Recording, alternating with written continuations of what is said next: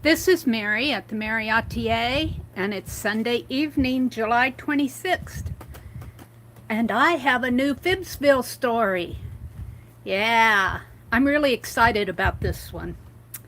Okay, my calendar for today says a bank is an institution where you can borrow money if you present sufficient evidence to show that you don't need it.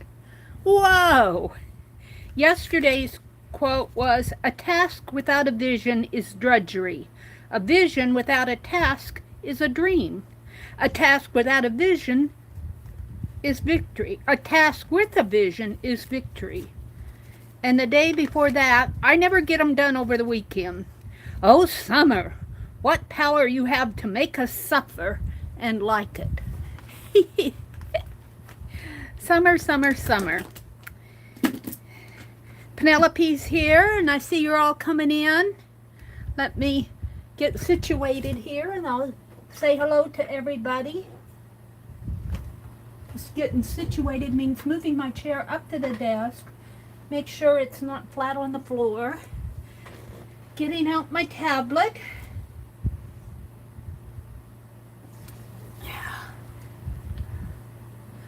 I listened to a little of Tanya this afternoon, and she was saying she was lazy yesterday, and I'm going, me too, Tanya.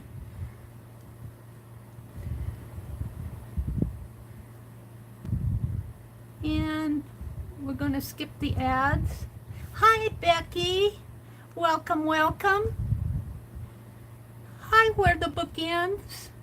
Welcome, and Holly, and Candy, and Nina. And Alina. Oh, for goodness sakes. Hi, Alina. I haven't seen you in a long time. Welcome, welcome. Hi, Arlene. Arlene has been working really hard and sending me links to my own videos where I told FIBSville stories. Now, I need to go through those links, and what I want to do, I'm not going to do it tonight, but I'm just telling you about Arlene's very studious, I guess you could say, very loyal work of going back through my old videos to find those FIBSville stories. I really have appreciated that because I had to take her some time. So thank you for that, Arlene. We really appreciate it. What I want to do is have a journal where I just kind of present the stories, but that's in the works yet. We're going to start a new story tonight. Hi, Gus. We had an interesting weekend, but are back at the cottage. I'm glad you're back. Where is Gus? Oh, I think it's meant to be guys. Who's Gus? Candy said hello. Nina's here with a big smile, smiley face. Alina's here. Holly. Candy. Aunt Beck says, I don't know who Gus is. That's always on my fingertips. He's a figment of your imagination. Holly says, hi, FIBvillians. Hi, Maria. Welcome, welcome. So I did not do much, even in my journal. Let's see, we left off with the snow globe on Friday night, didn't we? Yeah. I didn't even do any sketching. Shame on me. Yeah. Here's the finish, Becky. I think you went to bed. Here's the finish of the lady. I called it pareidolia because pareidolia is a term for seeing things. Seeing things in the clouds or in, like what we saw this lady. Well, I wouldn't have noticed it if Janet and Becky. I think Becky saw it first and then Janet saw it, and I was going to write my prompts over here, and she said, Meri, don't, there's a lady holding a baby in there. So we brought that out, and here's the snow globe. And that's where I ended it. So let's set that aside. I have this, I'm going to put my calendar aside too, because it's in my way here.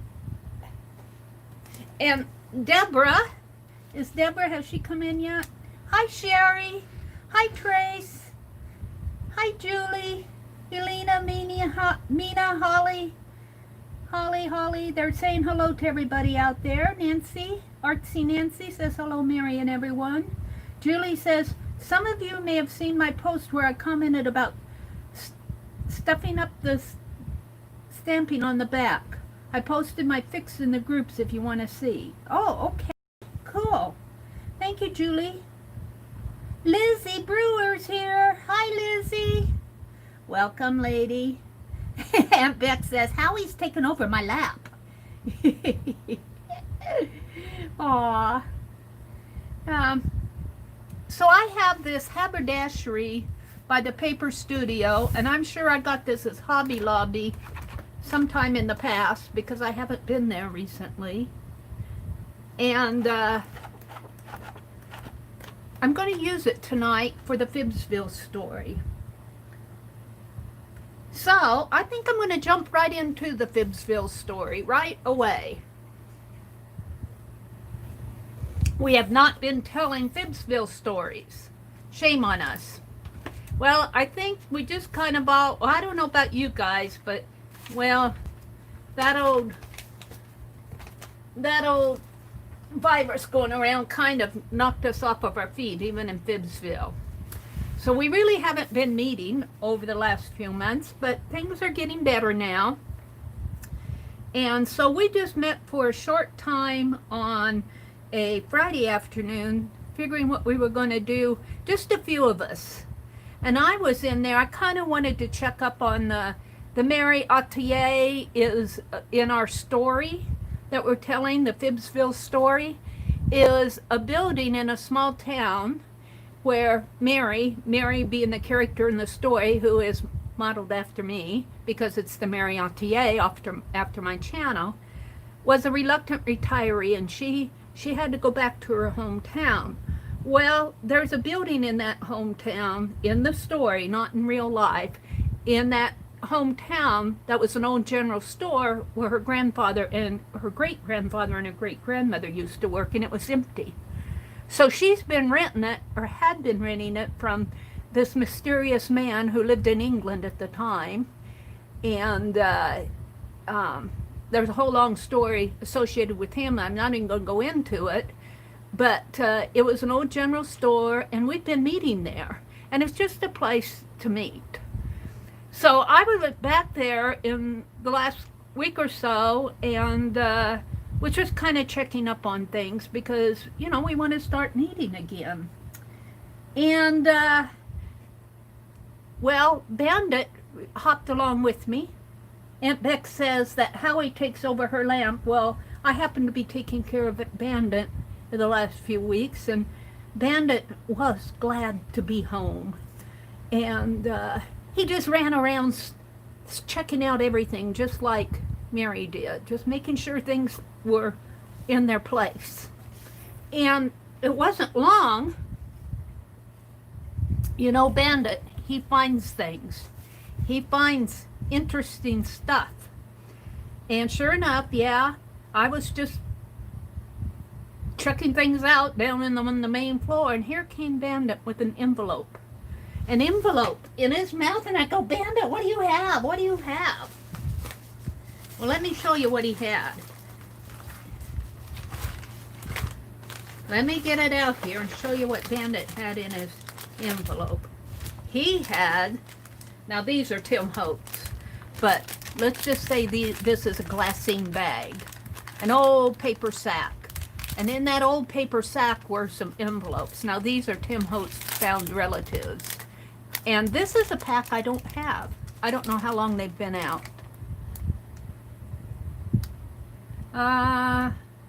2019. So these are from last year. And I'm going, Bandit, give that envelope to me. And I checked it out, and I found all these old photographs. And I'm going, I think these are, in my story now, these are people who used to live in FIBSville.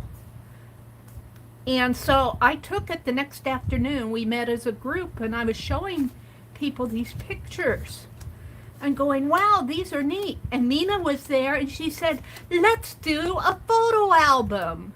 Let's do a photo album of FIBSville Found Relatives. FFR, FIBSville, not lost relatives, found relatives. Because Bandit found them. So that's what we're going to do.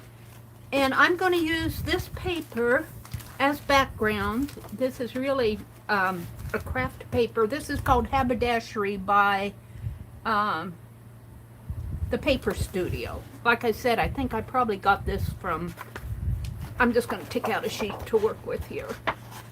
Got this sheet from, this package from Hobby Lobby several months ago, because I haven't been to Hobby Lobby since last March. I need a Hobby Lobby trip. So let me zoom in a little bit more. Now, the way we're going to do this is it's going to be an album, and look what I have. I've had this. I think I brought this home from Wisconsin with me, or maybe I picked it up at that antique store. I don't remember. But here's an old album, an old Victorian. This is velvet, and it's got the metal pieces on all the corners. The only thing wrong with this album is that the latch is broken. Oh dear. But the pages in here are fairly nice. There's some little tears and pieces like that. But we're going to do this album. And we're going to put FIBSville Found Relatives in this album. Now we're not going to do it all tonight. We're just going to choose one. But as we're doing it, as a part of doing it, let's just choose one out of here. And let me zoom in so you guys can see a little bit better. Let me zoom in.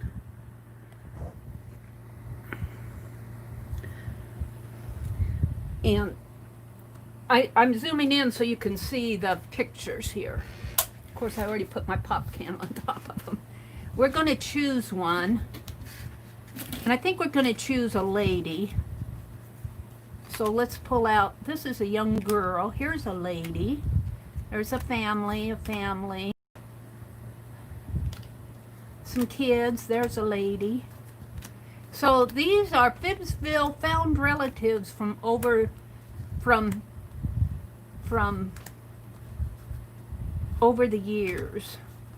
There's a lady. Wow, some of these are really cool. Some larger ones in here. Sorry if I wasn't, that one's cool. I like that one. Here's a lady. Some young girls. There's a lady. Two ladies. Don't they look like they belong in FIBSville? Yeah. Several of them look like they belong in FIBSville. I've seen this one before. But a lot of these I haven't seen. There's another lady. So as we're doing this, what we're going to do is choose one. And then Janice Glines, I don't think is in here, but she was at our meeting in our story the following Saturday. And you know how Janice is. She's a researcher. Janice is a researcher. She always finds interesting stuff. I think, does Janice work for a newspaper? I don't know, in her real life. So we want to pick a lady here. And she said, Meri, I'm going to go researching at the newspaper and see if we can find out some interesting facts about maybe one of these ladies. And I'm liking this one right now for the first one. I'm liking them because they have hats on. But I think we're going to go, yeah, I think I'm going to go with this one. So let's put all these back. We'll put this right here. Now I'll zoom back out in a minute. So as we tell the story, we need the story.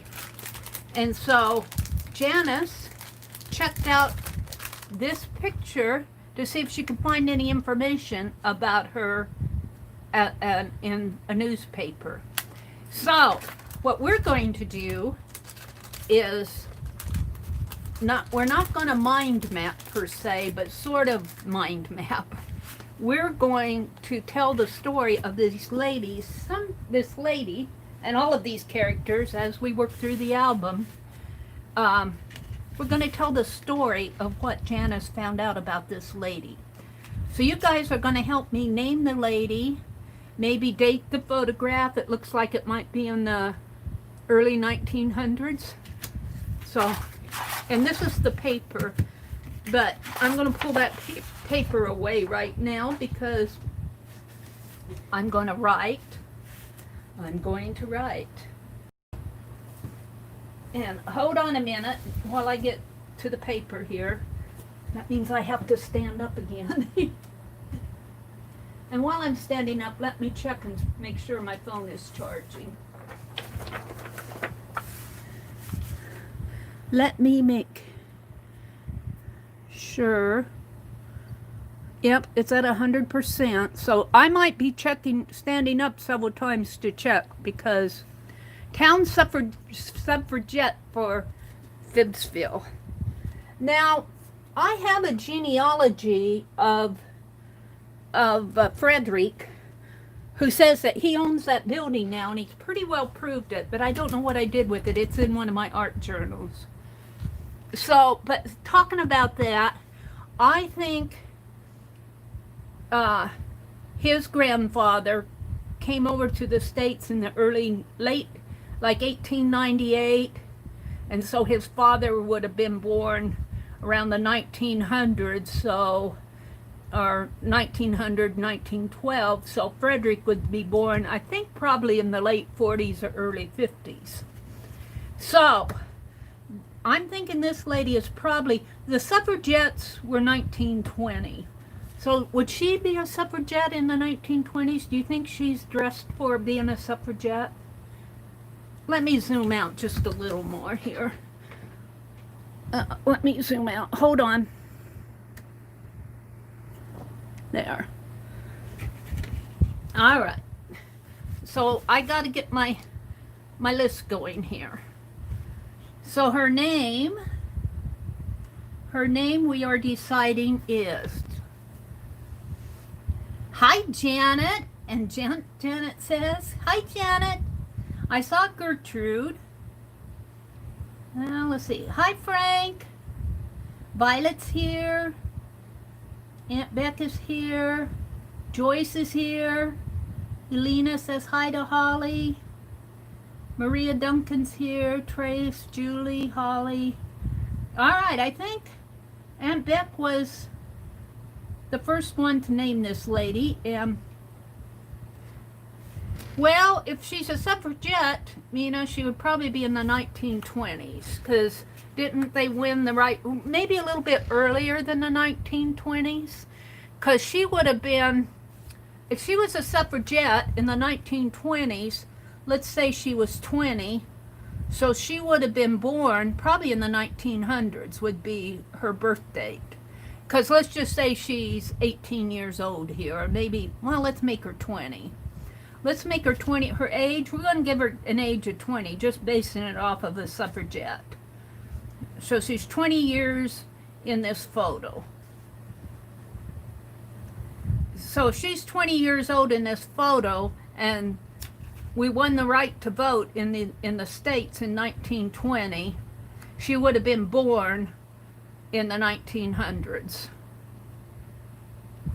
So when do you think her birthday was?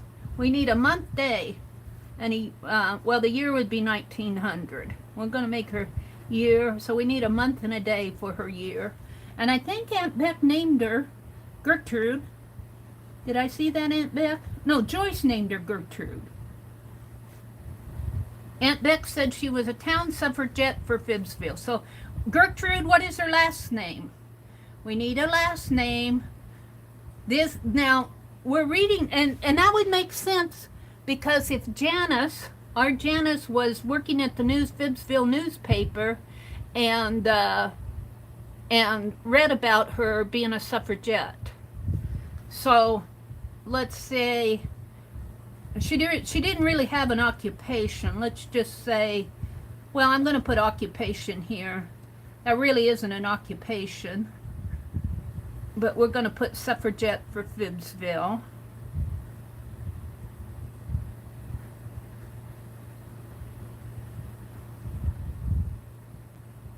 So we're getting all this out of the Daily Fibber.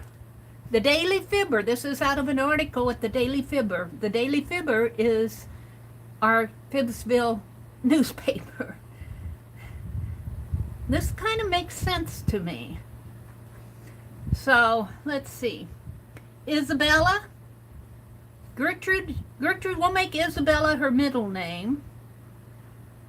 Gertrude Isabella, and she goes by, you're going to like this, Lizzie. Her name is, well, let's see, what is a nickname for, we could call her Gertie, or what is the nickname for Isabella? Izzy? Lizzie? All right, let's see. We need a last name for her. Joyce says she's getting a thunderstorm. She might lose power. Okay. Thank you, Janet. What's a suffragette? A suffragette, Julie, is a lady, primarily a lady. I think some men, they wouldn't be called a suffragette, but who kind of marched and advocated for the women's right to vote in the United States, and that was in the 1920s. That was in the 1920s when women won the right to vote. July 14th. Okay, July 14th is her birthday. Look at her clothing. It's not what they wore in the 1920s. Well, probably not. Probably not. Probably not. So, do we want to change the whole story, Mina? Are you advocating changing our whole story? The 1890s had huge puff sleeves. Well, she doesn't really have puff sleeves. And the early 1900s and 10s had hats with huge brims. So, yeah, I'm thinking she's probably more 1910s. 1910s. In the early 1900s. But maybe this is an early picture of her. Let's just say this picture was taken, well, let's say this picture was taken in 1915. Would that go better, Mina? Do you think she'd be dressed like this in 1915?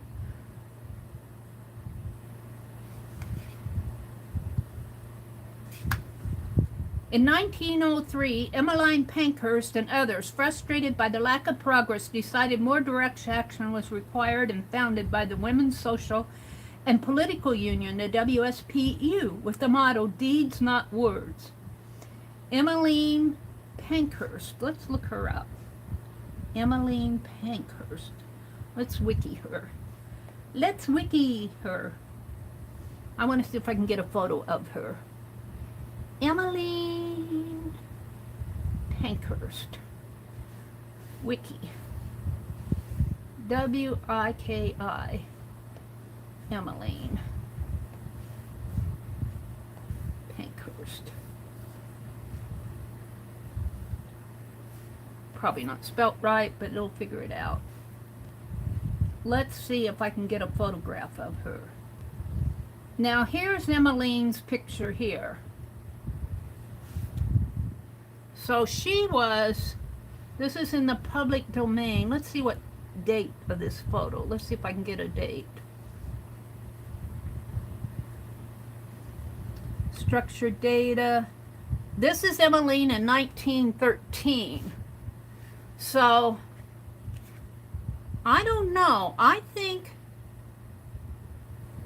looking at the dresses, yeah, this might be a little bit earlier than the 1920s, but let's just say that maybe this was an earlier photo of her. And if she wasn't born in, let's make her a little bit, let's see. What we could do is make this a little bit later. Instead of being born in the 1900s, let's make her born in, if this was taken in 1900, she'd be 40 years, if she was born in what, if she was born in 1890, in 1910, right? She would be 20 years old. So let's say this photo was taken of her in 1910. Let's just go with 1910 for this photo. And in 1920, she would be 30 years old. And this is a younger picture of her. She doesn't have... So that's how I'm going to do it. She was born July 14th, 1890. This photograph is going to be dated on her 20th birthday. In fact, I'm going to write that on the back here. I'm going to write FIBSville.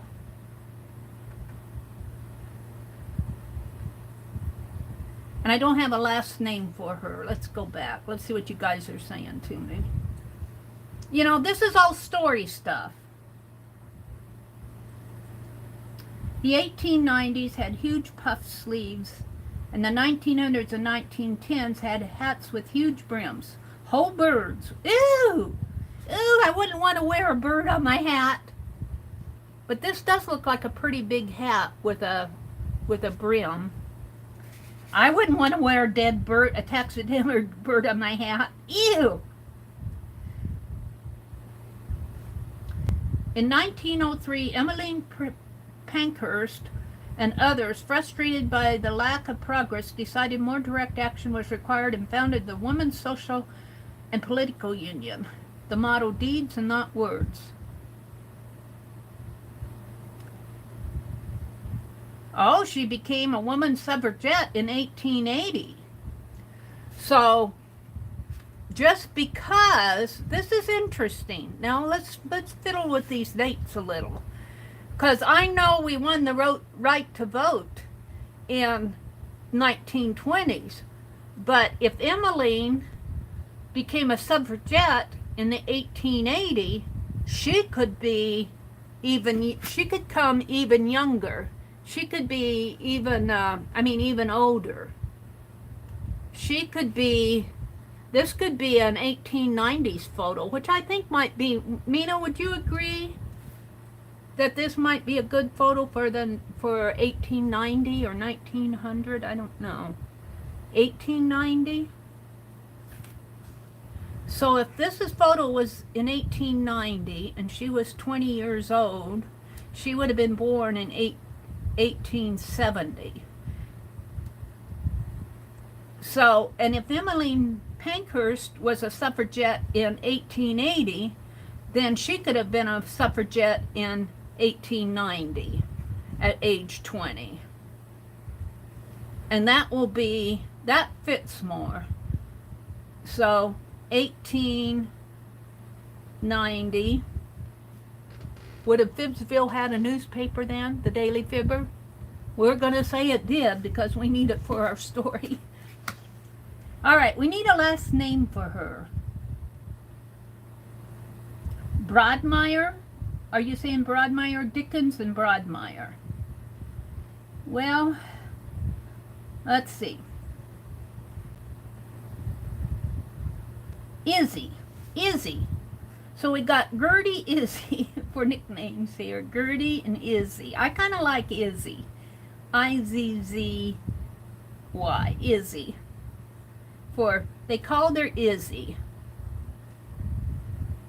Gertrude Izzy. And Joyce says Dickens and Violet says Broadmeyer.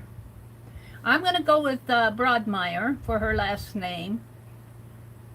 We'll do Dickens on another character. Yeah, I think it took women several years to get the right to vote, even though they got it in 1920. It just didn't magically happen. They had to fight for their right. I'm drinking not even a diet one. I'm drinking a full sugared squirt tonight. Hi, Kendra. Women have been deemed intelligent for 100 years this August. Susan says, woo! Hi, Susan. They were founded in 1904. The suffragette, boy, Just place her in the 1880s or 1890s. Yeah, I'm going to put her birthday as July 14th, 1870. And this picture was taken when she was 20 years old, and that would have been 1890. So that kind of fits in there. And this really isn't an occupation. This is what she did. We'll put what the Daily Fibber article was about. The Daily Fibber, because that's how come we know about her. For those of you who just came in, we're telling a FIBSville story, and Meri and Bandit are checking things out at the Meri Atelier in that general store building, and Bandit went off wandering and came back with a sack of old photographs. And I was showing them the next day to everybody who met on a Saturday afternoon. And Janice, I don't think Janice is in here, but she said, oh, I'm going to go research her at the, and let's just say we've named her Gertrude. So we have her name that was written on the back of the photograph. Gertrude Isabella Broadmeyer. And we'll just say this was what was printed on the back of that photograph, although I'm writing it on here. And we're going to call this July 14th of 1890. July 14th, 1890. And I'm going to put 20th birthday. 20 years old. So this is what we had to go on. That's what Janice had to go on when she researched her in the old Daily Fibber files. So we've decided that she was a suffragette, and let's see. Let's say she was a suffragette from 1890 through 1900. So that would have taken her a 20 years. And she would have been 40 in not 90, 1910, 1890, 1900, 1910. So she'd be 40 in 1910, I think. 40 years old. Back then, that was getting kind of old. All right. Let's see what else you guys are saying. Susan, I know a few women that really changed that. Suffragettes began in 1897. Not that smart. Looked it up. Well, but Aunt Beck said she was a suffragette in 1880. So she must have been a suffragette before they did their official founding of the, don't you think they were, let's with Emmeline. Let's read about Emmeline here. Let's go back one. How did she know Emmeline? Oop, it went back to my picture.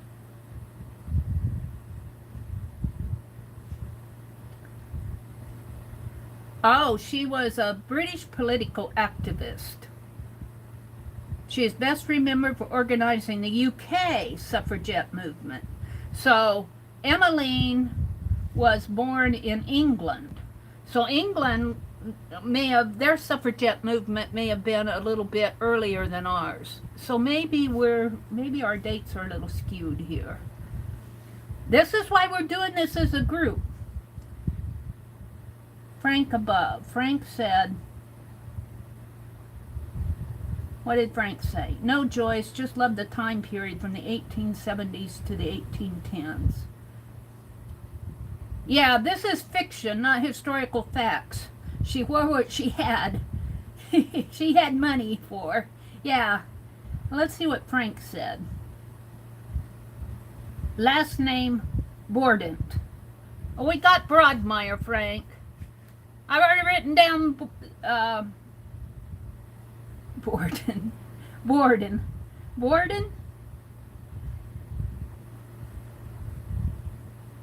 Last name Borden. Well, I don't think Violet will mind too much if we change it to Borden. Gertrude Izzy Borden. But I've already written it here, Broadmeyer. I'm keeping it as Broadmeyer because I've already written it on the picture. It was a good suggestion, Frank.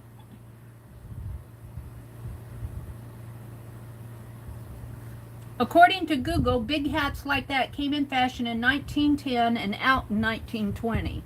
Well, that would make sense because yeah, that would make sense. Well, no, let's see, 1910.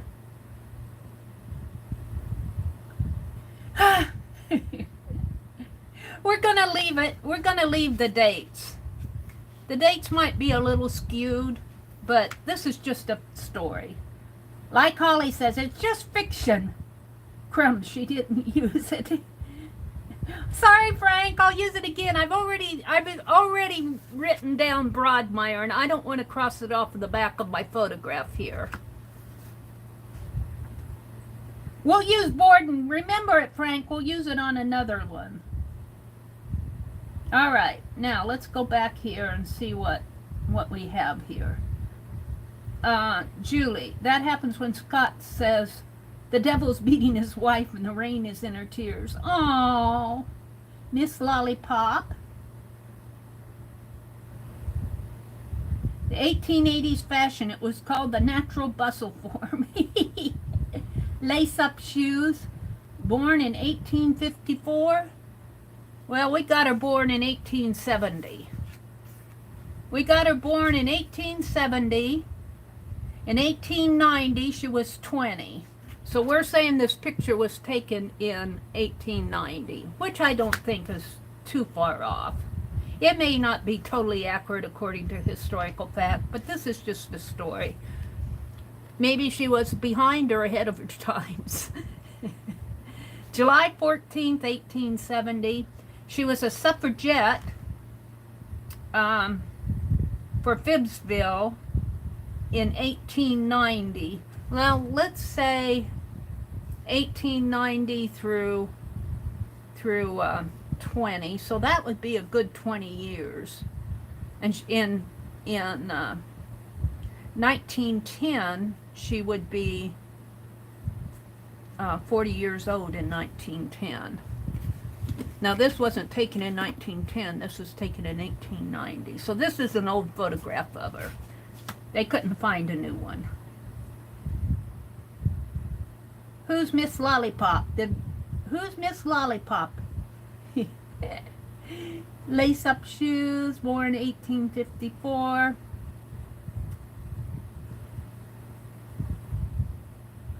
Julie says, when that happens here, Scott will say, the devil's beating his wife and the rain is in her tears. This is fiction, not historical facts. She wore what she had money for. Yeah. Suffragettes began in 1897. Okay. Well, this could be taken before. This could be, I have 1890, July 14th, 1890. Now, she could have joined the suffragettes in 1897 when the suffragettes began. Suffragettes, now it's coming together. Suffragettes began in 1897. So she would have been 27 when she was a suffragette. She would have been 27 years old. And back then, that probably would have been middle-aged, don't you think? 27. Didn't they get married around 18, 17 or 18 back then? Or like us, she wore whatever she wanted regardless of fashion. And the people looked way older than they were back then. Yeah. Even after they won the right to vote, they still had to fight for most of the other rights. Last name Borden.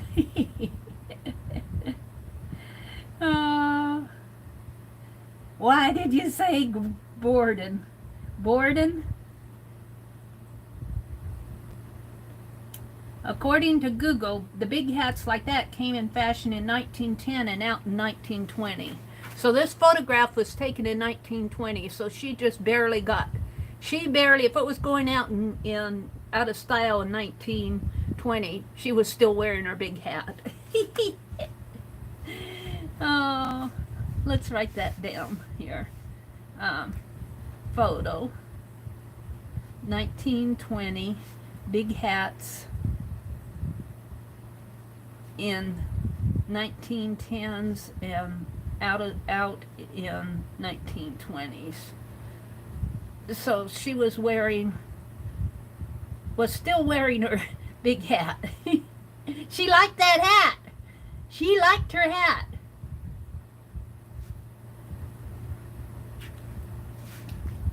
I'm going to write the name Borden up here in the corner. We'll use that on another character, Frank. And I'll just, whenever we pull it out, I'll just automatically say the last name is Borden from Frank. Last name from Frank. I don't want to forget it. All right.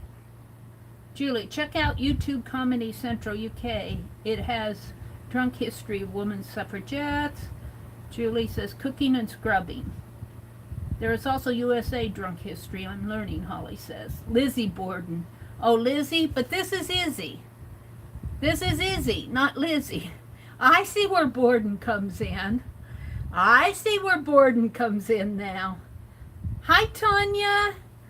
Lizzie Borden was accused of murdering her parents. Yes, okay, I get it now. Write them down for future names. But I don't know if we want to say Lizzie Borden might have been a distant relative of somebody in FIBSville. I don't know if I want to put Lizzie Borden as a resident of FIBSville. Oh, I don't know. Officer Orville might have something to say about that. Dizzy, not Dizzy. Oh, you want Dizzy? No, we're calling her Izzy. Her nickname is Izzy, but they called her Dizzy. Dizzy Izzy.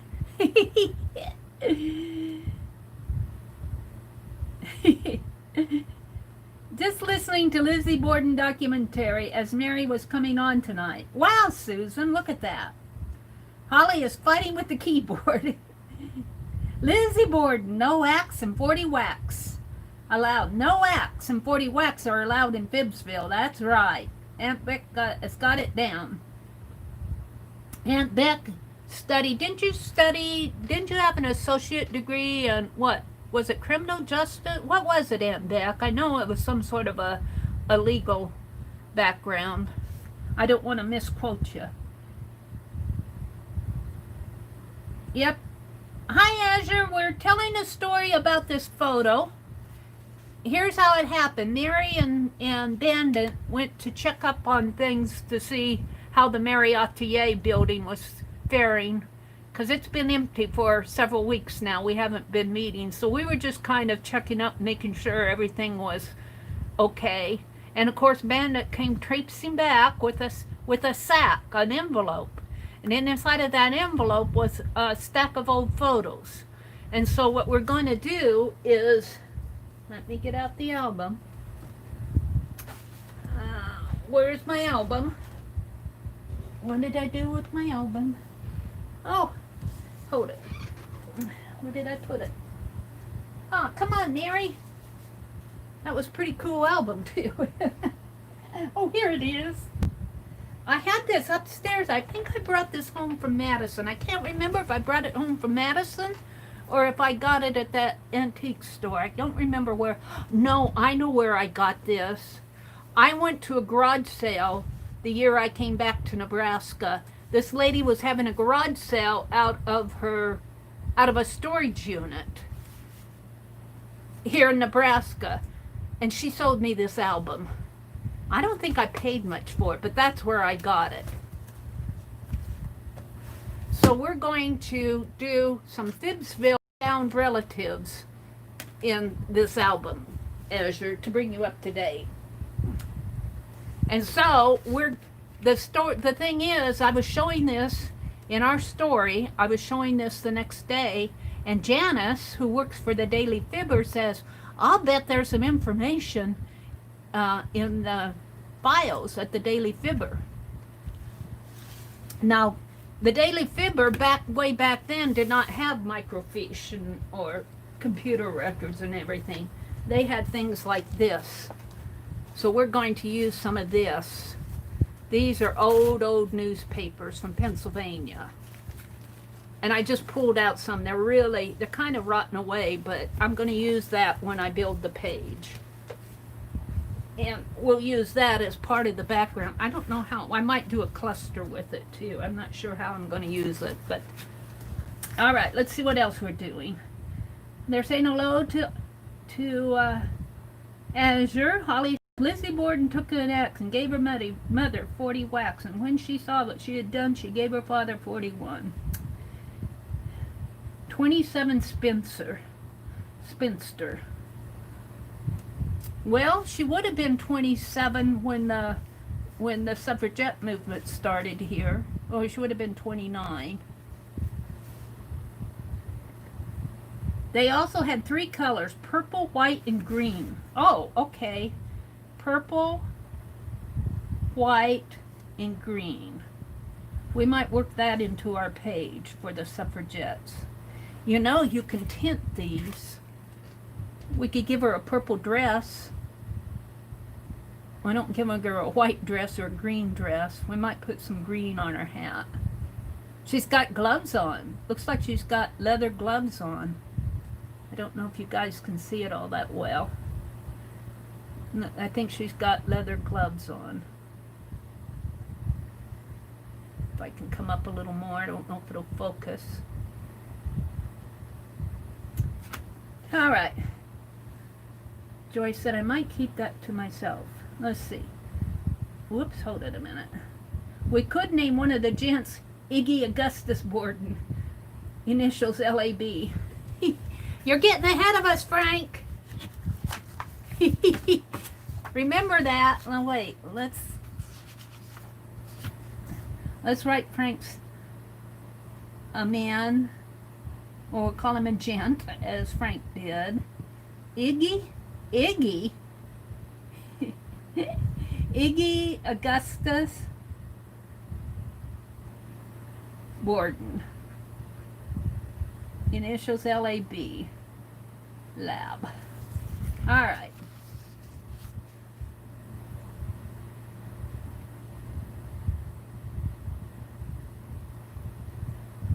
Arlene says, I'm going to watch for some fun spelling errors from Holly tonight. She's fighting with all the autocorrect. That's okay, Holly. I fight with it all the time. Hi, Kanga. Welcome, welcome. One of the men could be Charles Robert Borden.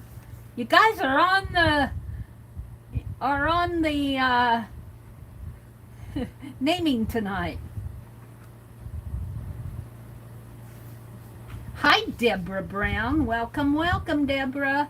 Deborah, I turned on that air cooler, and actually I took it out in the kitchen because our kitchen's pretty hot too. And we put it on we've got a center island, pretty large center island. And when we eat supper, my brother sits here and I sit here, and I put that cooler right there. And it makes our meals so much more comfortable. But I wanted to let you know that I got it out and started using it. Cindy Lee. Hi, Cindy Lee. Love them earrings. Earrings. Does she have? I don't know. Those could be, I don't know if those are earrings, or are you talking on here? On under her right ear? I'm wondering if that might be a curl behind her head. I don't know. Would she worn earrings? I can't tell. It might be earrings. Period birthstone, pretty azure. Peridot. Peridot. P-E-R-I-D-O-T.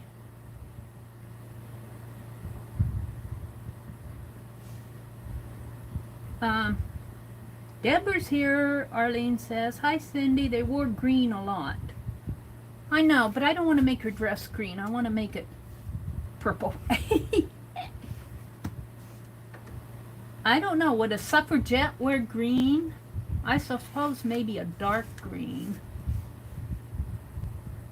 No, Mary. Earrings, what, has your posted? Oh, I was going to say, I didn't see earrings on her. All right. All right. Oh, let's see what they are. Let's go look at them. Ooh. How do you know those were worn by suffragettes? Detail. Those are pretty. File information. Gold earrings in suffragette colors. Oh. All right. Well, maybe this was a dark green. Dark green dress. I don't see earrings on her, but we could put some earrings like this, that color, on the photograph. Let's see. I'm going to put suffragette earrings here. R-A-G-E-T-T-E earrings. Link in chat. All right. Thank you, Azure. Let me go back to chat here. Get out of that.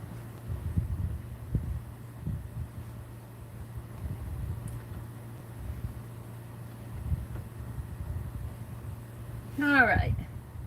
Meri, scroll over all the photos. Oh, you want to see all the photos again? Well, let me get them out. What did I do with them? I put them back in the envelope, I think. Did I put them back in here? Holly, I set them down someplace.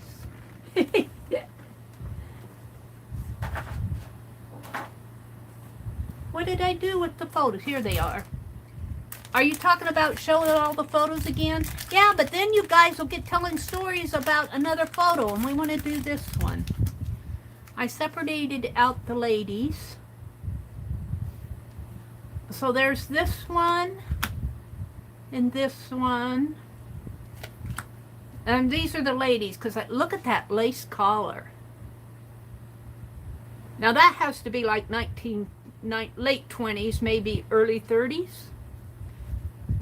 I don't know if they'd wear a lace collar like that in the 30s, though, unless you were from a well-to-do family.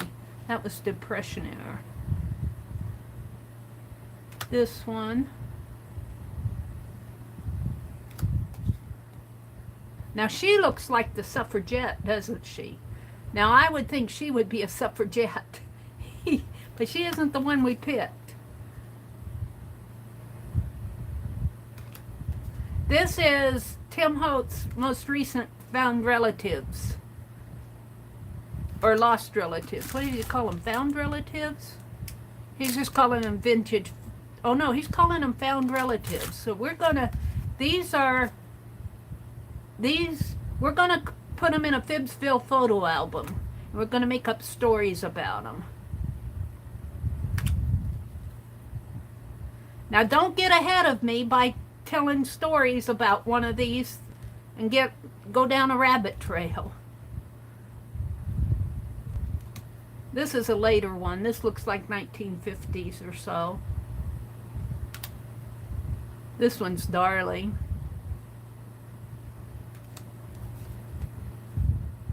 This has to be in the 1910s or 20s with that old automobile back in there. Is that a Studebaker back in there? Old car? My mother always talked about the Studebaker that her great uncle Billy had. This looks like a 1940s, maybe. This is a little bit later. There's quite a few. This isn't going to happen overnight. The album will probably get filled. Maybe I've got another photo album around here someplace. I was hunting for that other one and I found this one, so.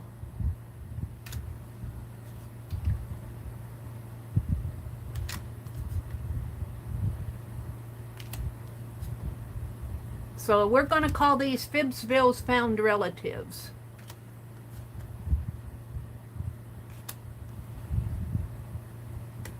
And I might put a picture, I'll have to find them, of my great-great Aunt Molly and my great-great Uncle Billy.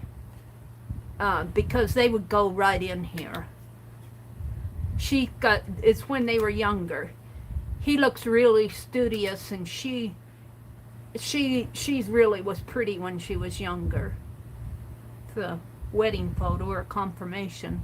Could be confirmation, I'm not sure.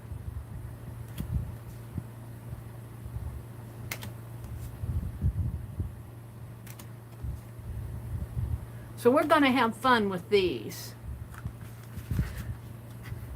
But one at a time. One at a time. I'm going to have to keep these with the photo album itself or I'll be losing them. I straightened up a little in here tonight. Alright, so where are we at on here?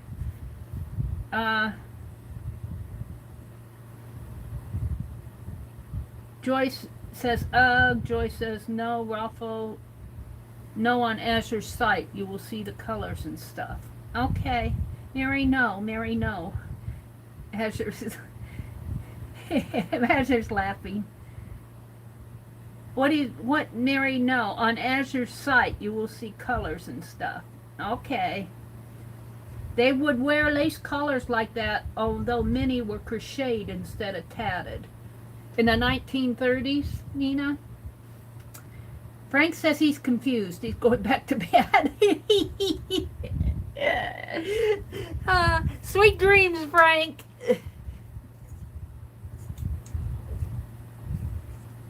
When we get together and make up these stories, we go down a lot of rabbit trails, but it's really fun to do this. They're saying goodnight to Frank. But we like rabbit trails, Meri. That's a little hippity-hop bunny. Hi, Cheryl. Hi, Suze. They also wore gold. Ooh. All right. I'm back up with you, except for Frank got confused and went to bed. So, here's what we've decided. Her name is Gertrude Isabella Broadmeyer. And we call her Gertie. Some people call her Gertie or called her Gertie, and some people call her Izzy.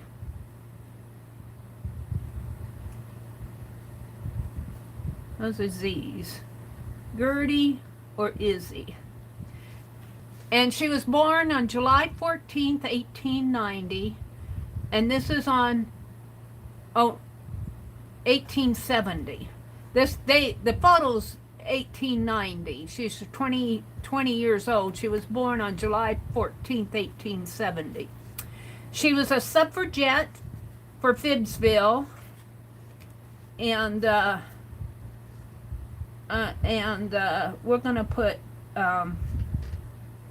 18.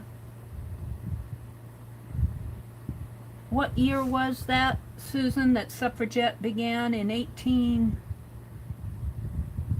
looks like 99, but whatever year, let's see.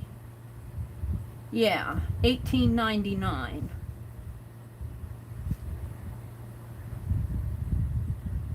She would have been 29 years old in 1890, or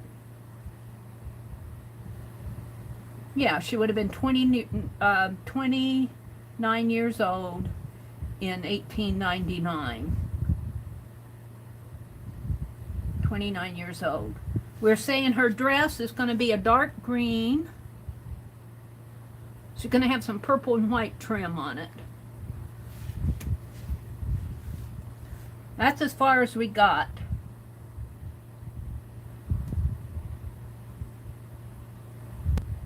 The big hats came in style in 1910 and were out of style in the 1920s. So she was still wearing her big hat. It was her favorite big hat. She's wearing her favorite big hat, I'm going to put.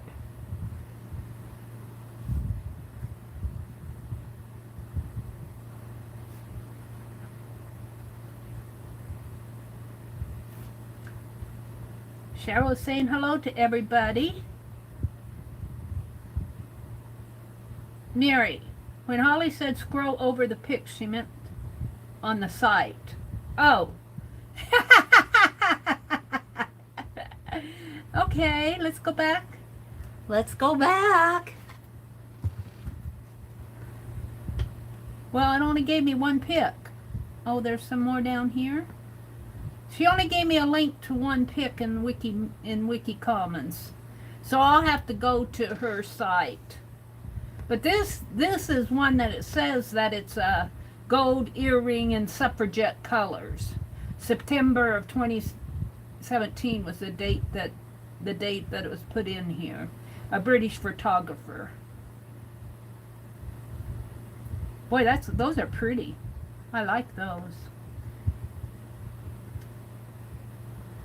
All right. Sue says hello to everybody. Maybe hats were her irresistible attraction. Okay, we're going to put hats were her irresistible. Now, here's a little side story for real. I have a letter that would have been my great-grandfather. I think it was my great-grandfather wrote to my grandmother. And when she was a young lady, now I'll have to see what the date is on that letter, because I got a copy of it. It's really interesting. But when she inherited, she inherited some money. She inherited $600, which was a nice amount back then. And her dad kind of took that money, to put it bluntly. And he had written in the letter that he knew that she wanted to go into business to make hats. And he, of course, was going to pay it back. And I'm just kind of paraphrasing. I'd have to read the letter word for word. When I first read that, I'm going, well, that dirty so-and-so. I'll bet she never got her money back. So, but I do know that my grandmother wanted to be what they call it, a millinery, make hats. She wanted to make hats. So she probably would have loved that photo. There side arrows on the photos. Oh, okay. Let me go back. Maybe I'm...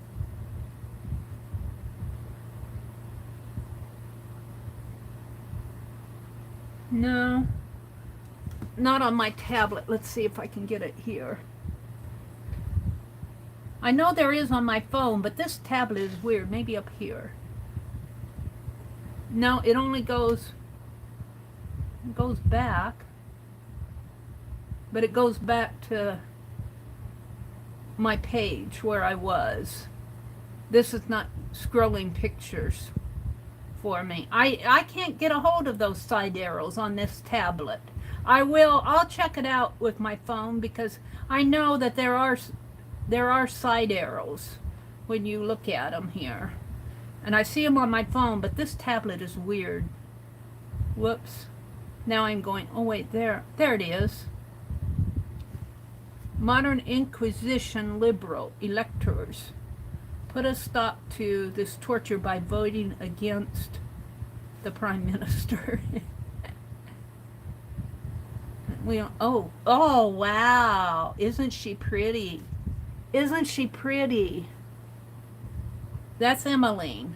That's Emmeline. I don't know if that's where the earrings came from. Oh wow. This is Emmeline Parkhurst that Aunt Beck was talking about. Here's Emmeline Davison, but look, she's got a big hat on too.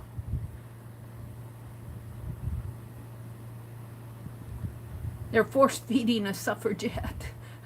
Oh my. Memories of Winston Gull. Illustration for something. Cat and Mouse Act. Oh! The Liberal cat electors vote against him. Keep the Liberal out. Oh, wow. I'm just reading the poster. Don't get mad at me. 19-year-old Faye Hubbard selling suffragette papers in New York. She's got a big hat on. Let's go back to that one. Whoops. Oh, I lost it. I'll go back and explore that site later. Let's say thank you to all those ladies in Britain and the United States who worked so hard to give us, you and me, the right to vote. And you'll vote your conscience. You vote your conscience, but go vote. All right, that's all I'm going to say about that. Susan said, when I read the Coco Chanel story, I learned women at the time could not have their own bank accounts. Women had to have a male, not just cosigner, but joint on the account. That's interesting, Susan. Mina says, my great-grandmother and my great-aunt Sarah both had husbands who took their savings. It's a sorry tale. Yeah. So, now, I don't know. Let's go on with this picture. Do you think she was married or single? We'll say we're going to go with that she inherited money, and it would have been either her husband or her father who took her money, her inheritance. So if she's married, we'll make it her husband, and we'll do another one there. And if she was single, their inheritance went to their husbands too. Yeah. Hi, Mrs. D. Ms. D TV. Welcome, welcome. Yeah, these are FIBSville. These are Tim Holtz Found Relatives. And we're making them found relatives in our FIBSville story. We're going to do a photo album. There are many good men that would take their daughter or wife's dollars and use it for the women's dream because the women's weren't supposed to have money. Well, that's true. Not all men were meanies. But we're trying to determine, was she married? So what is her marital status? Was she married or single?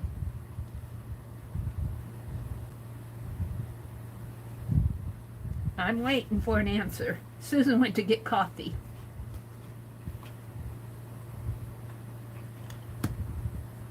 She was married. Okay. We settled that in one word. She was married. And she inherited money. So, this will be a side story. Who did she inherit money from? And we won't go into that tonight. From who? We'll just say that she inherited it. So she's married, and so we're going to need a gentleman or husband. We're not going to get out his. That's another side story. That will be continued. That'll be for another night. We just settled that she was married and that she inherited money, and that will be another side story. Uh-oh. We've already got her married, Nash and Joyce. You gotta type fast. Oh, Candy said she was single first. Oh, but then Mrs. DTV said she was married. She was married. Can you see a ring? No, she's got gloves on. She's got gloves on. I can't see a ring. She's wearing gloves.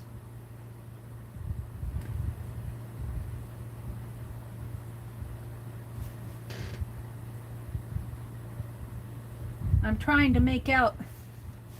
Let's take a picture here. Let's see if I can take a picture.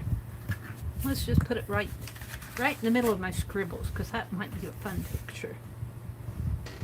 Let's go here, here, my camera. Do. I don't know. It looks, looks a little blurry to me. Hold it. Let me kind of wash off the lens, maybe.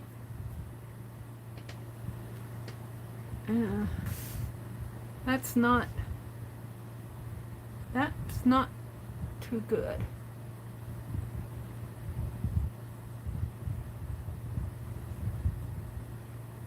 photo. There, that's better. Now, let's see if I can focus in here a little. And I don't know what that is. Oh, that's enlarging. I think that's about as good. What's up here? I don't know what these are. Ratios. Ratios 3 to 4.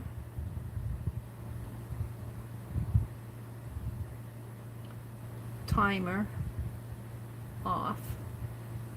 3 to 4. I don't see anything. This is going to be kind of blurry, I think. Come on.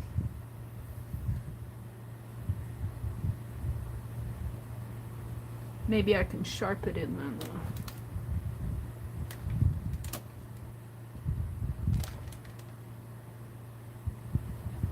My camera takes better pictures than this. My phone does. This tablet is an old tablet. It's not the latest and greatest. I don't think it's going to take a very good picture. My hands are shaking. Let's see what happened here. What is Pro?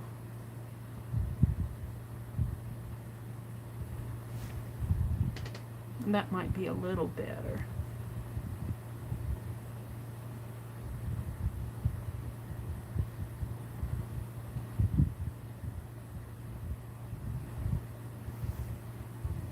Panorama, continuous shot.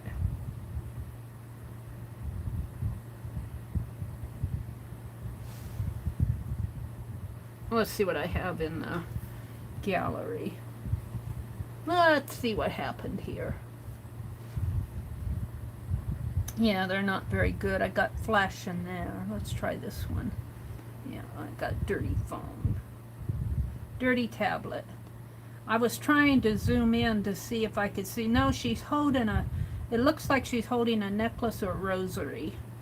She's holding some piece of jewelry. I don't see a ring.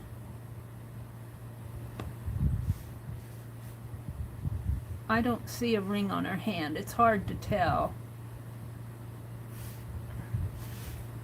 It's hard to tell. I'm going to have to take a picture. Maybe it's the white background that it's not focusing on. Let's try this again. Oops.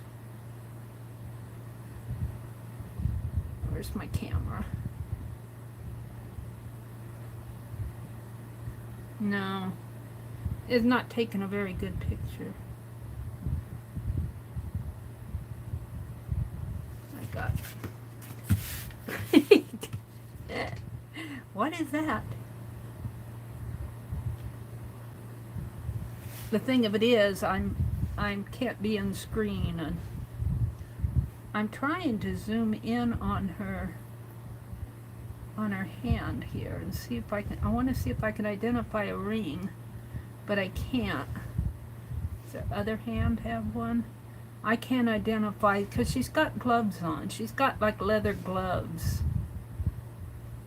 All right, enough of that. Distraction. Let's go back to chat. Let's get out of this.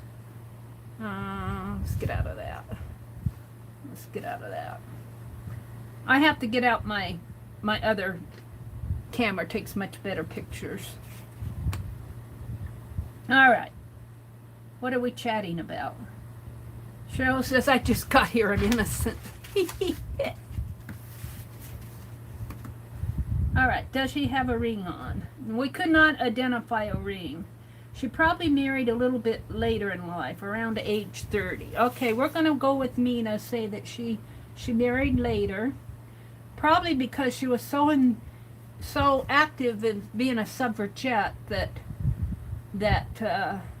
she wasn't around age 30. Age 30. That she wasn't interested in marriage at the time. She was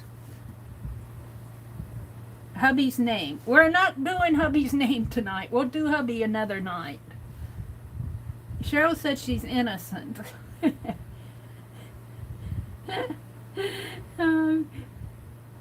Should we believe Cheryl? There was a supportive husbands in the movement too. Yes, there were. There were some supportive husbands. There were some men that supported the... In fact, if you look in the history books, that We America shows some men supporting the... I'm not going to dig out the book now, but it has a picture of men supporting the suffragettes. Holly says her hubby is supportive, although she's strong-willed. Would you argue with her? I would say no. Nash says, support her vote, rights and rope her money. Her vote, rights and ropes her money. Yep. Mina says, after her husband sold her property out from under her, my grandmother kicked him out. By that time, her eldest son took over the finances, which worked out just fine. You know, I got another little side story here. My mother inherited the house and all the belongings when and this was when I was still a little toddler. I remember the day that my great aunt passed away. And then when she passed away, my mother inherited her house here in Nebraska, and she had beautiful things. Well, my dad sold the house and all the belongings. And I guess he didn't ask Mom. I don't know what happened, but my mom said if that was the one time that she was just about ready to leave. She was about ready to leave Dad because of that, and she didn't. By that time she had 3 kids, but that happened a lot. That happened in my family. And I often think of you know, the things that my mother probably grew up with that had a lot of memories for her. You know, I showed you that candy dish that when my brother's ex-wife passed away, and that candy dish, that blue candy dish that had the frog on it, that had a memory for me because it was my mother's, and my mother had given it to her, and when she passed away I wanted it, and I didn't want it to go to some garage sale, so that happened back then. We've come a long way, baby. That's great, grandmother. I'm happy to say her daughter, my grandmother, had a loving husband. Well, that's good. That's good. There are loving husbands, too. That's an awesome story, Mina. Arlene says, no, we're not going to believe Cheryl. She's not innocent. She's a quiet troublemaker. It became a cautionary tale in my family. The women in my family vetted their finances pretty carefully thereafter. Yeah. Yep. But let me tell you, after all that happened, my dad loved my mom a lot, you know, later life. You know, he loved Mom. He couldn't have made it, and he admitted it, you know, he loved her, and he'd tell her all the time how much he loved her and how he couldn't live with her. I mean, even when I was older, in my 30s and 40s, he was still alive. And so she made the right decision by not leaving him, but I remember her saying that was the one time that she was ready to get up and leave him because of that. But I guess she forgave him, and they lived happily ever after. They were married till he passed away first, and then she passed away. All right, so we're back to Gertrude. So here we know she's a suffragette. What time is it? It's 7:17. We know she's a suffragette. We know she's a suffragette in FIBSville. So the question is, was she born in FIBSville or did she move to FIBSville? How did she get to FIBSville? How did she get to FIBSville? We want to know if she was a native or if she moved there. And obviously, she made some commotion because there was an article about her in the paper. And here's the thing. What do you think the paper had to say about her? What was that article about? That would have been interesting reading. She was born there. Okay.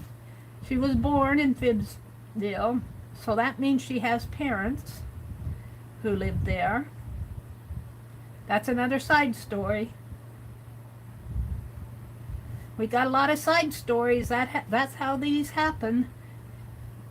We're not going into that tonight. Okay, you guys agree that she was born there native. Julie said, I had a great aunt Gertrude in England. Cool, Julie. She was a true fibber. All right, so what was the article about? What do you think that the article was about? What was the newspaper article about? What do you think it was about? Why was she in the paper? And was it just that she had somebody over visiting her house? You know how they put it in the gossip column that so-and-so visited Miss Gertrude Isabella Broadmeyer on July 14th for her 29th birthday. She's the longest living person still in FIBSville. All right, that's good. So that could be what the story is about. That's a good one, Janet. So we're going to say that she was born in FIBSville, and she was, at that time, was the longest living person in FIBSville. So that's what this article is about.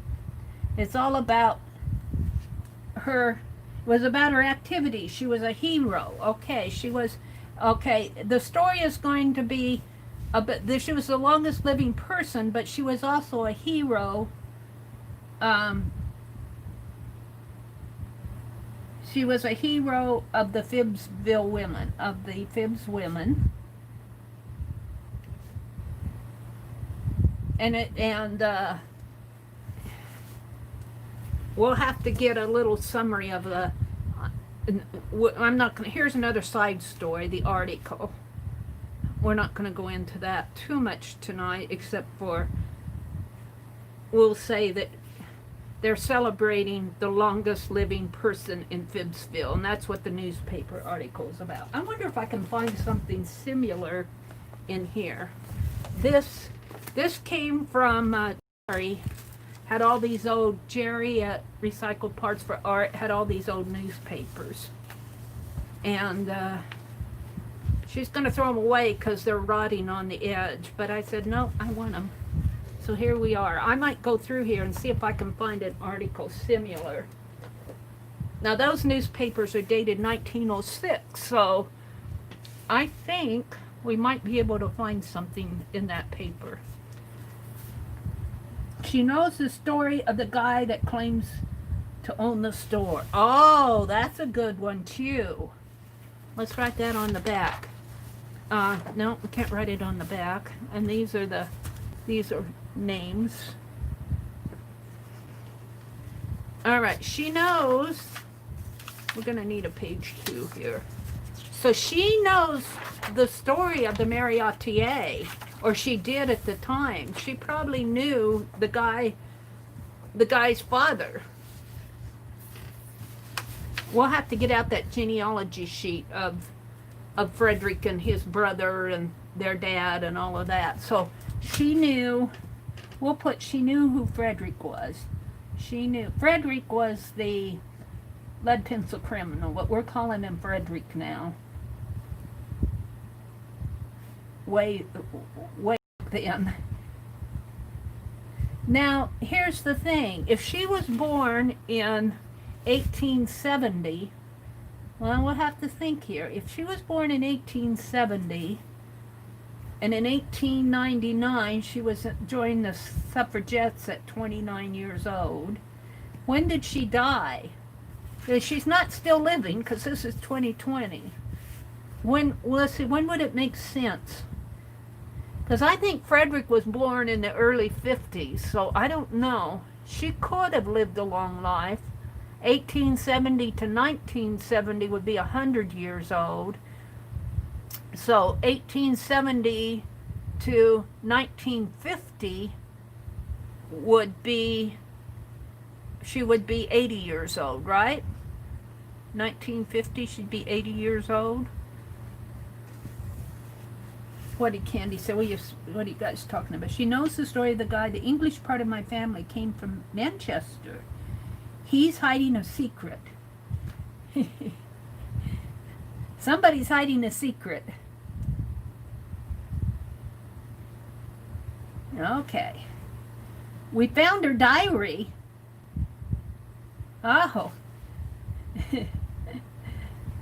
That's a side story. Okay, we found her diary. That'll be a side story. That'll be a side story. We can't do everything tonight. We're just getting the facts about who she was. She lived to be 92 years old. And she was born in 1870. This is how I do it. 1870, 1880, 90, 1900, 10, 20, 30, 40, 50.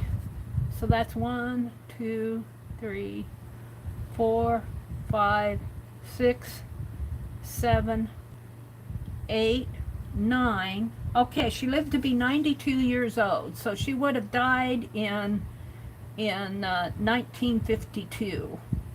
So she passed away in 1952.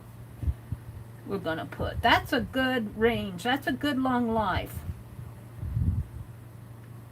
So she lived through a lot. You know, 1870, the Civil War was in what, 1864? So her parents might have been in the Civil War. That's interesting. Okay. 1956, 90. No, she was born in 1870. 80, 90, 1900, 10, 20, 30, 40, 50. She'd be 90 years old. And if she was 92 years old, I don't know, Candy, what 1956 is.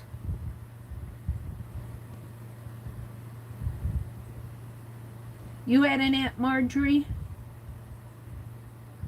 No, she passed away in 1952 because she was 90 years old in 1950.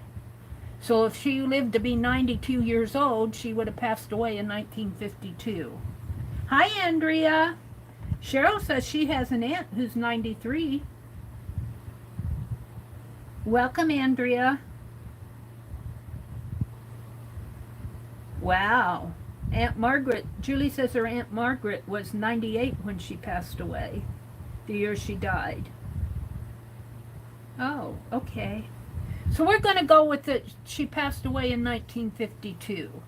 And we're going to make it on her birthday. She passed away on her birthday, July 14th, 1952. That's what we're going to do. But this newspaper article would have had to been written earlier than that. So the article, let's see, that's a good thing. What is the date of the newspaper article? Too bad Janice isn't here. She'd set me straight on everything. What is the date, Janice? What is the date of newspaper article? Well, I would think maybe it would be like 1940. Let's see, 1940. We're going to put. In 1940, she would have been 80 years old. So we're going to put the date of the newspaper article is July 14th, 1940. That's Meri's talking here. They're saying hello to Andrea. Oh, I see what you're saying. Because I counted this as the first year, so you're counting from here.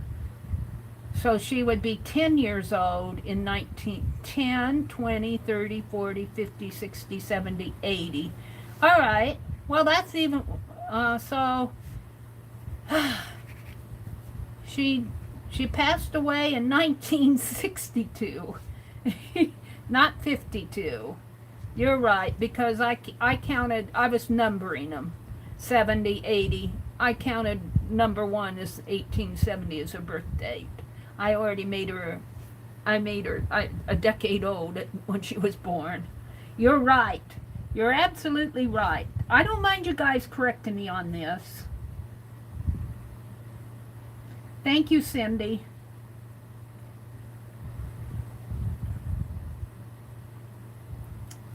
Yeah, I think Cindy's been posting pictures of her on Facebook. She's back with her family. So we're so glad that you're back with your family, Cindy.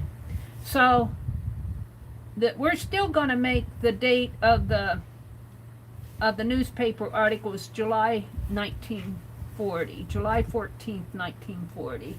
And they got a picture of her when she was 29 years old. Janice, there's Janice. Hi, Janice. Did you just pop in? This is the first I've seen you. No clue, but I imagine before the war got hot and heavy. So yeah, 1940 would be okay. We'd be still watching what was going on and not involved yet. Yeah. Yep, that's so true. Yep. We got involved in the war in what, 1942? Was that right? So the newspaper article is all about her being the longest living person in FIBSville that's still alive at that time. We'll have to establish in another side story. We'll put another side story here because we got so many side stories here we can't do them all tonight. The side story of the founding of FIBSville. That's another story.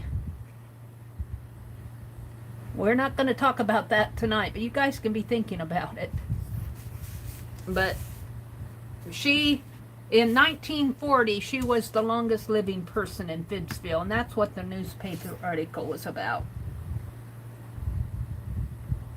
All right, so I think I got enough information. Let's grab this paper and I'll have to zoom out. I'll have to zoom out so you guys can see this better. I need to check my phone anyway. Welcome to everybody who's come in. Well, I'm zoomed out pretty far. Uh-oh, am I? Oh, it says 100%. I'm going to have to keep checking my phone because if it's not charging, it'll drain and I'll pop off. Yeah, this is Paper Studio from Hobby Lobby. So, and I thought this would make a nice background, but I'm also going to, let's see, I'm going to put it in here. Too bad I don't have that typewriter. I wish I had that typewriter. I might go back to the thrift store and buy that other one. Because I would love to type out the story and put it in maybe another journal sort of. But see, I want this to fit. I'm going to have to get my measurements out here. And we're going to have to see how these fit in. Now this one's going to have to be repaired. Whoops. I think they just slip in there. So I can measure this here. And I think I'm going to measure it like this. It looks like it might be 6 inches. And I'm hoping that this paper will fit in there. So this is, this is 6 7/8. 6 7/8 by 4 1/4. 6 7/8 by 4 1/4. So let's try. That fan is blowing things around here.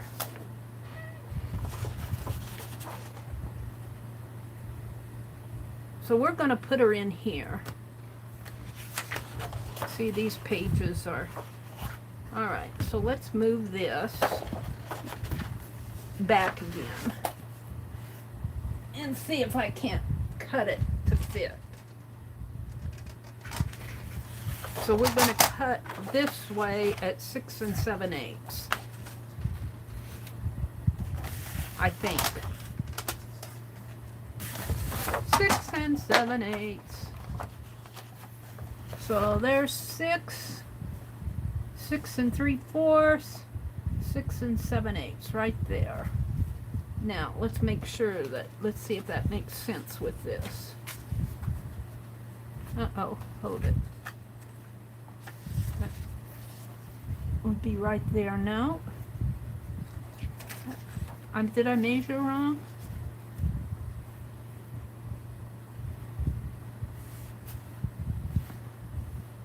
I thought I saw 6 7/8. Measure 10 times, Meri, cut once. This sure enough says, no, not 6 7/8. 6 1 2 3/8. 6 3/8. All right, well, there's 6 3/8. Now, does that fit? Let's put it there. Yeah. 6 3/8.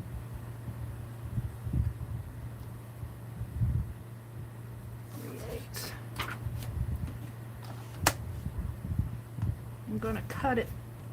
I want it to face that way. So this, I'm cutting it on the long. I'll show you in a minute here. This will be for a pocket or something. Tag. And speaking of tags, Beth Schuler's group is having a tag swap. You make 4 tags. You make 4 tags and get it to, I think, by the end of August. Is that right, Cheryl? And I might make a tag tonight. 4 1/4. Let's see if this will fit in there. 4 comes right about to there. There's 3/4, 1/2, 1/4. Right? Yeah, 4 1/4. Make sure everything is straight.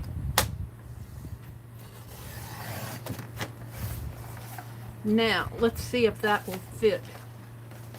Because I'm not going to cut everything out if it doesn't fit in there. I'll have to do something else. And, you know, this is an old book, so I imagine some of the pages will get torn. I imagine it goes like this, because I think it's a horseshoe. And it's got the crown and the, and you open it. Well, no, it would have to go like this. Why would the horseshoe be upside down, though? I don't like an upside down horseshoe. So this has to come in there. Needs a little repair there. I'm going to put a teeny bit of painter's tape and hold that holds it. Hold it a minute. Let's get out my painter's tape.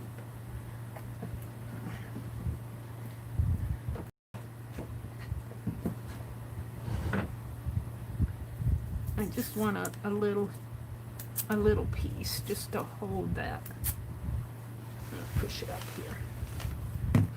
Just to hold this in place. Because it's flopping around. There. We'll put that back on that. Alrighty. So we got an idea of who Gertrude is. Gertie Izzy. What am I going to call her? I like Izzy. I like Gertie too. Okay, so we're going to see if I can fit this in here.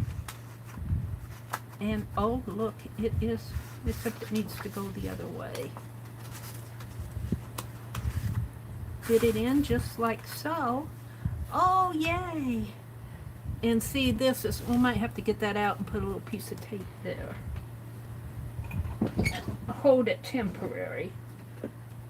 And I'll be putting clusters, and I don't know how much I can expand this book. We will see. That's just to hold the back of it.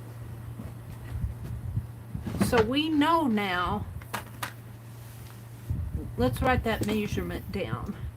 I'll write it down on here. 6 3/8 by, let me look again, by 4 1/4. Yeah, 6 3/8. Let me write it down because I'll need it later. Wrong pen. 6 3/8 by 4 1/4. So let's go ahead and cut this other one just so it'll fit in there. We'll put another one here.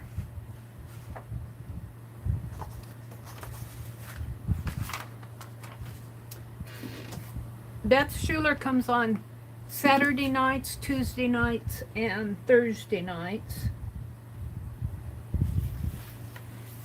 And if you follow her at all, you might want to think of joining her tag group. Look, it has a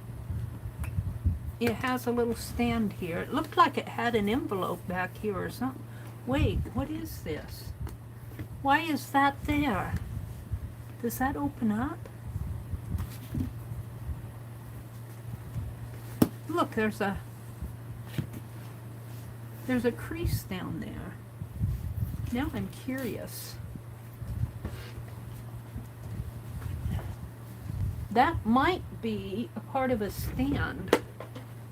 I've never seen those. I'm going to see if it opens up or if it's just... No. I'm real curious of why... I know it's got that, but I'm wondering why there's that slit down the center here. Rosemary might know. She knows about these old albums. You know, I'm going to ask her if she's got the back of one that has a slit down the center. Looks like it's a secret spot. It looks like somebody tried to open it up before here because there's a little nick there. And it doesn't look like it opens here. That looks like it's sealed shut. But it's certainly a, maybe it was just made like that. I don't see anything here where it was attached. There might have been, it looks like there was a piece that went around here. So there might have been another piece that went to this so that when it stood up, maybe it stood as a stand, and maybe that piece is missing. Because this part in here kind of looks discolored, like there might have been something attached to this. Very interesting. I never knew. I never knew about it. All right, we're going to cut that other piece and put it in. Let me snap this shut so I don't. We're going to cut this piece at 4 1/4. And what do I want? This side or this side? Do I want it? Actually, I think I want this at 4 1/4. So we'll go this way. And 1/2.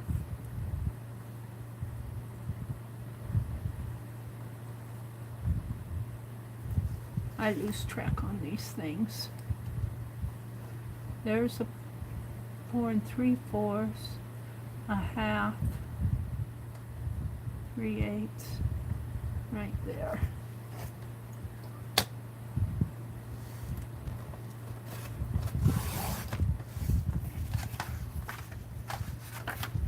Yeah, that's pretty. And we'll save this maybe for a tag. I think this will make a nice tag. We'll save that for a tag for Beth Schuler's group. Or maybe I'll do that tonight. All right. So let's put this in the album.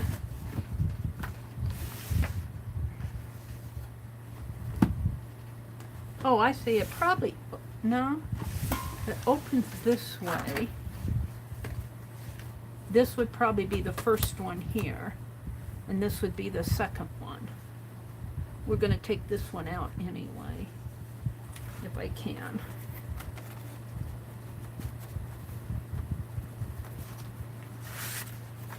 And it'll go here, like that. And this one will go over here,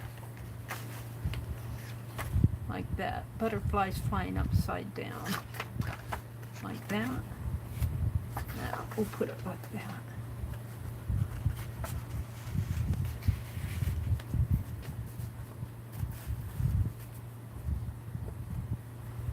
And we'll do this one another time. We can only do one at a time. Come on. Wait a minute. Let's stopping it over here. There. There we go. And then this one, when we get it done, I'll put it in here. So we're going to work on this. We'll probably have to heal that where I have that painter's tape. All right. So here's her picture. Now I have some lace here. Maybe that could heal that piece. Or we could put it like that. I'm wanting a border around here. And what else? Let's see what you guys are saying. Make it double-sided. Yeah, I will, Azure. It will be double-sided in the end, but I'm only going to do one page at a time. Oh, good night, Becky. Have a good... She's exhausted. I'll bet she's exhausted. Sweet dreams. Get some rest. We know you worked hard this weekend. Does the horseshoe open like a locket? Let's see. I don't think so. It's pretty well... It's glued. It's just an embellishment. No, it doesn't open. But this side really interests me because it has a slit down here. But it looks like there was something, if I can hold this up closer to the camera, there it looks like there was something attached along the side here. See, it gets that light, this light part here ends right there and right here. So there might have been maybe another block of wood or something, because I'm thinking that this probably stood up at one time like this. And it probably, that piece there probably had a stand or something behind it, and I think it probably stood up like that somehow so that they could open it like this. Except that would be upside down. It'd have to go the other way. Because I don't understand why they would have their horseshoe upside down. If you open it like this, then, you know, the pictures are right side up, but the horseshoe is upside down. So maybe they're not seeing it as a horseshoe. Maybe they're just seeing it as a frame. If you put it this way and open it up, then when you open it, your pictures are upside down. So this has to open, well, it could open like this, but I think this was probably a part of a stand at one time. It's real interesting how they put two pieces there, though. There's a slit. I don't know if you guys can see that slit right there. All right, now I'm going to get out that newspaper, and I've got some of this that Becky sent me I think would be pretty on here. And I want a piece of that newspaper. We're going to explore this newspaper. And it's fragile, but I think it'll go with this. And look, I even have some dark green here. Dark green and lace. That's interesting. So let's see. Schwab appears at his desk again. How to make a fight of it. This is dated, I don't see the date here, it's wiped out. The St. Louis races. See, I've been cutting out of this. It's really fragile. and the ends are breaking off. It's not worth much, but the center has stuff in it. I was doing that bank book out of this paper. Ladies Department Taylor. That's a funeral obituary. Obituaries on this side. The Scranton Republican Almanac for 1902. What date is this paper, I wonder? I don't know if I can, because I think the headlines are probably torn off because of all the fragile part of this. Lying fortune tellers. Lying fortune tellers. False prophets were they who foretold that King Edward would never be crowned, yet the prediction almost came true. Blah, blah, blah, blah. To regulate royal marriages, sealed proposals. I'm looking for something that might go, maybe even just like an ad. Third National Bank. Cut this out free. Nettleson something. All sales of $1 over. I kind of like that. Let's get my scissors out. I'll get some, and then I'll decide if I want to use them or not.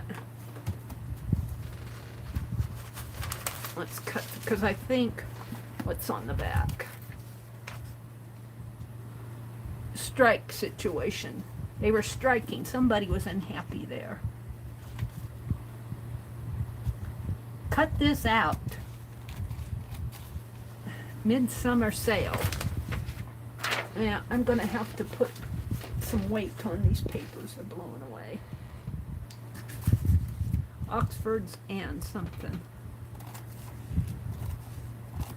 And this is original ephemera. Original ephemera. We'll put it over there. And let's see what else I can find in here. I want to find something that might go with our story. Blind Rhythms record lowered. Uniondale. Thornhurst, Lily Lake. August 10th, Saturday, August 10th, the Meri assemblage was gathered at C.H. Corey's and great-great-grandchildren of Arnold and Martha.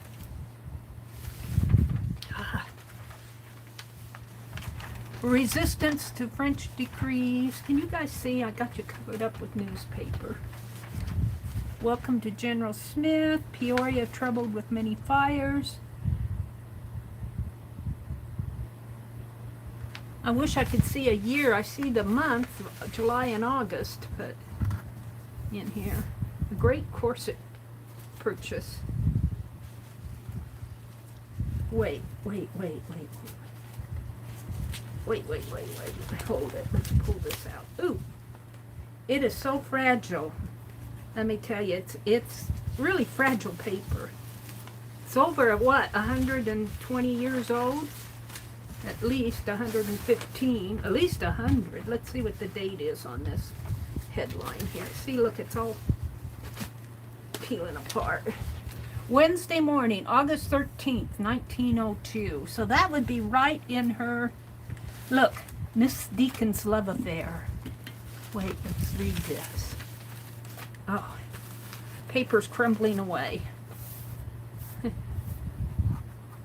Miss Deacon's love affair. Why Prince Henry was sent to represent Germany at King Edward's coronation. Oh, well, I don't know if that interests me. Kate Healy, tired of living, killed herself because she had not heard from her sister in a long time. Oh, my goodness. Kate Healy, New York, August 12th. Kate Healy, 26 years old, a servant, committed suicide this morning in her room in an apartment at 126 East 34th Street by drinking carbolic acid. Coroner Brown, who investigated the case, learned that the woman was allowed to occupy the room by the family by whom her sister is employed. This family is present in the county, and Kate Healy has been occupying the room since their departure. The woman, it is said, had been in ill health lately and was out of a situation. I'm not sure what that means. She was last seen alive this morning about 7 o'clock. When she did not appear later, the door of her room was forced open and she was found laying dead in bed with a glass that contained carbolic acid beside her. There was an open Catholic prayer book on the bureau in the room. Written on a piece of brown paper was the following note: "My darling sister, I am tired of living, as I have not heard from you for so long. Forgive me for what I did. Goodbye, Meri, your little sister Kitty." 2 letters of recent date addressed to Miss Katie Ely, 126 East 34th Street, and signed "Your loving sister Meri," were found among the effects. These letters were postmarked Charlotte, Monroe County, New York. An open envelope which bore the same postmark was dated August 11th and was evidently delivered this morning was also found. The letter which had been taken from this envelope could not be found. Oh, Kate Healy, don't do that. Don't do what Kate did. Come talk to us at the Meri Atelier. Let's see what else is in here that I just found that very interesting. How they would report somebody committing a suicide. This paper is very, very fragile. I'm going to use it up because it just needs to be used. I got July's mortality rate. What's with all this? Pleasant food, the kind that brings health to old age.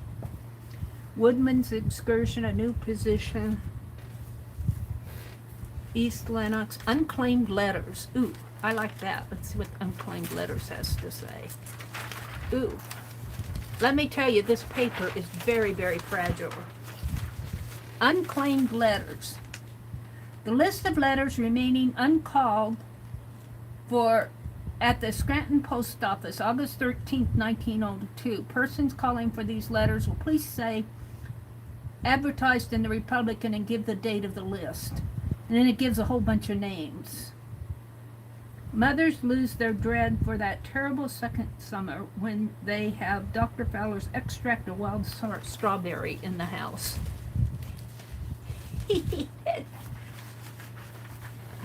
I like this.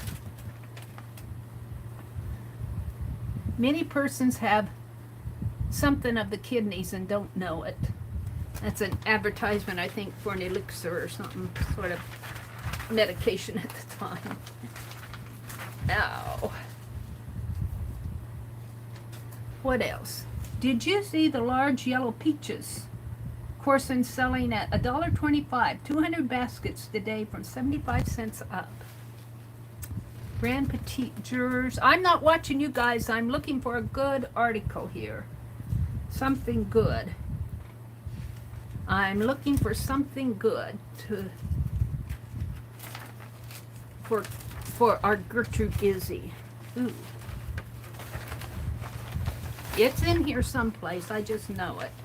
I should probably get you guys out and check chat. You're underneath the paper. Let's see what you guys are saying. You said goodnight to Becky. Mina, Julie, and Andrea, pick your favorite dreamed of life and welcome to FIBSville. They used a lot of elixirs back then. Yeah, Andrea says. Mina says, in FIBSville, Cheryl and I co-own a florist shop, and I live outside of town in an old farmhouse. Asher says, I'm amazed they post that letter in the paper too. Wow, wasn't that interesting, Asher? Wasn't that interesting? Julie, you can have your fantasy life, house, and occupation in FIBSville. Yes. Thank you, Arlene. Ooh, Holly says, I burned myself on the rotisserie. Have a quarter-sized welt popping. Oh, Holly! Oh, my goodness. Take care of yourself. Ouchie. Ouchie, ouchie. I feel that way here in Nebraska. Andrea says, if I was 120 years old, I'd be fragile too. I'd like to find an article where they have maybe are having a get together for an older person. Wouldn't that be fine? Nice to find that in here. Saratoga Races. This says In Vendetta. Are you guys seeing this? Let's see what you're seeing. Now you're just seeing a little of it. Let's pull it down a little. An old feud. Two are dead because of it. Kentucky. Sensational killings are expected long before in connection with the matter. Jim Cockrell was the latest feud victim.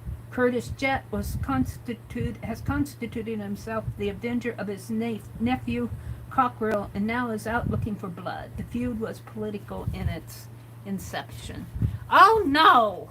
They had politics back then. I'm looking for a get-together notice for an older person. Let's see if I can find something in here.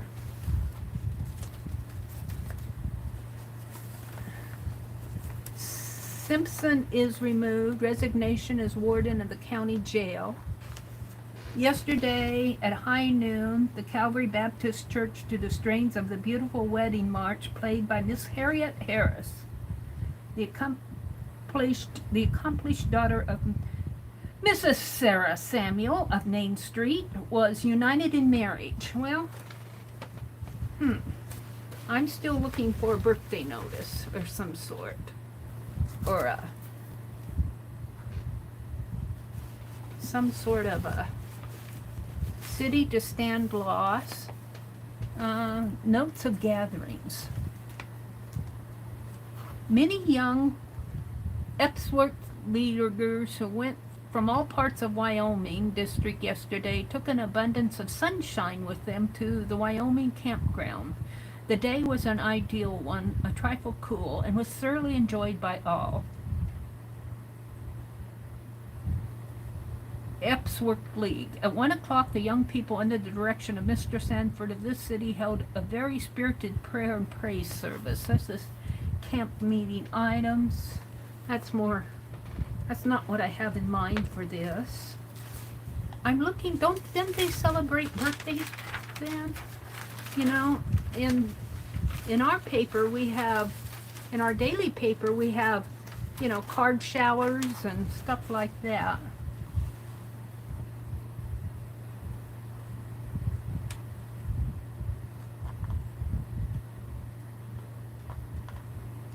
Oh. Another fool woman who isn't satisfied with being a woman but wants to become a balloonist had a frightful experience at Wildwood Park, Danielson, Connecticut on Sunday when she made her first ascension. She went up 1,000 feet, and when she dropped, but the parachute did not work properly.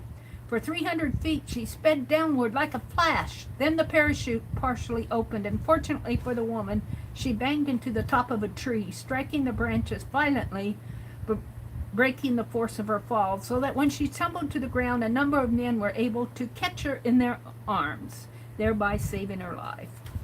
She was painfully bruised, but no bones were broken. If she had any sense left, if she had any sense left, that's what it says. Yes, I'm laughing at that.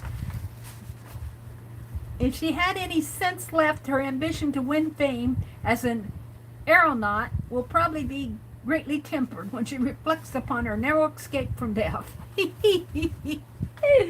I love it. Can I find some sort of some ads in here for rent, storage warehouse, sealed proposals, railroad, funeral director, agents wanted. Now, let's keep looking. Maybe it's on page 82. Look, they have a clearance sale. I saw garage sale. There's a clearance sale for gloves and wash goods and quarters at half price, table linens and shirtwaists. City to stand loss, Webb's English class.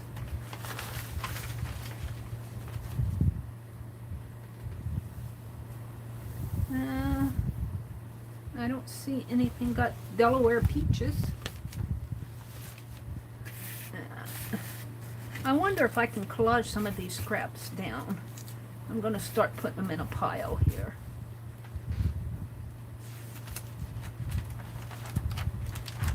I'm looking for a good story for Gertrude.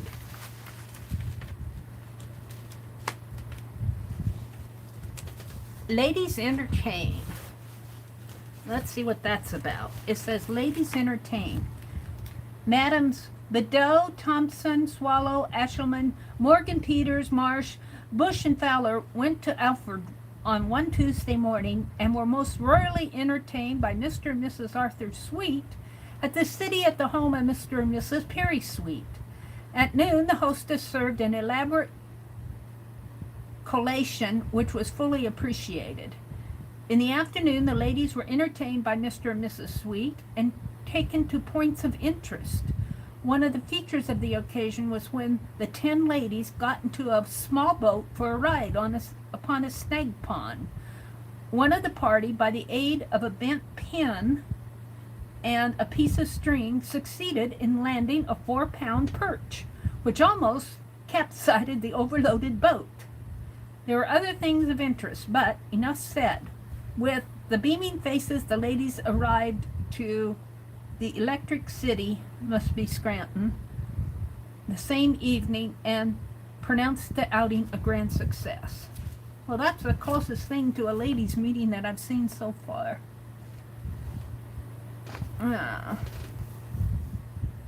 YWCA notes, Mr. and Miss Meri Flanagan of Hollow Street was tendered by a party at her home on Tuesday morning by a large number of friends.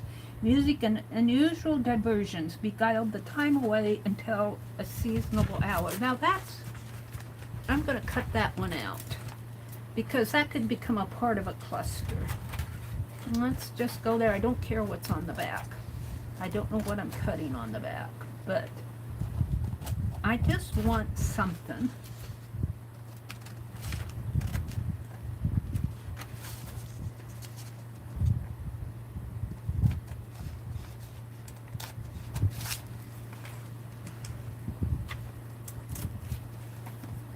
We're going to save that one.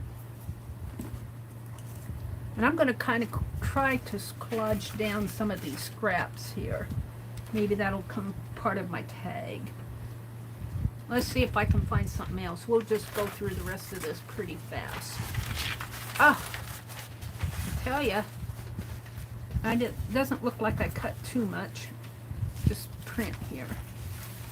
Inventory, sell prices, mercury and potash.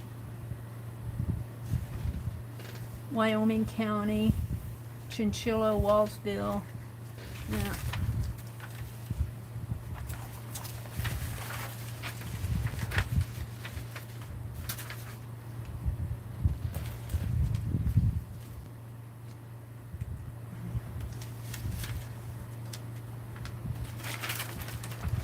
The bowling schedule, they had bowling.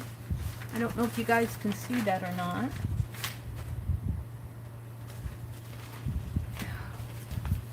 It is a fragile, fragile paper. Let's save this. I mean, you touch it and it splits.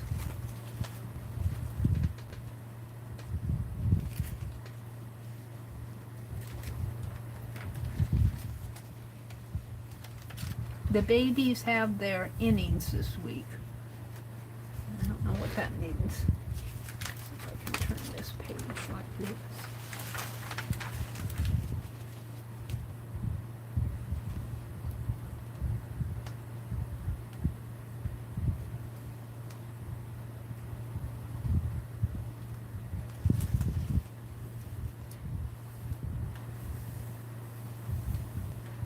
There are amid all the ads, the news back then was not all happy. You read these papers and you go,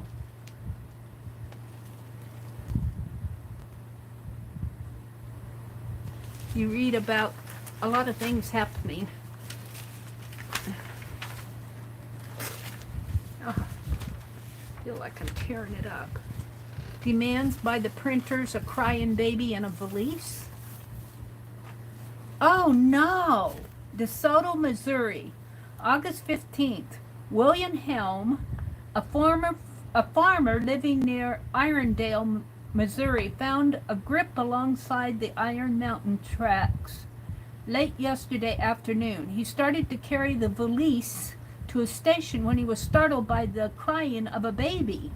Being unable to open the grip must be a valise, which was locked, he cut it open with a knife and found a baby boy inside, about 5 days old. 5 days old. The grip had evidently been thrown off train number 4, which passed at that point at 5:30 p.m. It had lodged in a treetop and from thence had fallen to the ground where Helm found it. The child was but a little injured. The railroad crosses a big river at this point and is nearly 100 feet above the water. It was evidently the intention to throw the child into the river. Oh my! Wow. Who could do such a thing? Even back in 1902.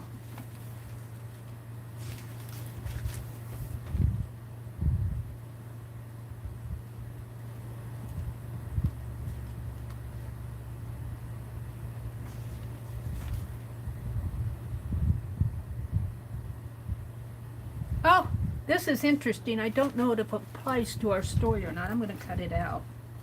I'll read it here. This is interesting. Let me cut it out and then I'll read it to you. It's way down here at the bottom.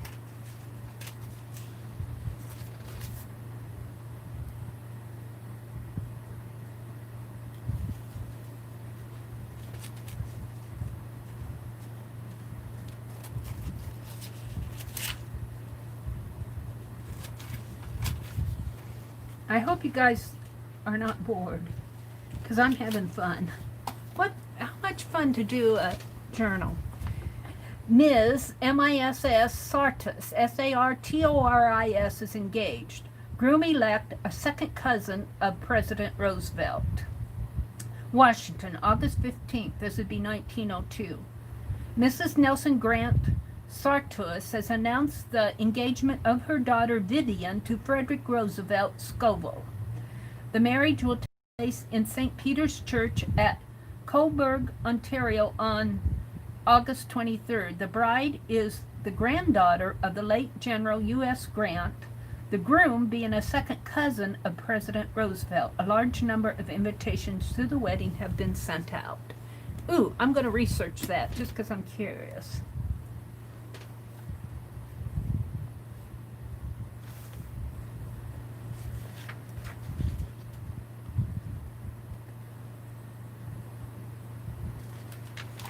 There's something about China in here, but I'm not going to read it. I find it very interesting, but I don't want to read it aloud.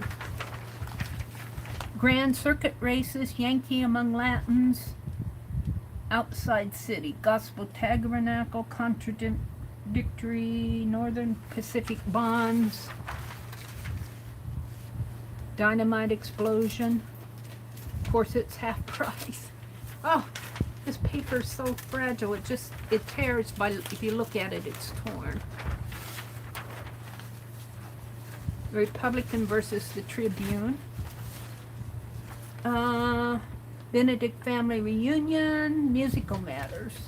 The conservatory gave its 21st and last of its recitals for the season before a large enthusiastic audience.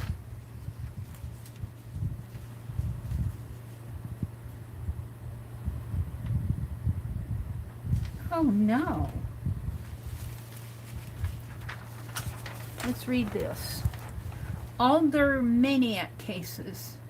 Michael McDavitt of 214 Spruce Street caused the arrest of James J. Niels yesterday on the charge of assault and battery. Mr. Niels was arraigned before Alderman Howell and after a hearing was discharged and costs placed on the prosecutor. Mrs. Louise Herschel was arraigned before Alderman Howell yesterday. This is the interesting one.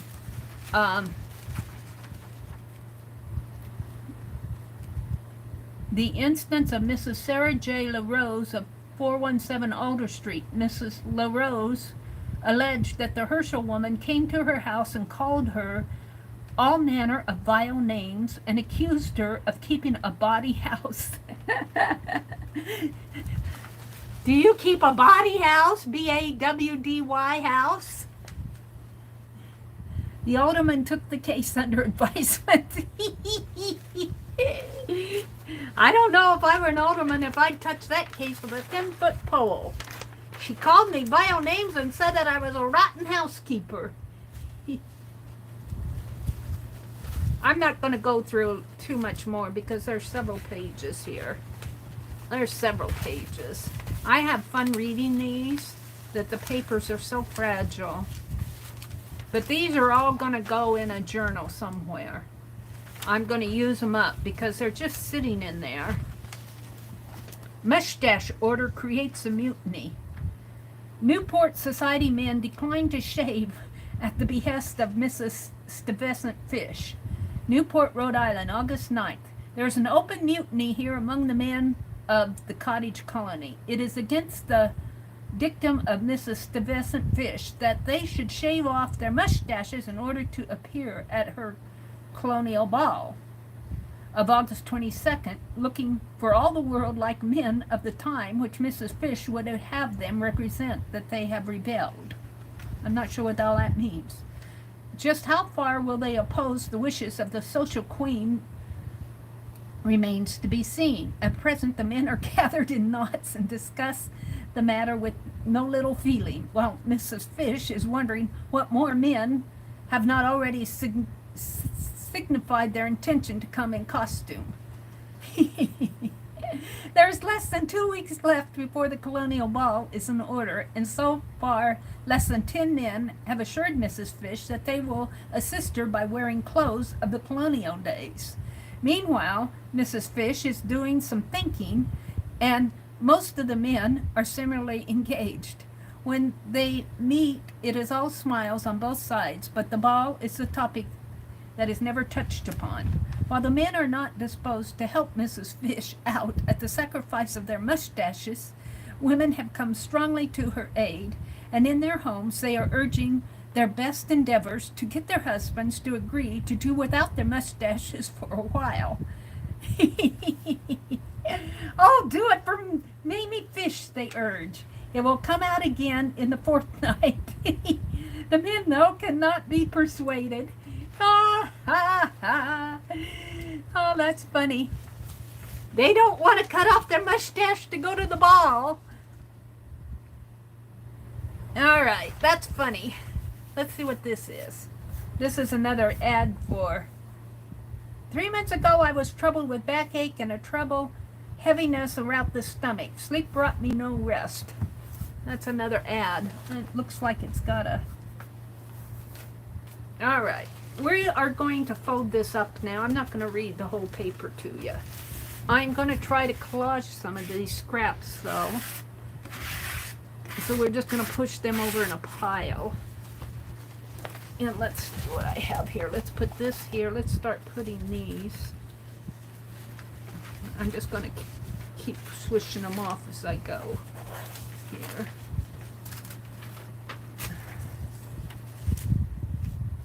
So I've looked at these. It is very interesting to look at these papers.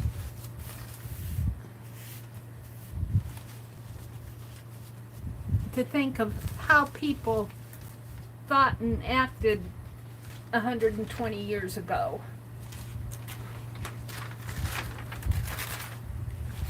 And you know, they were facing some of the same troubles that we do today. The men don't want to cut off their mustache to go to some stupid ball. It's just a dance. I'm not sacrificing my mustache.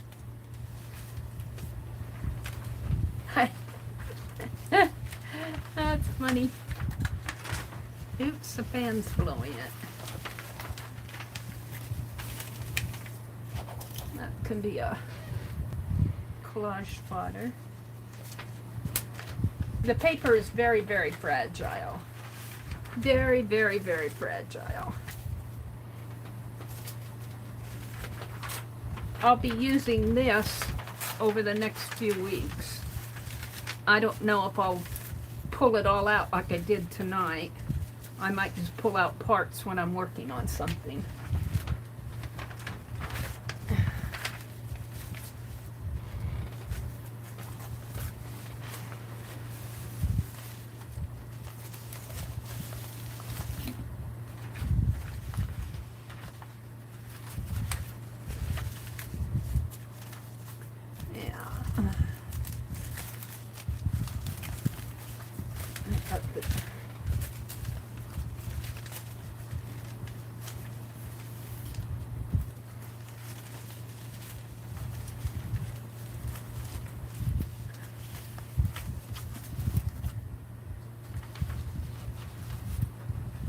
I got a lot of loose ends there. We're just going to fold it. Not fold it tight, we're just going to fold it. But look at all that scrap. Alright, I'll probably have scrap all over my floor tonight. 1902, and there's scrap all over my jeans, my slacks, which are going to go on the floor, which means I need to vacuum the floor. Let me push this over and I'll read chat. Let me sweep all this into a pile.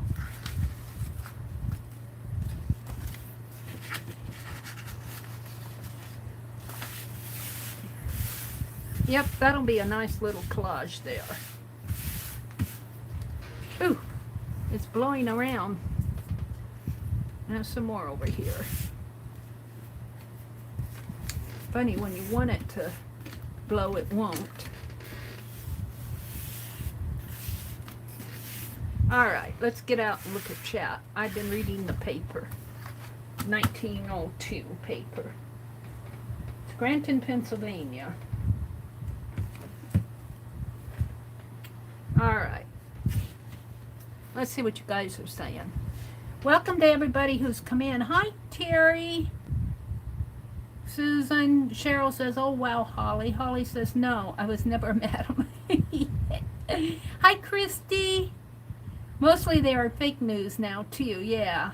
Holly says, I also lived by Nevada. A lot of houses like the Mustang Ranch. We did not know. Geez, Andrea. What did Andrea say? Terry. Anne. Hi, Anne. Anne did a live stream this afternoon. She was showing some Somerset magazines she got. Very cool, Anne.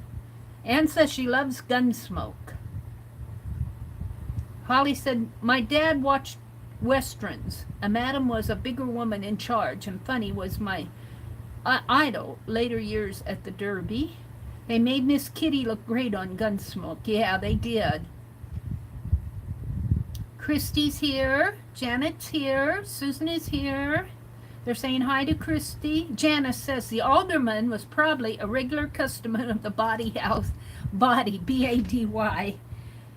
Oh, you think so? And that's probably why that other lady, Mrs. Herschel, was so mad and calling her foul names. I'll bet you. I'll bet you, Janice, you got it figured out. I believe every word of it. I love it, Janice. Christy says hello to everybody. What did Mina say? You're harvesting images from magazines. Does that count? Anne said, no, I'm too enthralled with what Mary's reading. Mary says, oh no, I know nothing good is going to come from that. That was about the baby. That guy was, somebody threw a baby out in what was it? A 2-week-old baby? Or I'd have to look at the article again, but it was a young baby just been born. It's imagining that it survived. They locked it in a valise, a bag, and threw it out the window, and they meant for it to land in the river. The train was going to go over a river, but it landed in some treetops. And I guess the trees broke the... Was that how it went? Anyway, the farmer found it. Thank goodness. There were angels looking after that baby. Arlene says, is anybody crafting? Mina says, I may write a story about him someday. Let's see. Baby grew up and had a wonderful life. Yes, I think so, Cheryl. Mina says, gotta make a living, Arlene, even if she does work for peanuts, walnuts, pecans, and almonds. Meri, will you stop reading sad stories? I'm telling you, there were sad stories in that newspaper. Let me get rid of my notifications here. Mina, that's what Holly was saying. Mina said, one of them, check the FIBSville files. Violet stashed a story in there that I wrote about Floyd. Yes, Mina wrote a story about Floyd. I've got that. Mina. I needed to make a FIBSville album, journal, art journal. Mina, but you're a magical turn of mind. I love that. Yes, Mina would make a really good story writer, I think. We have a city planner already. I forgot who. I'm going to have to look on my old list, find out who belongs to who. By the way, the River of Dreams runs through FIBSville. It's full of magic. Yes. All right. All right. Anne, there's Anne. Is there an announcement section? I think I found a little announcement that I'm going to use. This about Miss Meri Flanagan of Hollow Street was tendered at a party at her home on Tuesday evening by a large number of friends. Now, I'm not sure how I could change Meri Flanagan. I could just write out on a piece of paper, Gertrude Isabel. Music and the usual party diversions beguiled the time away until a seasonable hour. And then I saved this article about the wedding of the granddaughter of the late General U.S. Grant. And then I saved this ad out. But before I do any more with that, we are going to collage all these scraps that fell off. Right, Arlene? So what are we going to collage them on? Not this. Let's collage them on this piece of paper that come out of the album. Perfect. And let's just pick these up. Oh, we need that. We don't want to ruin these. So we're going to put these over here underneath of everything. We're going to collage these down. This is original paper that come out of that photo album. And I'm going to make a tag of some sort. Let's see, I want some waxed paper. What's this?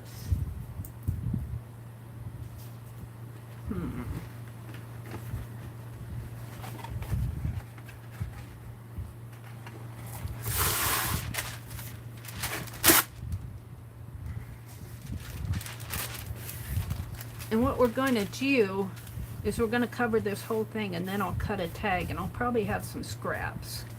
I don't know if this will cover the whole thing.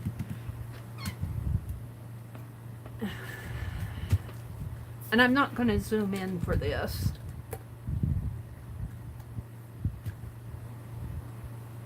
Yeah. And I washed out my brushes, and they're sitting over here. Let's use, I'll put that one back in the water. Let's use this one.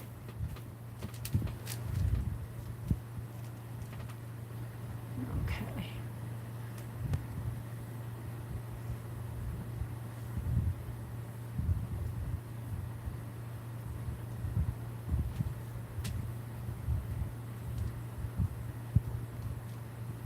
So let's just start with some of these scraps. Oh my. They crumble as I touch them. They crumble as I touch them.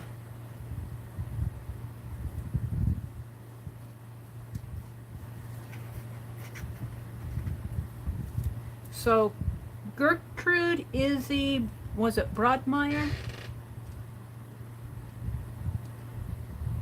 Broadmeyer, I think, is the name of Our Lady tonight.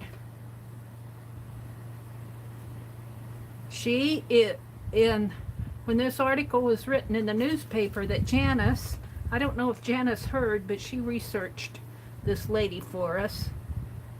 And she was the article she found, they were celebrating that she was the oldest living person in FIBSville at the time that article was written. And she was 92 years old. But she lived to be 92. Did we decide what date that article was? We'll have to figure it out.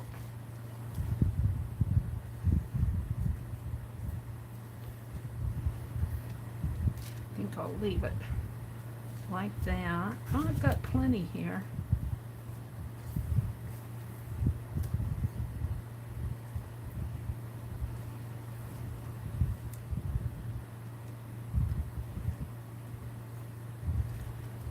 So even the crumbles off of the paper, we're using our bits and pieces here, even the crumbles that fall off of the paper. Yes, ma'am. Nothing goes to waste in FIBSville. Well, I do take out the trash though. It's about ready to be taken out again. But it's genuine trash. That needs to be glued down a little more. It's genuine trash.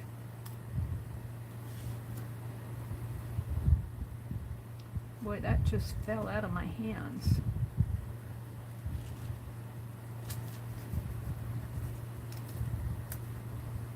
Got Republican there. And I guess they had the Republicans back then. I like the story about the mustaches. I didn't tear it out. I should have torn it out. The lady was going to have a ball, a colonial ball, a dance. And the men that she was inviting, she was asking them to shave off their mustaches to come to her dance. And the men didn't want to do it. And their wives are saying, "Oh, just do it. It'll grow back." It didn't say whether they actually did or not. That's funny.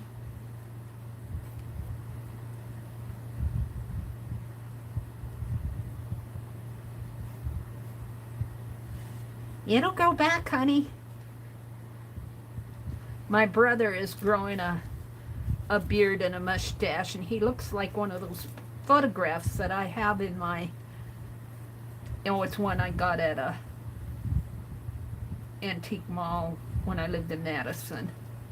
Looks just like him. My brother looks a lot like my Uncle Leonard, who's passed away. I knew Uncle Leonard. And I keep telling him he looks just like Uncle Leonard, and he didn't know Uncle Leonard, so he didn't know who Uncle Leonard was. And I said, well, just look in the mirror. Just look in the mirror.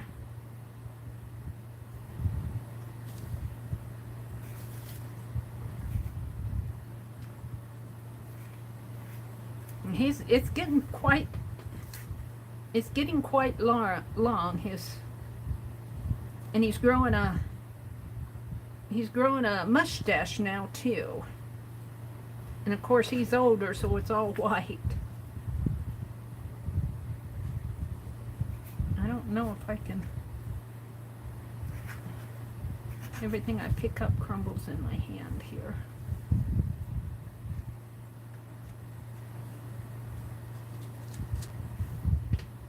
I'm trying to get to the text here. A lot of it's just the edge of the paper.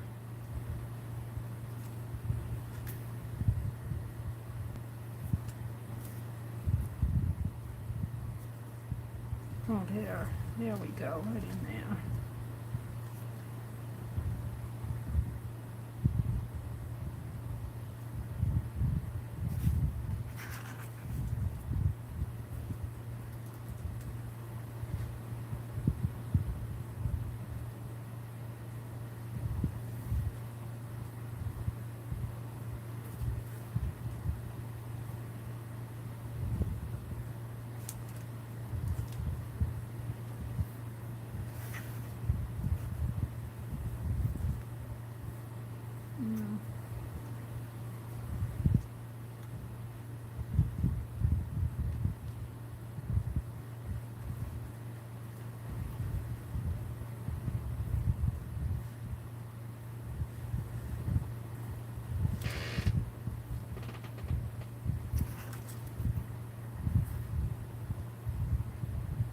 Alrighty.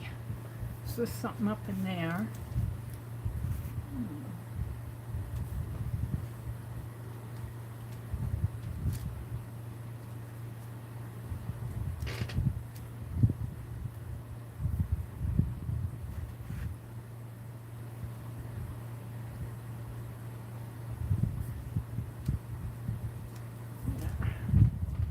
Now just some of these little pieces on here.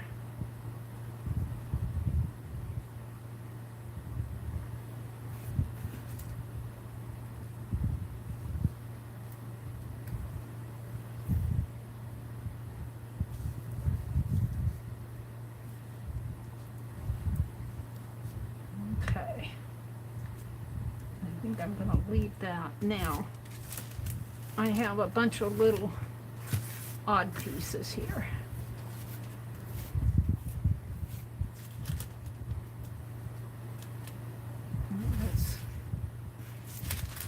Let's turn it like this. I'm trying to get under it.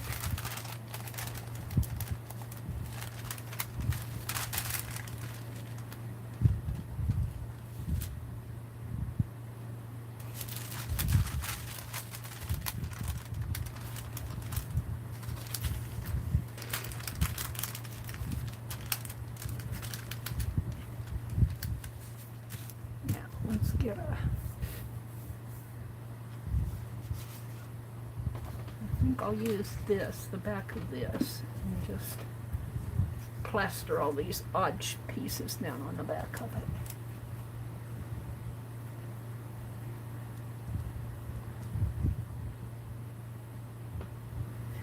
So Gertrude Isabella Broadmeyer.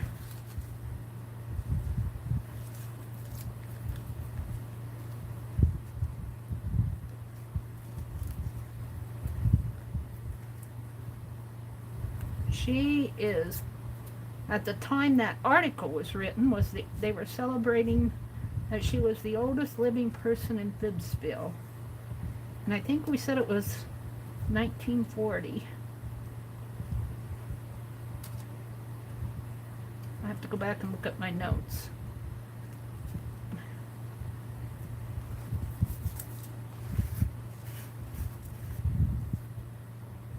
I'm sticking to my finger. Let's do it this way.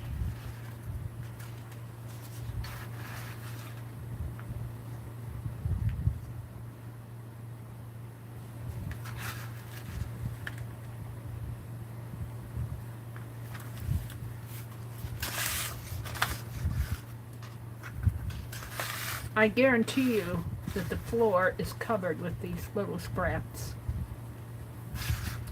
because I brushed them off of my lap.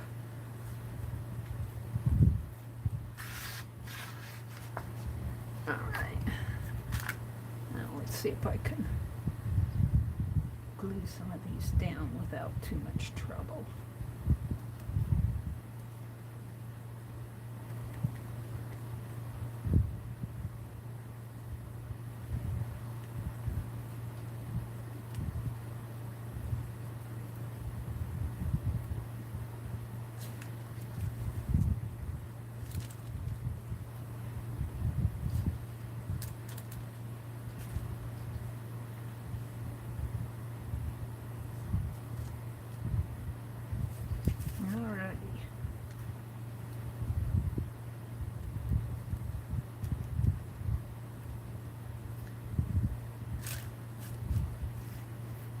It's kind of fun to do this with you guys because you have such great imaginations, and we kind of play off of each other's thoughts, and you guys correct me when I go off on a tangent, on a path that wrong dates or wrong names or something like that. I don't mind that at all. Let's see what you guys are saying out there.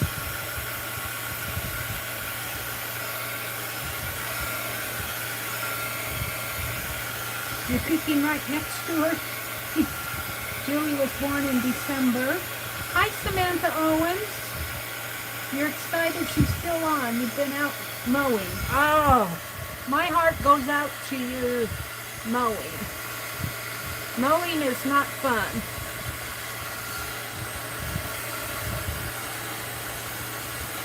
Yeah, I might be on for a little while tonight. I need to, let's turn this off, and I need to check my phone and make sure that it's still generating some juice. Let's make sure it's still generating some juice. It is at 100%. All right, good. Oops, oops, oops. Don't wanna, there we go. I haven't shown you what I'm gonna do with this. I haven't shown you, I showed you the photos, but I also got some other things. But I want to do these tags, use up these scraps of newspaper here. We might send a couple of the tags in for Beth's tag swap. Maybe I'll have them done by the end of August.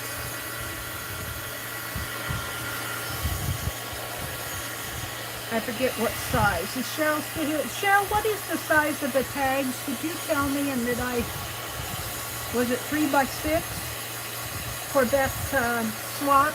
Size of the tags, 3 by 6?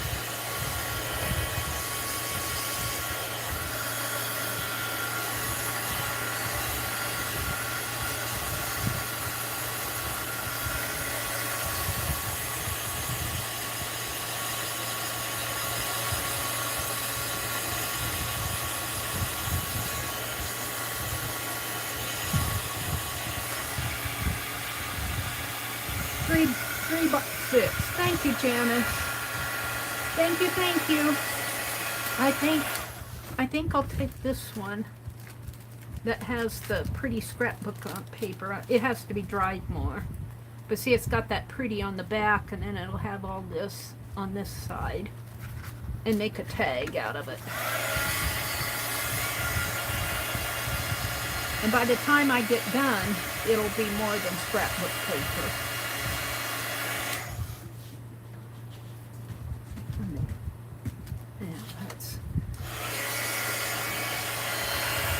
It won't be so flimsy by the time I get done with it.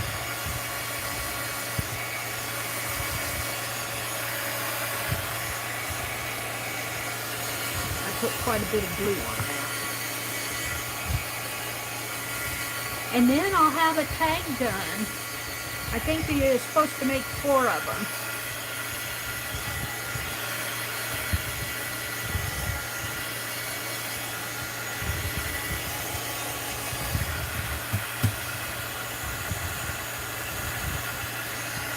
My date is the 11th, 2 weeks before Christmas. No, I'm going back, y'all. I'm done. Oh, you're done with all that, huh, Arlene? I don't know what you guys are talking about out there. Do I want to know? Let's see what's on the other side of this. It's just that paper.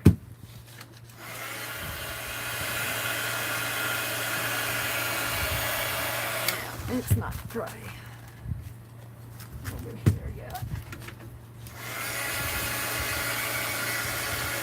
All right, I think I can put these aside and let them air dry a little.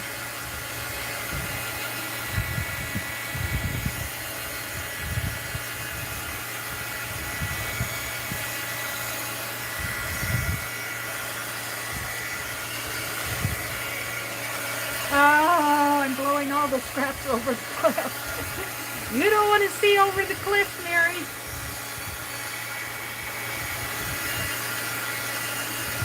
I'm going to have to get out the vacuum cleaner and really give this room a good vacuuming. Probably wouldn't hurt to shampoo the carpet, the center of it at least. Although I try to be pretty careful with the carpeting.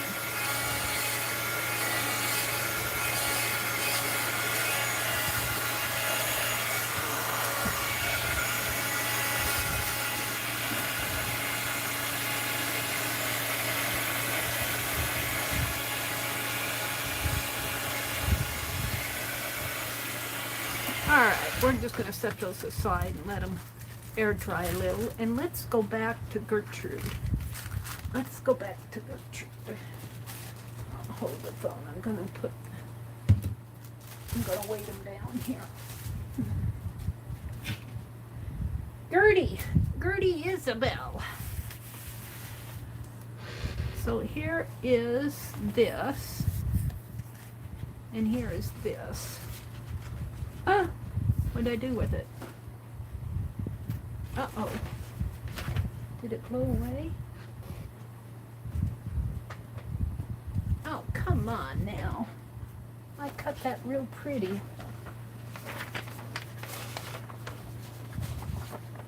It's not here. Here it is. Shoo. All right. I think I want to put her here, but I want something under it. Like lace. Hold the phone. Hold the phone. Let me turn the channel. Oh, let me see what I have here. I've got some stuff in here. Oh, look. And that would look nice. And we might give her a little pink bling. I don't know. Pink might be a little too much for her. What else do I have in here? Got some thread.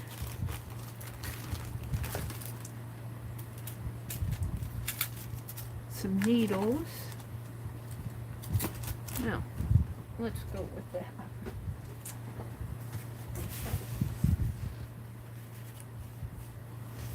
So I like the idea of just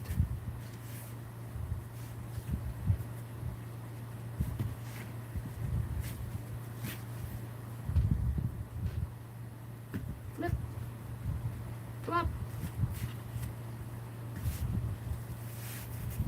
on the side here.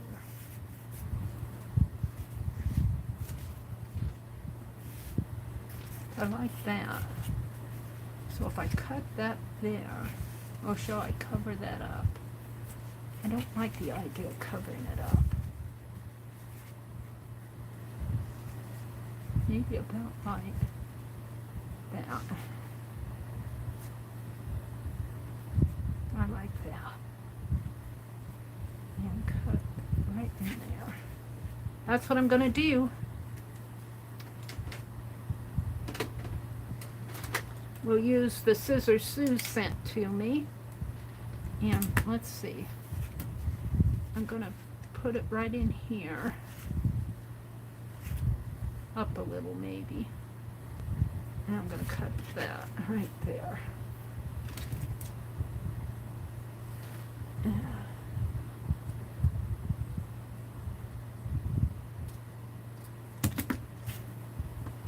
Put that back in the bucket.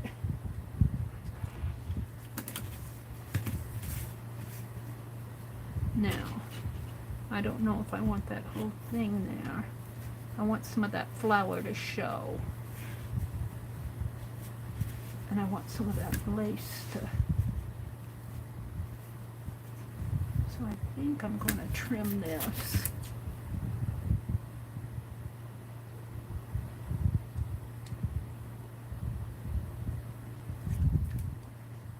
Using my big old fabric scissors for this.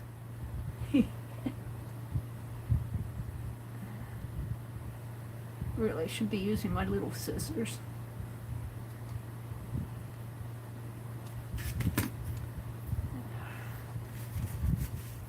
No, that needs to be taken care of. So maybe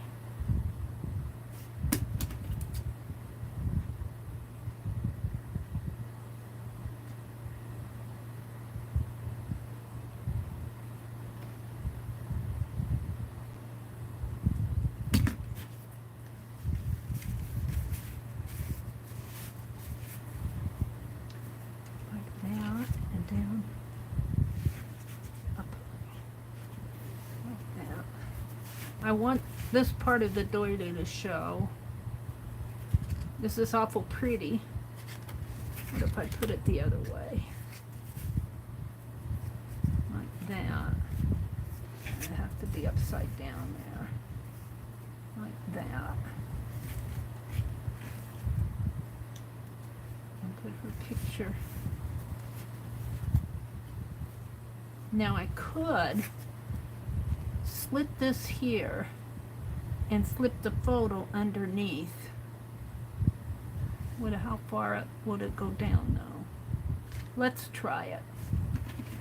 It's just, I got another piece if I flub it up.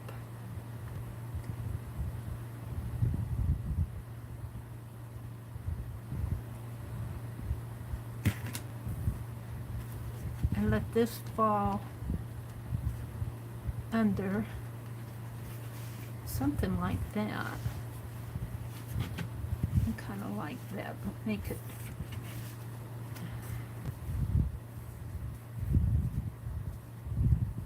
more down there. I kind of like that, maybe up a little. The photo has to be. Shall I zoom in? Let's zoom in so you guys can see. Oops.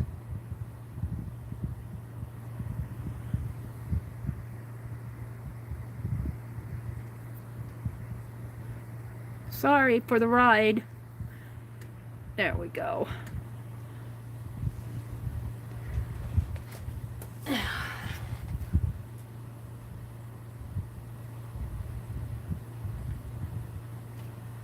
My youngest was born on his brother's birthday. Anne says that was convenient. I kind of like that.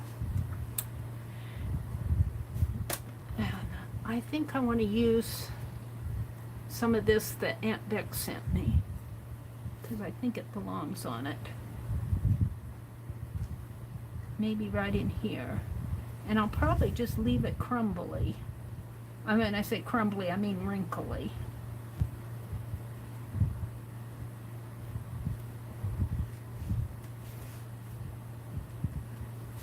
What I want to do, I think, we'll see. We will see. We will see.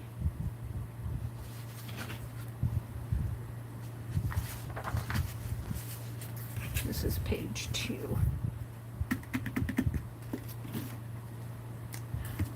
Nope, not that one. See how much juice this has, yeah.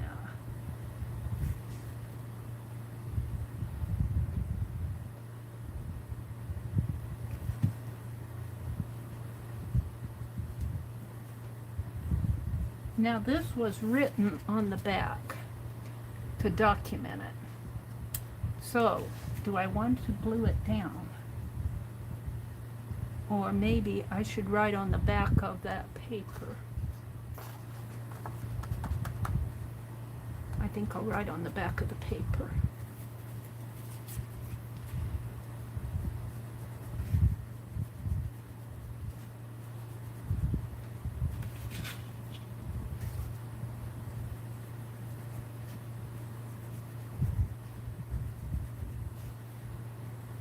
And these are just Tim Holtz Found Relatives from 2019. And I just love the idea of making a FIBSville Friends Found Relatives photo album. And we're telling the stories of them when we do each one. We're telling their stories. And this, we decided, was Gertrude Isabella Broadmeyer.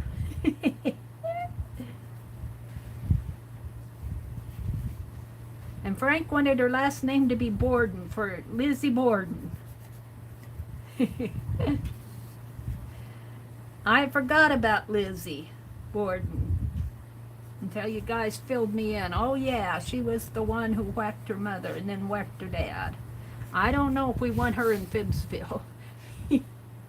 Although, all right, we're going to write on this before I glue this down. And hopefully it won't come through. FIBSville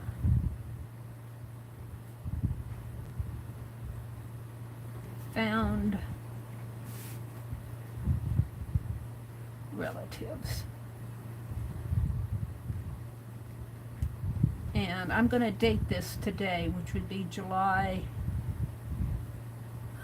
What day did we say this was? I forgot. 26th. 2020. And this is Gertrude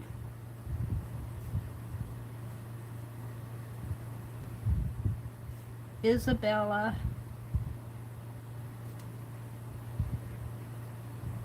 Broadmeyer.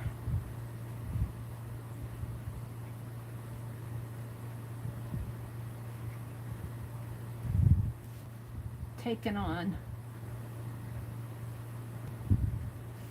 July 14th,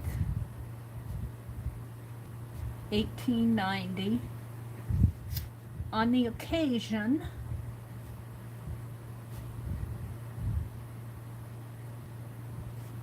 of her 20th birthday.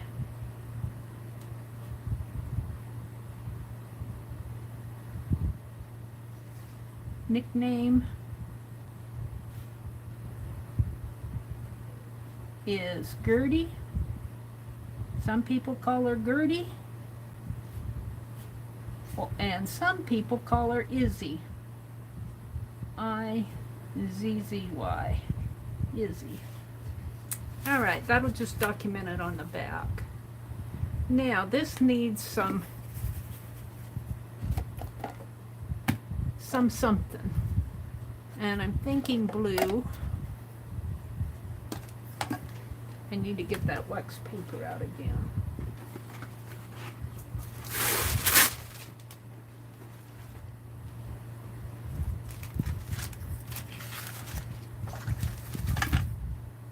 And let's just distress it around here, around the edges.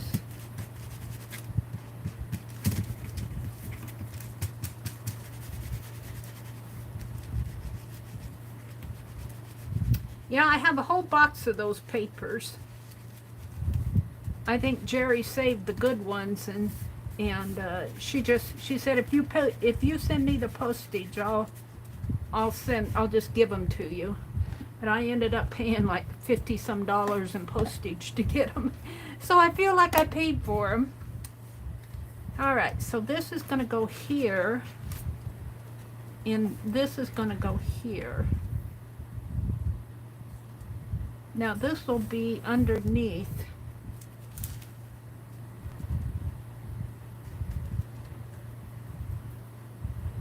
I still want, oh, I got it upside down, but I like it better this way.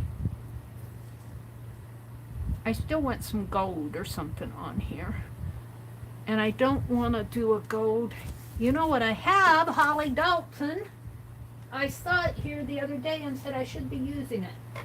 Holly sent me some gold Posca pens. And I don't think I've opened this one, Holly.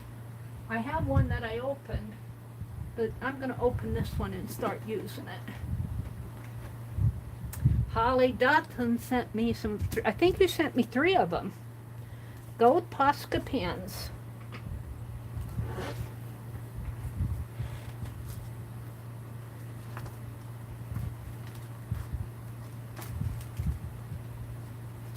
Isn't that cool? We don't know who the oldest living FIBSville resident is today. Let's get these scissors. Let's see if I can open this. I have silver, but I didn't want silver.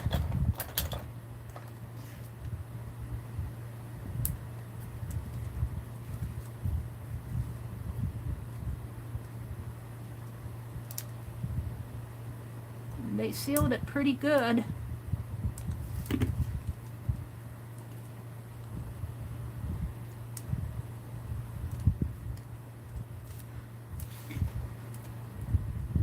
And I think Mitzi sent me some Posca pens. She sent me some black ones, and then I think she sent me some colored ones. Let's see how this works.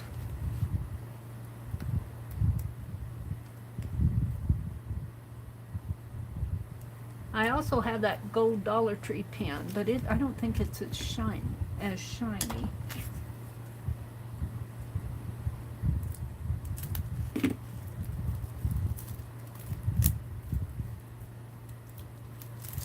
There we go. Oh, we also have this. We also have that.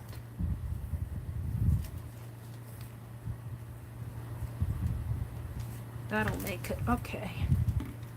So what I want to do though, I'm going to try two separate things here. First of all, I want to get my Posca pen going. I think Aunt Beck said if you just hold down.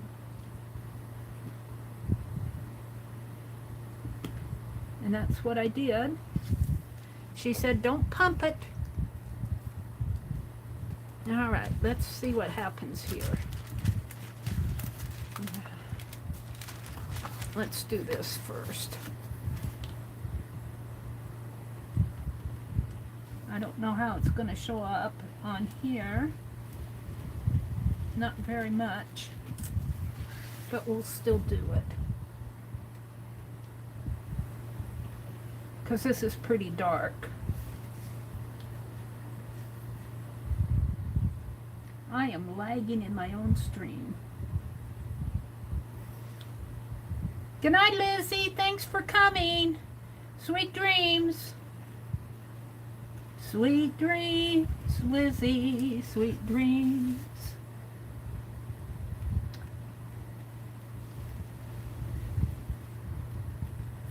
Yeah, that's almost too dark to...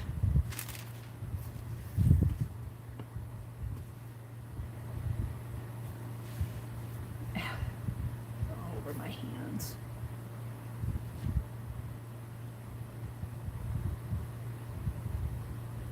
This is a fine point, I believe, but it's just enough to add some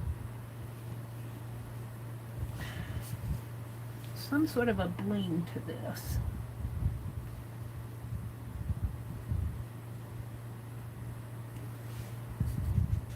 And I don't know if you guys can see it. I can see it, but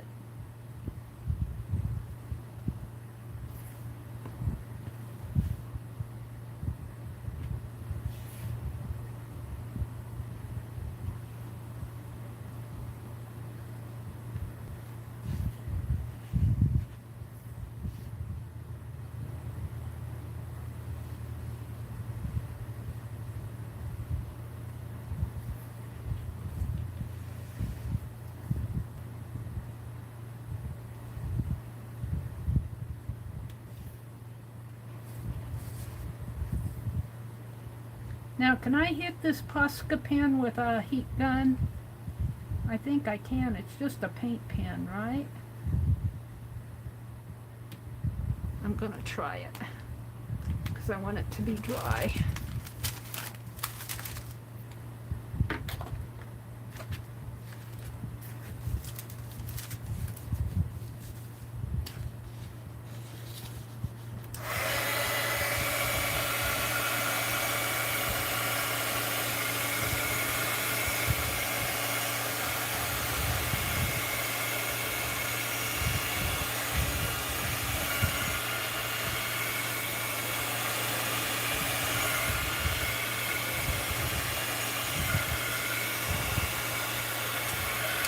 I think that'll do it.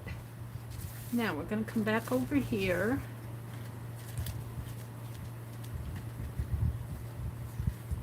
And it got a little smear there, but I think I can take care of that. I'm going to put this down first. And I think I'm just going to put it down with double-sided tape right there. So from the bottom of this loop down to kind of the bottom of that daisy right there. So let's get out the double-sided tape.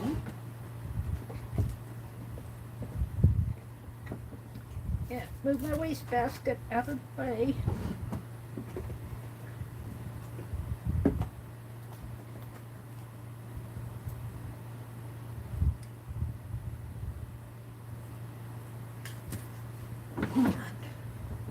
Oops.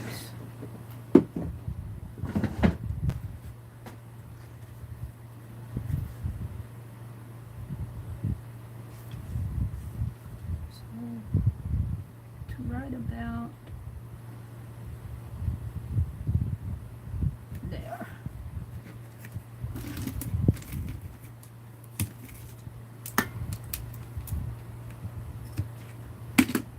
Now put those scissors away.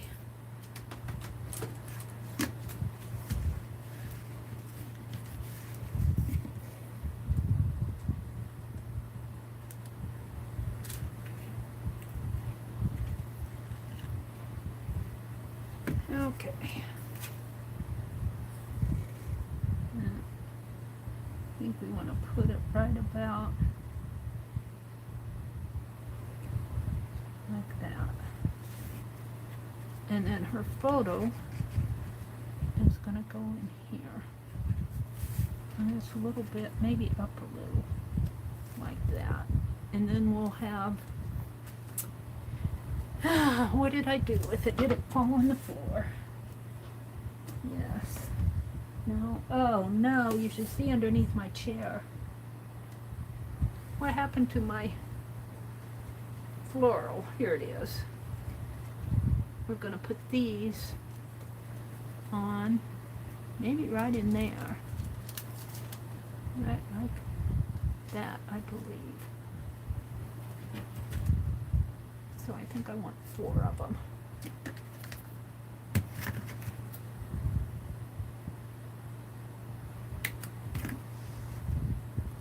And I'm going to put it right there. And this isn't on yet. We need something right here.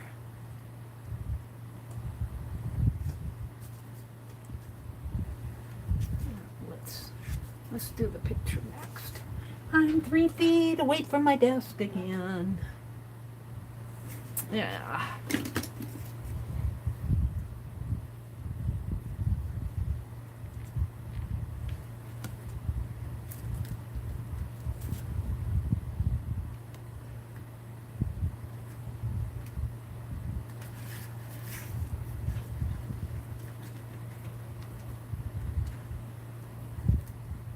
I think I only need 2.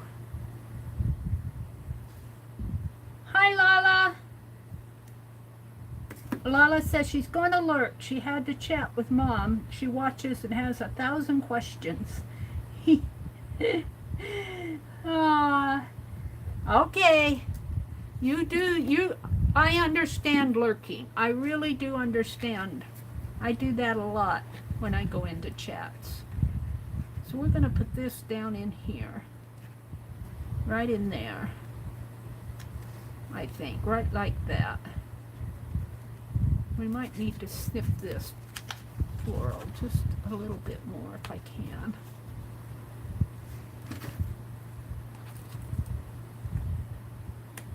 There.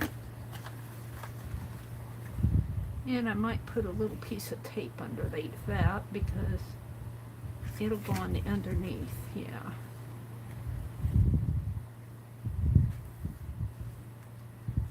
Put it like that. So I'm going to put some tape on the underneath here.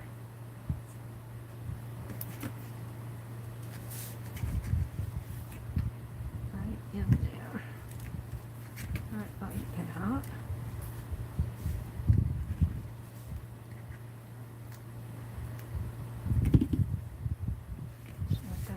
Down. And then we're going to take her and slide her in here, right there. I believe she can come down a little. Okay.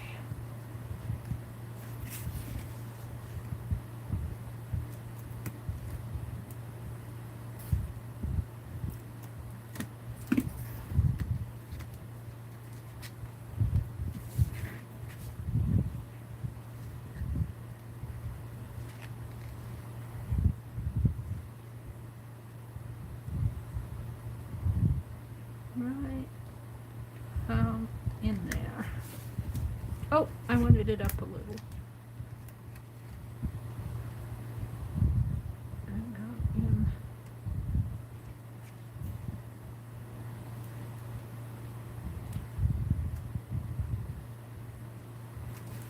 There.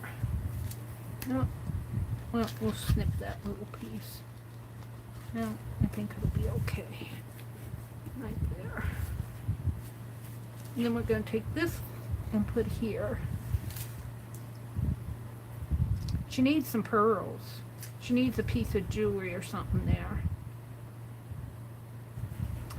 Let's go ahead, and I think I'm just going to do this with double-sided tape. Seems to be holding it pretty good. I could put it on with tacky glue. Would hold it too. My tacky glue is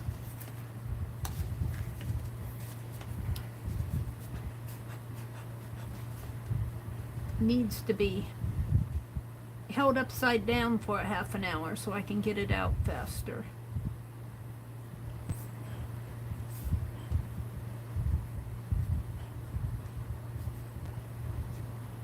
I got another bottle, I'm just too stubborn to get it out. Oh, there's some.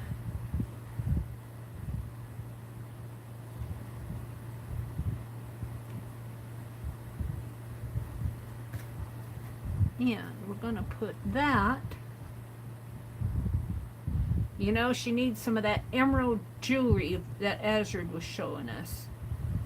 I wonder what I have. Do I have anything emerald?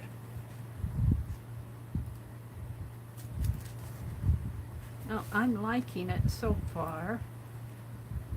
Now, let's see what I have in my, if you excuse me for a minute, I'm going to go across the room and see if I can find some bits of box for jewelry. That's washi tape.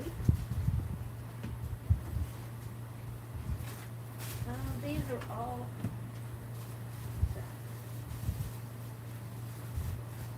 we might find something in this. I have a collection of Hobby Lobby. Oops, my tablet's gonna fall here. That's caught on my chair.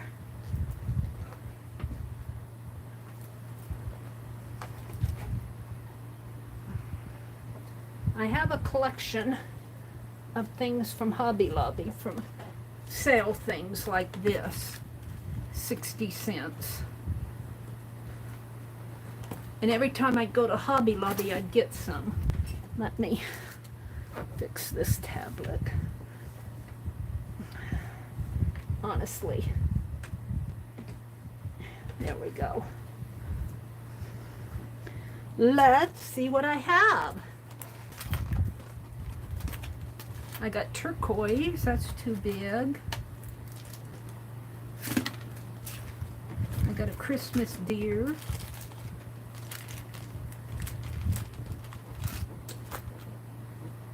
That's pretty. I don't know, looks like some sort of a, I don't know, what kind of a shape is that? You guys know? Here's the other set of those earrings. This one cost me 60. I think I used one of these for a journal charm. Cost me 60 cents.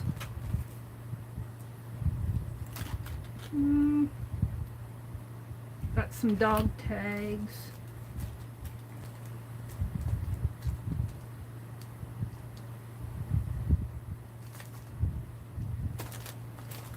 I'm looking for something green besides a Christmas tree. I actually kind of like this. A tooth or horn? A horn maybe. It doesn't say here, it just says the name of the company. I think it says Explore on here. It was $3 and I got it for 30 cents. I like it because it's shiny, but I don't know if I like it on her.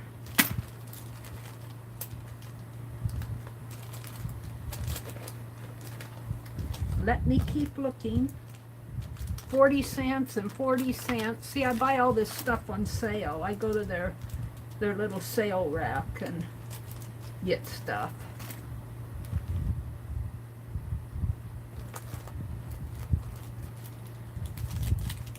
I can't get anything too thick because it's going to go in that album.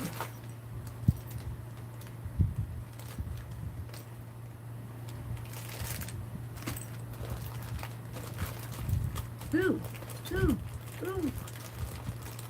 There's a green. There's a big round green. There's a little green too. Let's see what's in here. This is broken jewelry I had in a box, and ooh, that's pretty. This is flat, but if I pull the tab off of here, that's kind of pretty. That's not green, it's black. This is pretty flat. If I pull this off, that would look kind of nice. I don't know if I have anything else that's small enough. These are pretty thick. Oh, this one, no, that one's black too. These are earrings. Yeah. I've got to have something in here. There's some beads that had fallen off of the... These would make a nice bead doll. They sold it for 84 cents. It looked like the package had been opened and fallen out. Probably fell all over the floor. Ooh, and then I have these. Julie, there's a shop in Pennant Hills that has second-hand things, including those yummy things like jewelries and beads and stuff. Has a pennant like that. That's a possibility. Ooh, that's pretty, but it's not, it doesn't go with her.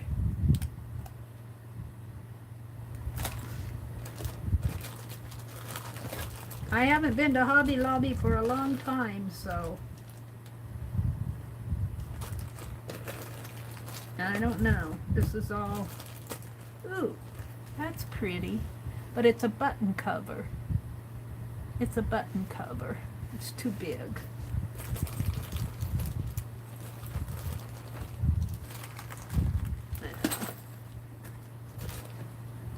Some of this stuff is like hoop earrings, broken jewelry. This is cool. I always liked this piece. I hammered it out. It was a bracelet, but I could see a charm of a silhouette going in there. And it probably had a amber piece here that was there.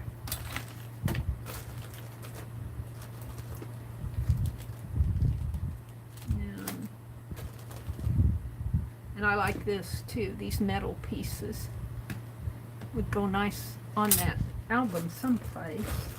I'm still looking. I'm still looking. I'm bound to find something in here. Someplace. A lot of broken jewelry in here. I had a big old box of broken jewelry. Stuff like this. Make nice bead dolls. You don't find that broken jewelry very much anymore. You don't find it very much. And if you do, somebody else gets to it. Somebody gets to it before you do, because you live way out in the boonies. Here's a pretty little earring.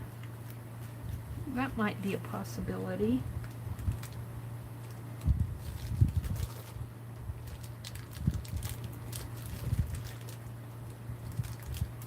Ooh, I found it.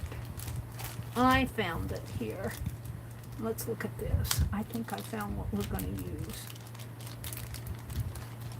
This one. It's flat and it's green. It's perfect. We'll put it up here. So I need to take it off. Okay, let's put all this. We'll put this big green button back in this one. I spent an entire day bagging up all this broken jewelry. It was in a big box when I came home from Wisconsin. I had it. I had gotten it in Wisconsin. I'd lucked out and gotten some bags of jewelry in Wisconsin, and I brought it home with me. And then I started getting all these little charms and things at Hobby Lobby when they have them on sale. Alright. I gotta put all these other things back. Got some elephants here.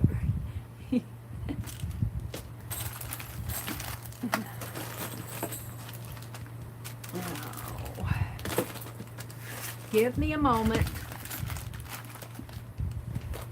This is what makes doing these things fun. Let's see about my flowers. I knew there was something in there I could use. I just didn't know what it was. All right, let's put this back behind me. I'll put it away after the stream. All right. So, I need to take this piece off. Right in there. And I think I can do that with my pliers, and I think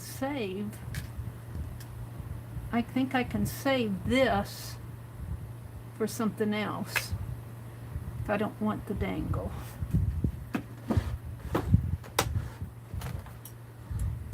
Let's see if I can get this off.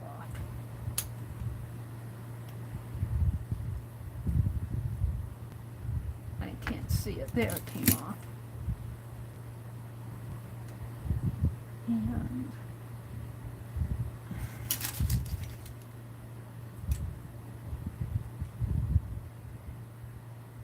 we're almost done disassembling that typewriter. I'll have to bring it in and show it to you guys. Now, I want to put it right in there, but it covers up that pretty. I could put it up here. Maybe I'll put it in the album before I put it on. But I don't think there's anything else I want to do to this. I was going to put a piece of this on there, but that's almost too much, so I'll save that for another day. I'm wondering if I can break this part off. Oh, we could put a bow in there. Don't get so fussy, Meri. Let's, maybe a bow in this. Let's see if I can thread this through as a bow.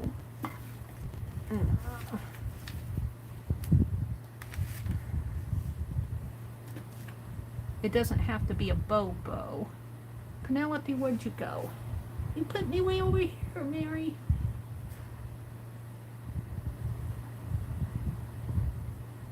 If I can thread that through with my needle.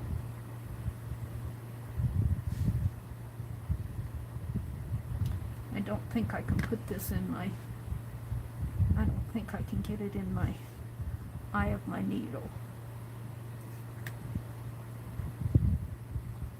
We shall see. Yeah, it might be iffy.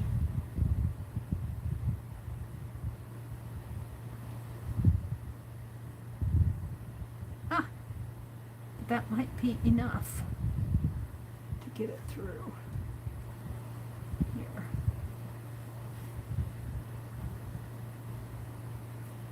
Ah, yay!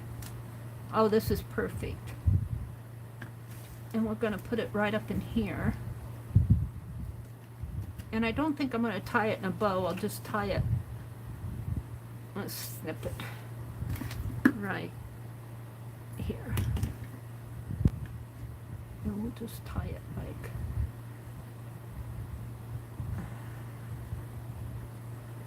this. And put it right in there. And we'll just let that hang out. I like stuff that hangs out. I would like some flat back pearls on here, but no. Alright, so let's put this in the album before I put that, glue that on. Give Penelope back her needle. Thank you, Meri. because I don't want to thread this through that slot in there. So, right here, and I think we said we were going to put it right in here. Can you guys see it? Yeah, you can. So this is Gertrude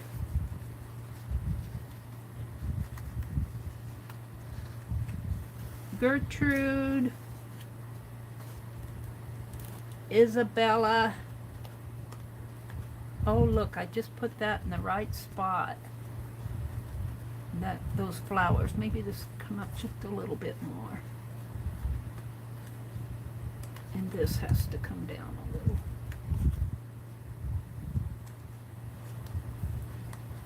I wonder if I can pick those up. We're going to put them up a little higher. Now, how am I going to fix this? Shall I leave that glued in there? I think I'll glue that down so there will be no taking this picture out again, ever. Because we're going to glue this down. All right, here goes. Let's take this piece of painty off. I'm going to glue it down. It's in there now. Hi, Kendra. Hi, Lori.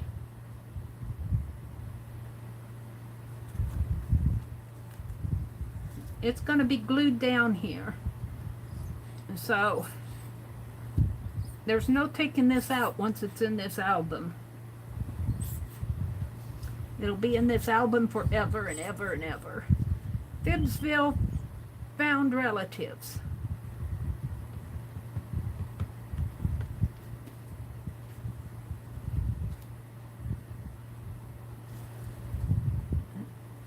Move that down a little. Right there. And then we're going to put this back on.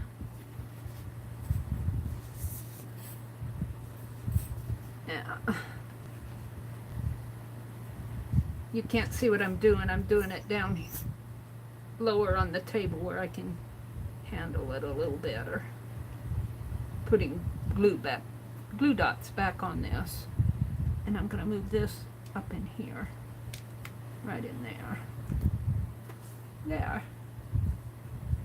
Now this is going to go right in here. Perfect. Just perfect. Shall I put it on the picture? Yeah, I think I'll put it right in there. Right there. And she is a FIBSville Found Relative.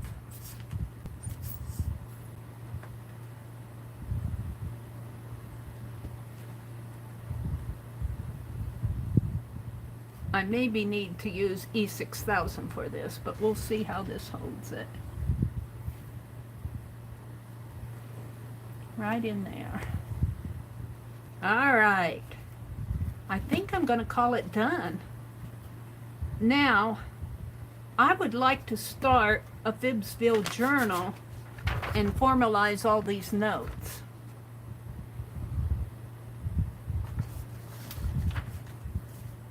And see, we've got it written about her on the back. And I don't know if I'm going to put a deal in the back or not. I'm not sure if I'm going to put another picture on the back. Oops, I flipped it over. Oops, you got to let it dry, Meri. I'm sorry. We'll just leave it like that for now. I'm pretty happy with that. I am pretty happy with it.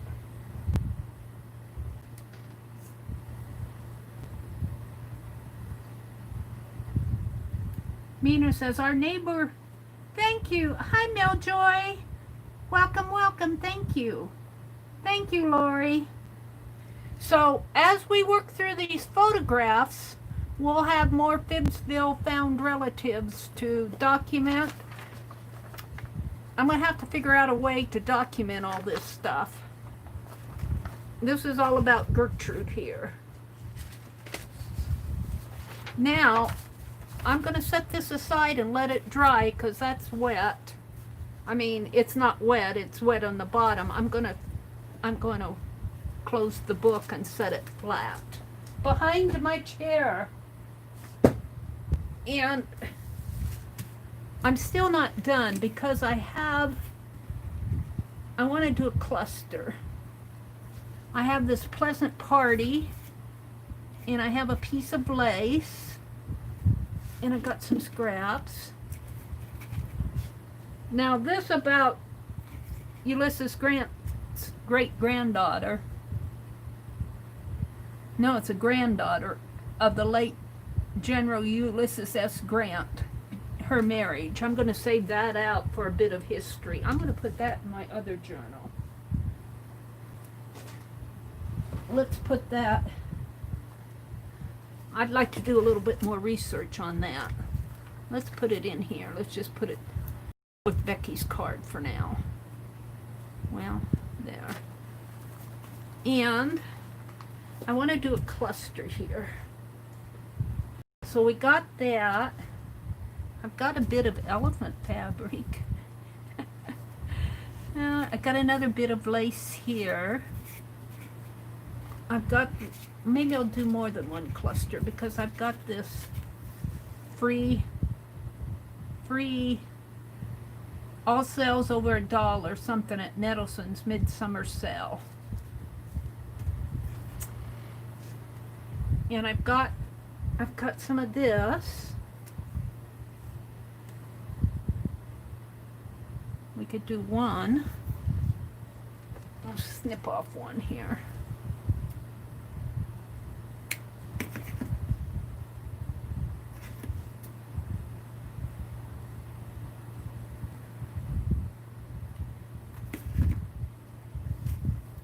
And I've got some of this green. I don't know. I'm not too heft on all that green. Let's see. I got some of Becky's ribbon, but I'm saving it. I've got some pink bling.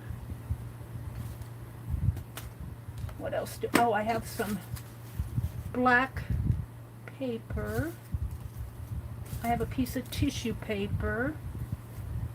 What else do I have here on my desk?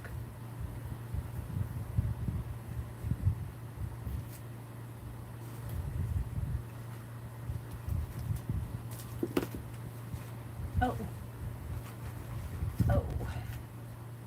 I have that, but that's Christmassy. I'm looking.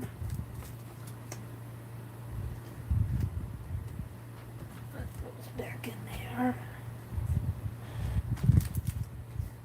Let's see what I have in my whatnot box. Dragonfly, Christmas. Ooh, these.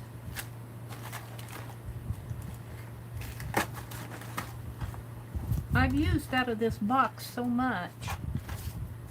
I'm gonna have to refill it, I think.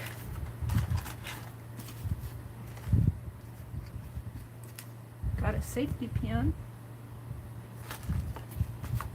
All right. Let's see what I can do for a cluster here. So we're going to use this as the base. And I think I'm just going to tear it on both sides. Pretty long. Like that. And then I'm going to put a piece of this pink, I think. And we don't need it that long, but let's tear it. Let's tear a strip.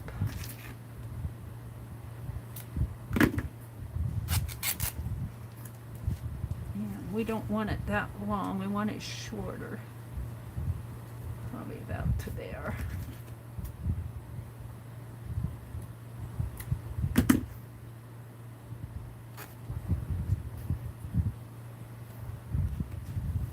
So there. Oh, I've got some threads hanging. Let's put the threads on there. And some lace. Like that. And the Mrs. Meri present party here. Miss Meri Flanagan of Hollow Street was tendered at a party at her home on Tuesday evening by a large number of friends. Music and the usual party diversions. What were the usual party diversions?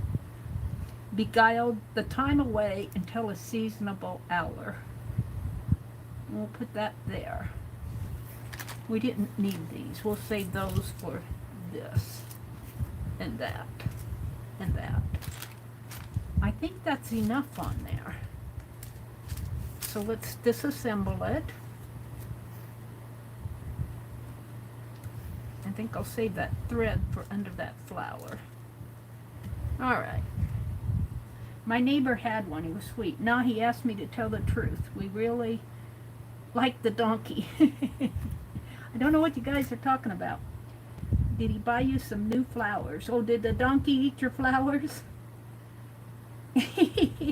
Mina, he brought a donkey in one day because he needed to medicate it, and it broke out of the shed and came over to our place. Did the donkey eat some flowers at your house, Mina? That's what I'm reading out of there. Good night, Arlene and Julie. Thanks for coming. Oh, Arlene says, be right back. She must have been saying goodnight to somebody else. He ate your flowers. I got to get out. I tell you, I thought it was going to rain today because it was so cloudy out. And so I didn't go water my flowers. Now I wish I would have gone to water my flowers. So I've got to get out there tomorrow. All right, so we put that on there. Now we're going to put this article on here like that. No, I'm going to put these on next. So let's just put a little dab here. And my little dabs are getting harder and harder to get out of here. A little dab there, come on. And a little dab there.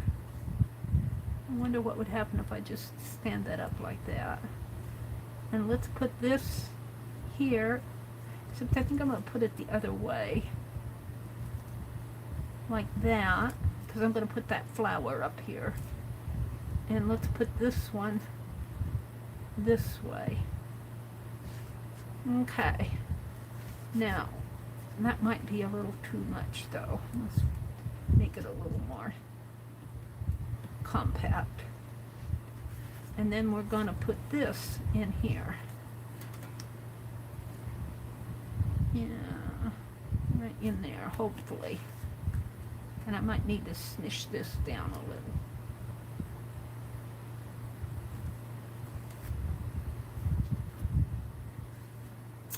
A pleasant party. Now we'll put that right in. And we're going to put it down a little though, because we're going to put that flower on there. So let's put it down right there. And then we're going to put this bit of string on here. Come on.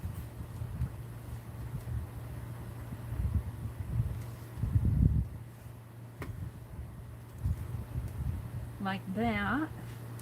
And then the flower goes on top of that. And there's my cluster.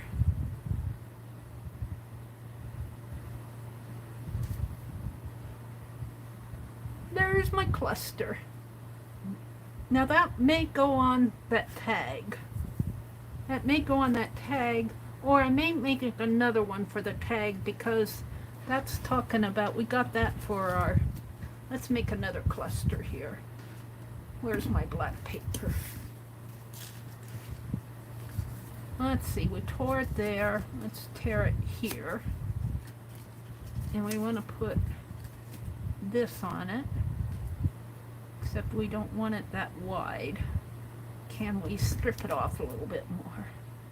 I don't know. I don't know. We'll see. It's a little harder to strip when it's thin like that.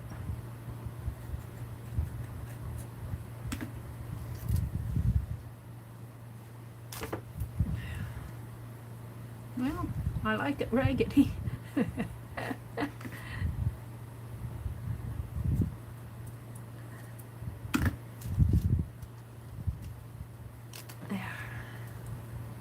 Now, I like that. Let's put the white in. Well, let's tear that off. See if I can tear it off.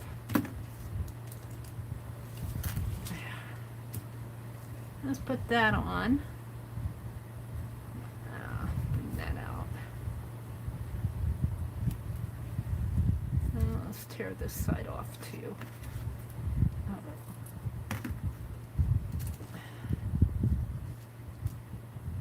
Like that. And then maybe this. And now we're going to have to, I think I'm going to tear this and save it for maybe my calendar or something, or maybe put it on, I'm not sure, because I don't want that whole thing. All sales.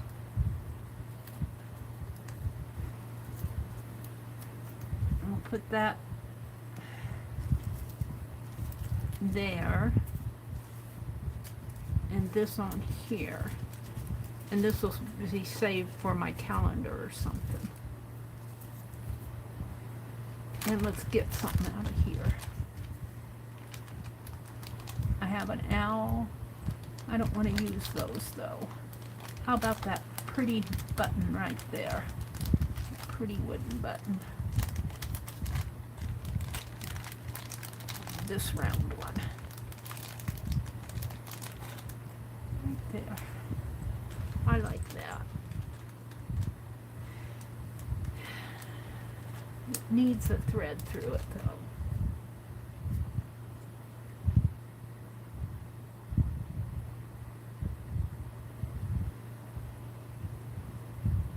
I get creative.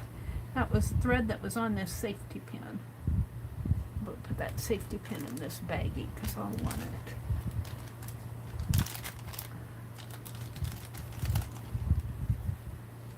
Alright, let's put this thread.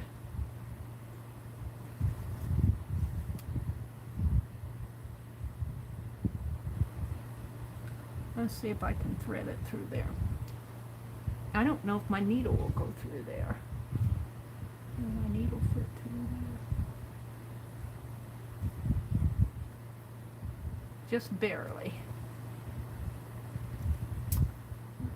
My stuff is blowing away. Can I get this threaded? Mm-hmm. Almost had it.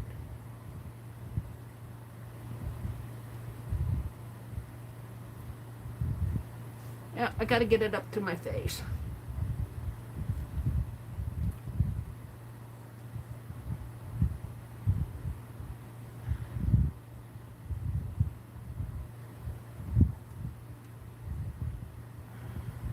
Hold the phone. I don't know if I can thread this. It's a double thread. Hold the phone.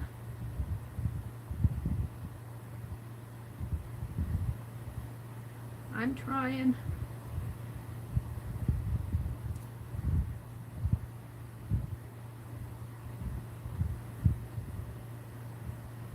Yeah, that's not gonna work. I need another thread. Let's do a black thread because I have it here. Over here.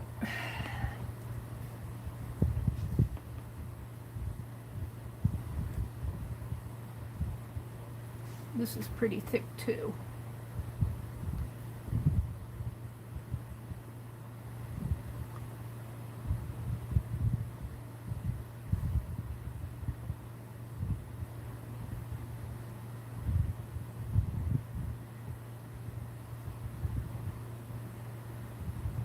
But I did it. Yay!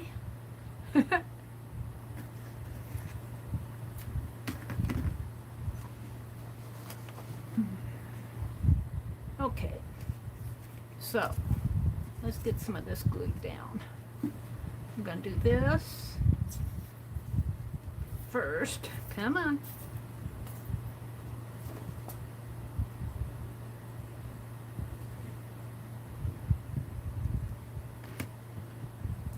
a strip of fabric on there. And then we're going to do this. Let's kind of tear this. It's too straight. It's too straight. It's got to be more crunchy. All right, I'm going to put the button here, so it's okay to have that come down a little. I'm going to put it in there.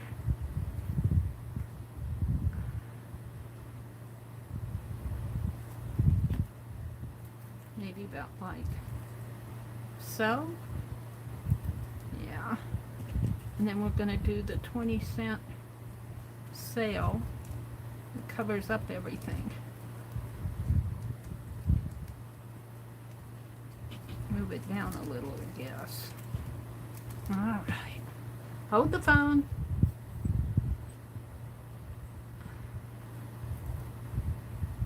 I'm going to put some glue here for the button.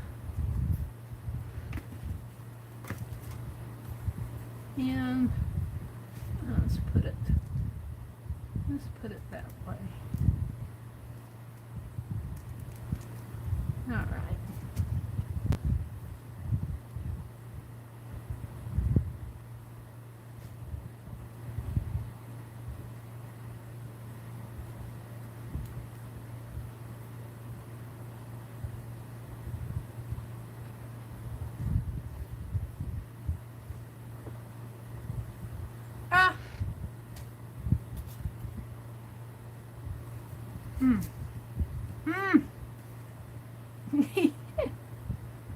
Catching on to everything.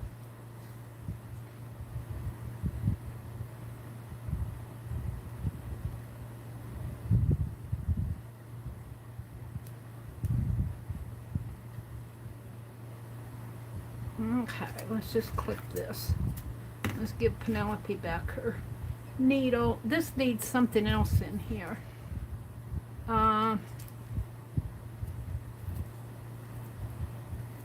Maybe I have another little scrap over here.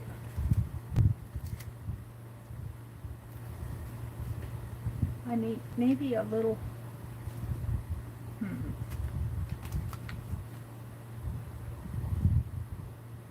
a little something like this. This came out of that spine of that book.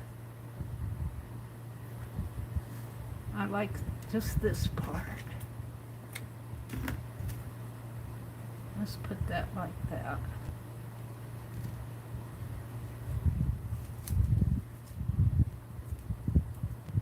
Funny how that stuff grabs onto stuff.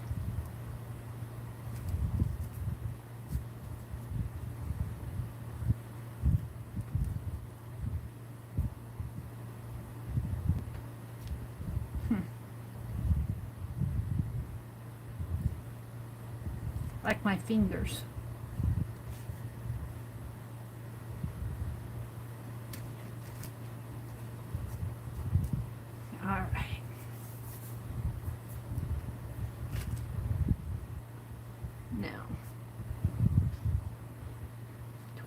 This too, I think I do. Let's pull this down and double it and put it right in there.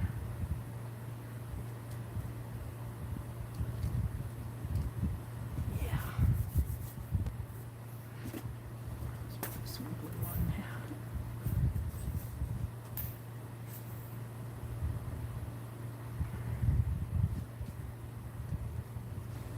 There and glue on the back of my button.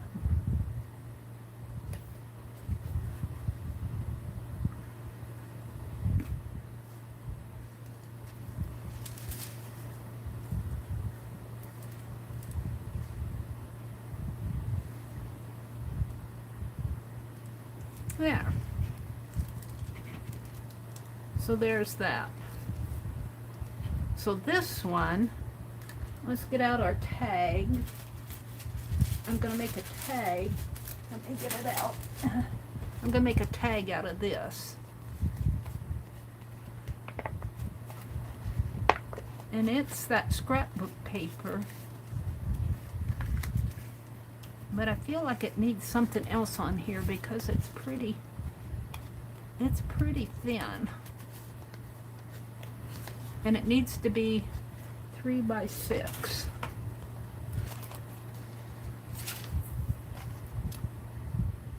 So I need to cut a 1/2 inch off of this, which will probably come off there. And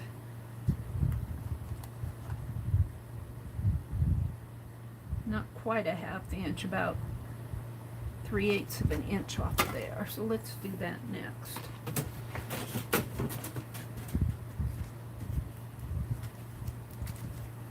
This is a tag that I'm going to do for Beth Schuler's group. If I get them done, if I work on them, I might get them all done by the end of August. I think it's the end of August.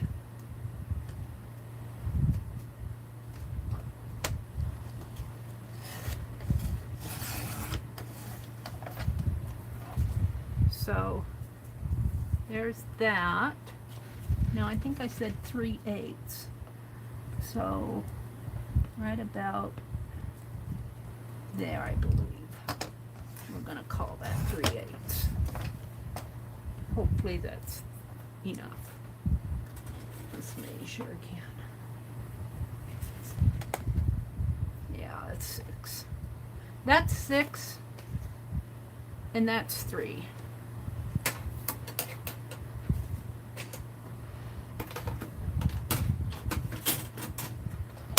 Now I have the corner punch, but I don't have it without getting up and going across the room.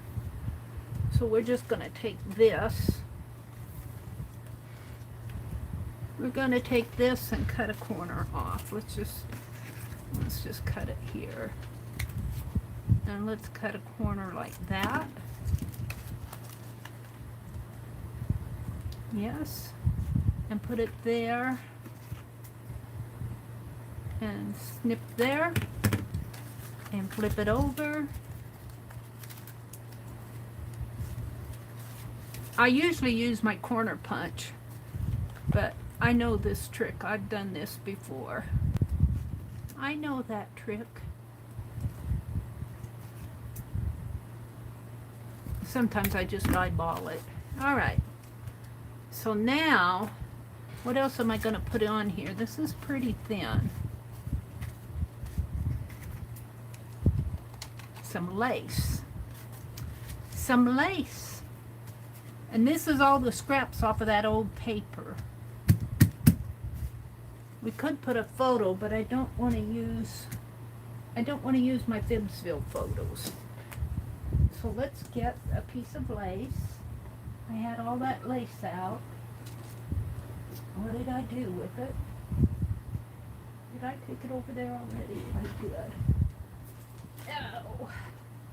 Let's get a piece of that pretty lace out. And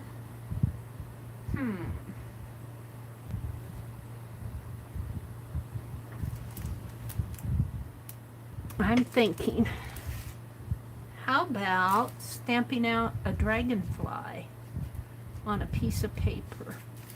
Now this lace is quite large. I could put it on the back and let it.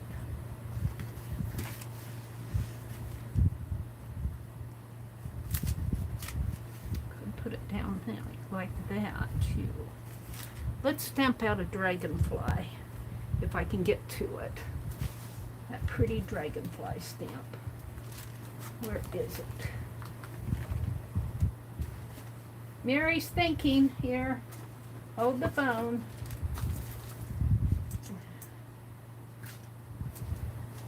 I got it here somewhere. Is that it? Yes. And you know what would be fun to do is to stamp it out on a piece of that old newspaper. Let's try that. Stamp that dragonfly out on a piece of that old newspaper. Now he's going to be wider than 3 inches. We'll have to cut him down, but where did I put my old newspaper? Down here. Let's grab a piece of old newspaper here and see how he stamps out. We'll just take the top sheet. Wouldn't that be fun? I'm going to move you guys. I need the desk space. Janet, see Cheryl's bail above. Meri, Cheryl sent you a PayPal? Oh, Cheryl! I don't see it on my tablet. Hold it, wait. How far above is? Meri, the bulky stuff should wait until you get it in the book. Yeah, I got it in the book. Let me look at my other phone up above. I don't see those things on my tablet. I don't see it here. Oh, you sent me a PayPal. Oh, I wouldn't see that in chat. Yeah. Thank you, Cheryl. Thank you so much. Aw, Cheryl, that's so kind of you. She sent me a PayPal. Now we're going to cut this right down here. There's some personal mentions in here. Mrs. Joshua Whittington of Burkett Street is recovering from a long and severe illness. Born to Mr. and Mrs. Howard of Canaan Street, a daughter. Reverend Charles Lee is having a pleasant sojourn at Lake George in northern New York.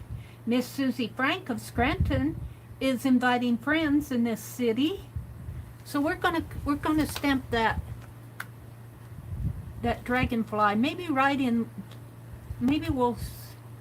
Let's see. 3 inches would be. And it will probably have to be about 2.5. Oh, well, that's 2.5 inches is about like that. So we got plenty of space. And this is 3.5 inches.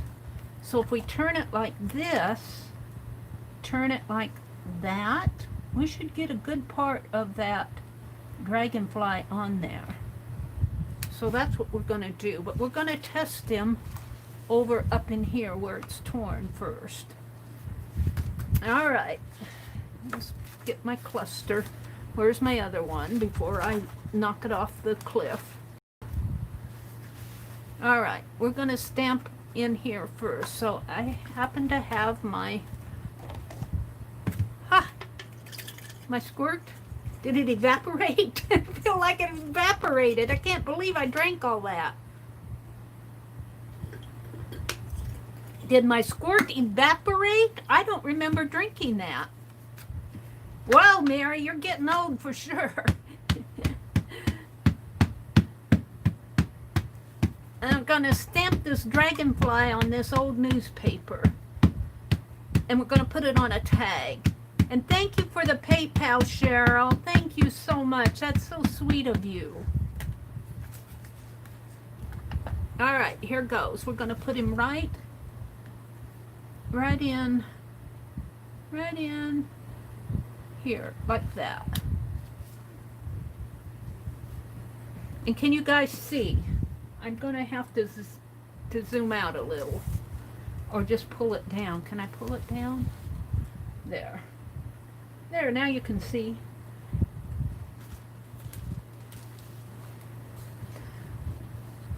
And forgive my fingernails. I don't do the pretty fingernail stuff because I'll just mess them up anyway. So I get them pretty messy. All right, let's see what happened here. Oh, I love it. I love it. So now we're going to stamp it down here with where the personal mentions are. Right in there. So let's do that again. And we're going to put that on our tag. And I might put that in my journal.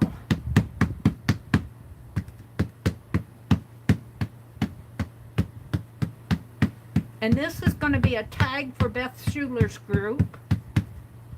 Yes, it is. And maybe if I make these tags in my streams, I'll get them done. You know what I should do? No, let's just do it. Let's move it up a little. About like that. And their wings, his wings will get clipped off because this paper is too fragile to let it go over the edge. It'll break off anyway.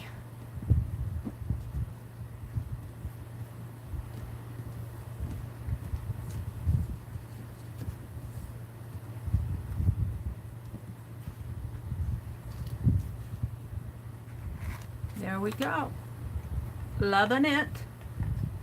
Loving it. Now,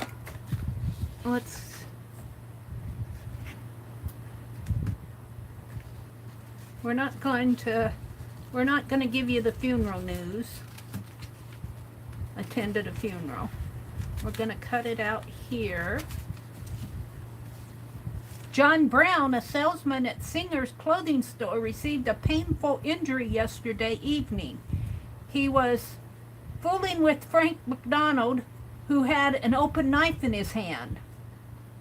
During the something I stamped over, it had several of his something fingers gashed. Ouch! He shouldn't be fooling with McDonald, whoever he was. All right, I'm going to cut down here just to give myself enough room. And up this way. Now this is way more than 3 inches. I mean 2.5 inches, but I'm giving myself plenty of room here. And we're going to cut here. Come on. There we go. So we're going to save that out for the tag, and this I think I'm just going to tear and put in my journal.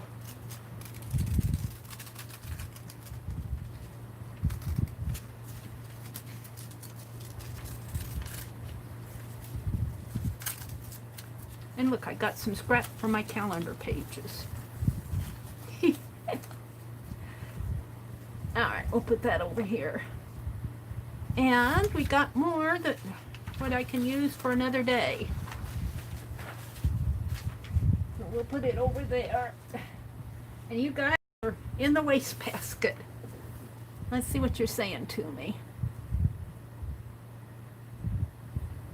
Thank you, Cheryl.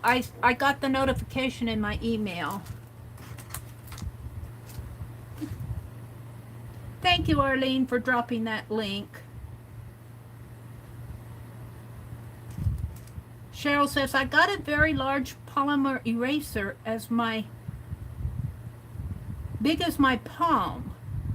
Where did you get that? Where did you get that? A polymer eraser as big as your palm. That's interesting. All right, where's my tag? I set it aside to dry. So we're going to put it here. Now, the Dragonfly, I think I'm going to tear the edges. So let's just start gently tearing the edge here.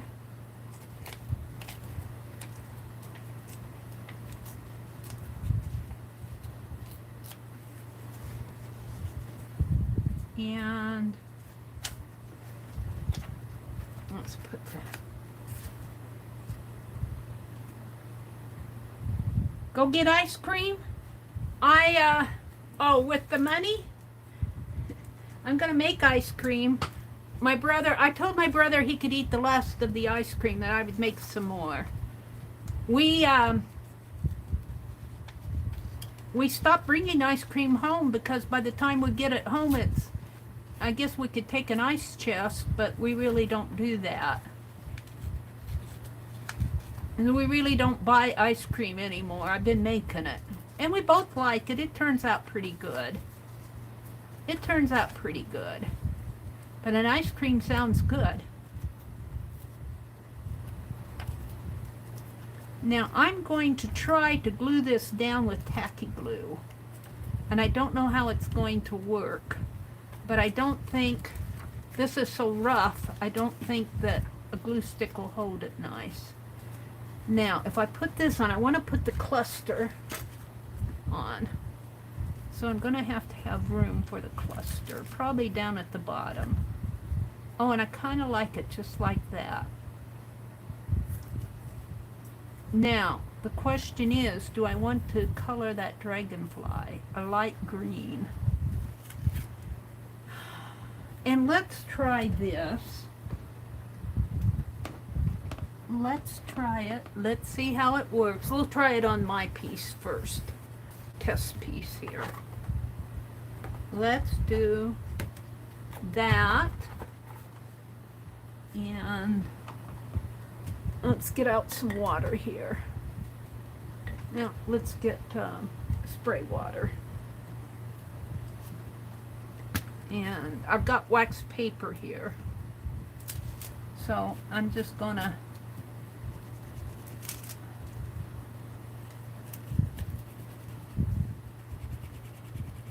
put some color here on my wax paper.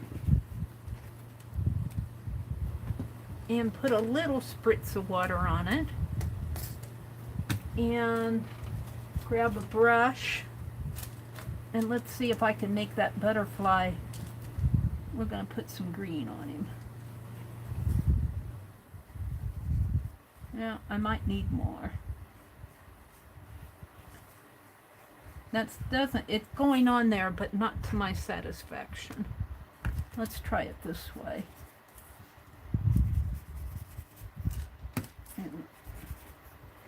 I don't know if I can get that fast enough. It's soaking in. It soaks in pretty fast. I don't know if this will work or not. There we go.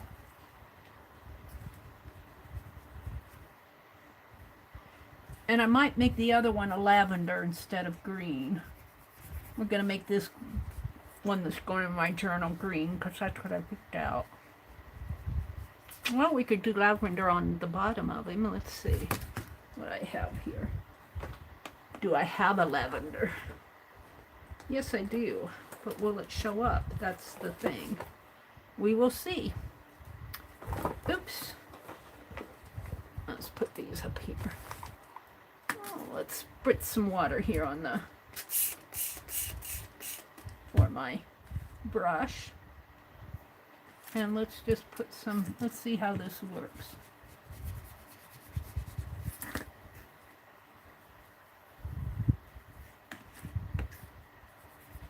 Kind of turns brown, but that's okay.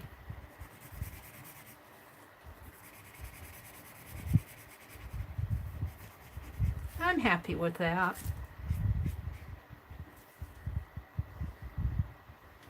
And just for the fun of it, let's try a little blue. See if I can do some blue in here. Blue at the top of his wings. I don't know what dragonflies look like. Brown on his body. Let's give him a goldish brown body. This is my test one.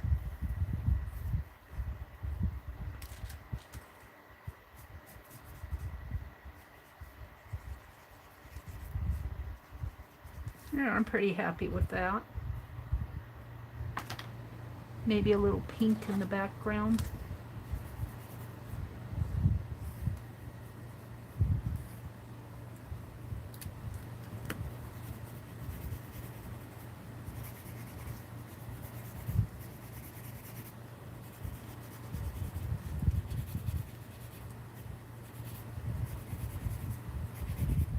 We'll see how that turns out.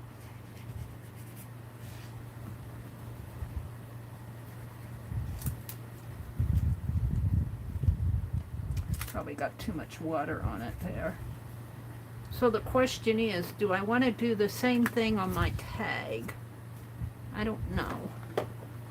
Maybe just a little, well, I don't know.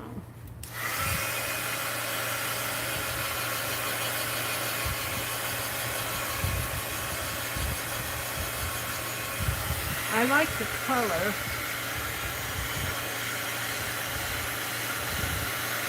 No, it doesn't. It soaks right into this newsprint. It doesn't spread too much on the newsprint. It soaks right in. That newsprint is really absorbent. I kind of like him. I kind of like him. The gold body kind of disappeared on me. Where's my gold? Let's see if I can't do him a little bit better here. This is a gold color. There. Shall we color the one that I'm going to put on the tag?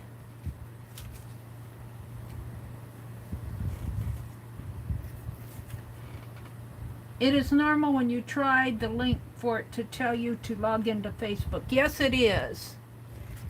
Especially if you're not logged in. It asks me to log in all the time.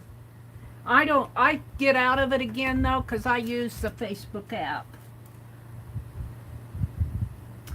So,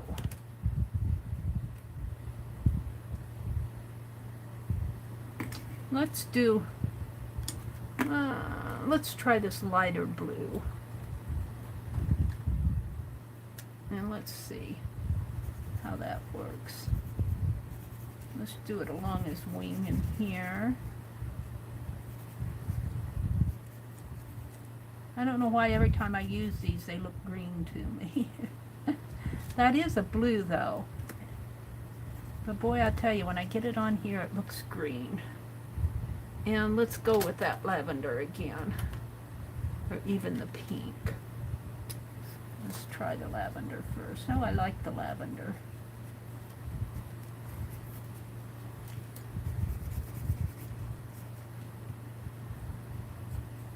Let's go with the pink down below.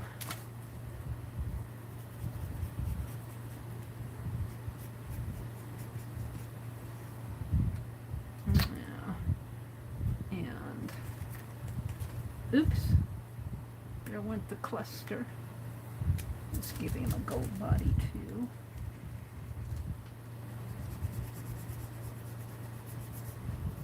And then I think I'm going to take, where's that yellow? The yellow doesn't work too good for me. It's pretty dried up. That's gold again.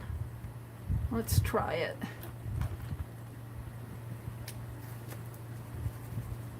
Well, it's working okay on here, around the edges.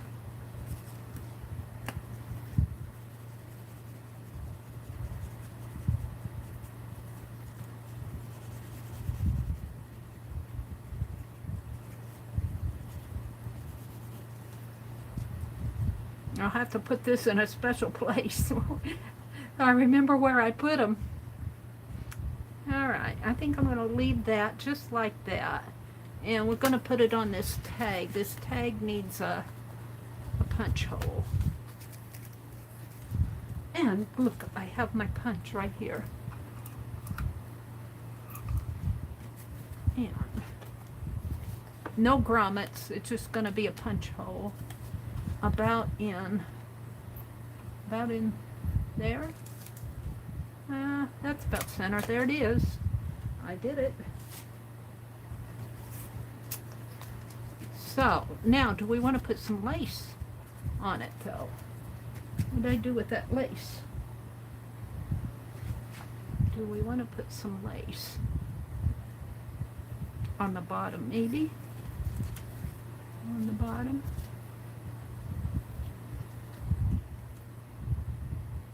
Or we could just put it all the way like this and put that here. We need the, do we want it like that? I don't know. It covers up most of the pretty lace.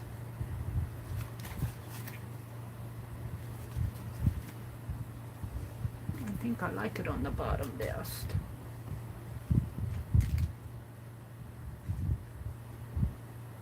The other way.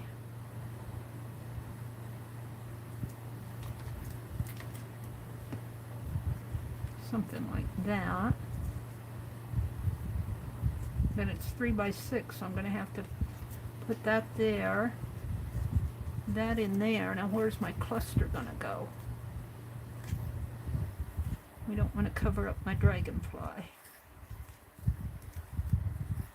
We could pull him down a little further.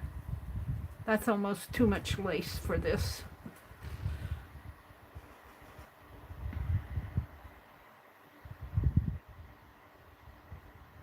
Tag.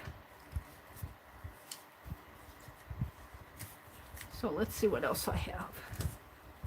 Hold the phone. I'm making a tag.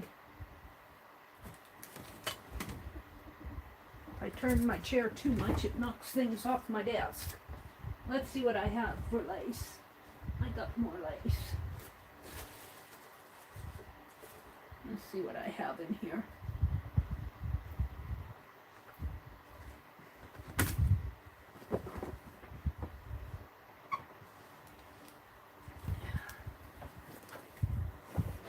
Let's see what I have.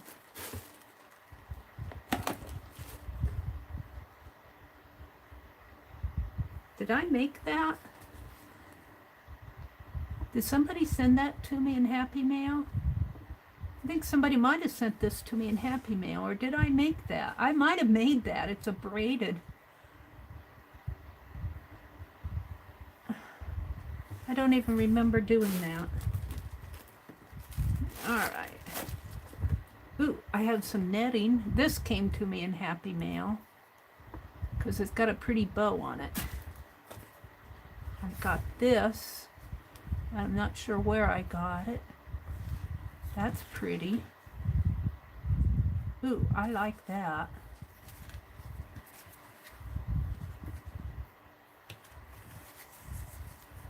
Let's put that there. Let's put some of this here. And that cluster is almost too much. I could pull this clear up there, put my cluster here, put that lace there. And I think that's what I'll do. This has to come almost to the top. So let's tear it. Let's tear it. This won't be hard. Just fold it there. It almost pulls off itself, right?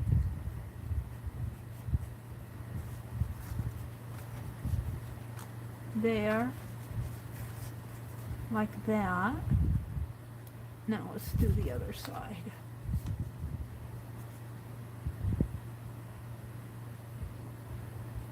Right there. Is that right? No, that's good enough. Oh.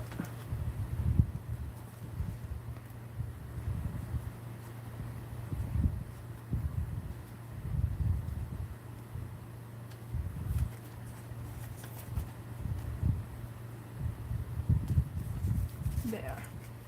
Now we're going to put that dragonfly way up at the top. And then I'm going to put a piece of this beautiful trim right down here at the bottom. And then the cluster is going to come in here. It might go the other way. We'll see.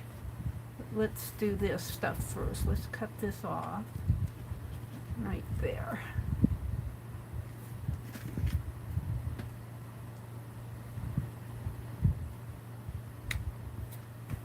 Okay. Put that stuff away. Put this away. Put this away. All right. What time is it? 10:18. I'll probably close out after I do this tag. We've had a lot of fun doing that. FIBSville. Let's see, I'm done with my colors, so let's put those away. My super tips. Get them off of my desk so I have room to work.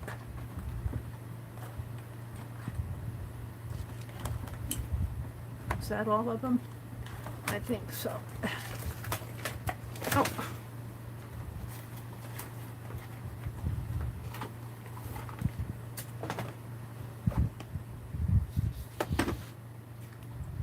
All right.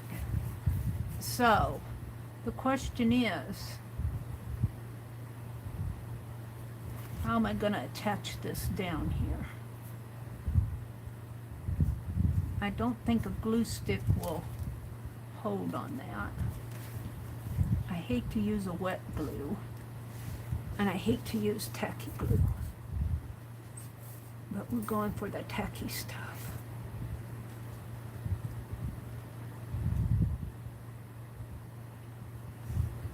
And I need my little spreader. Where is it?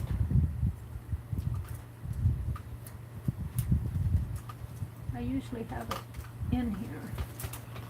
Where did it go?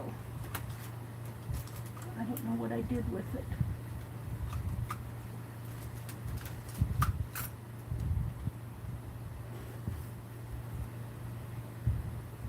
I'll use my finger. Don't look, Suze. Alright.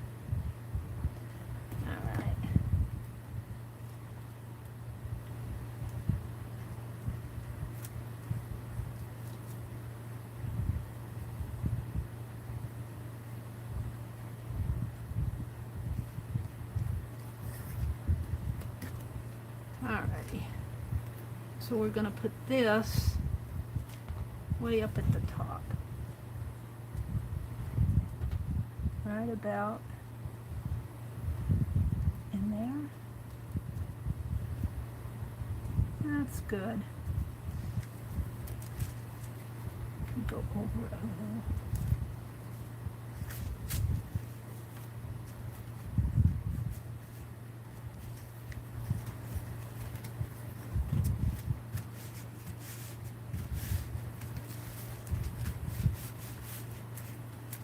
See, and I've got pretty on the back, that pretty craft paper's on the back. Now, we're going to put this on next. This trim is going to go down in here. And let's make a line right in here.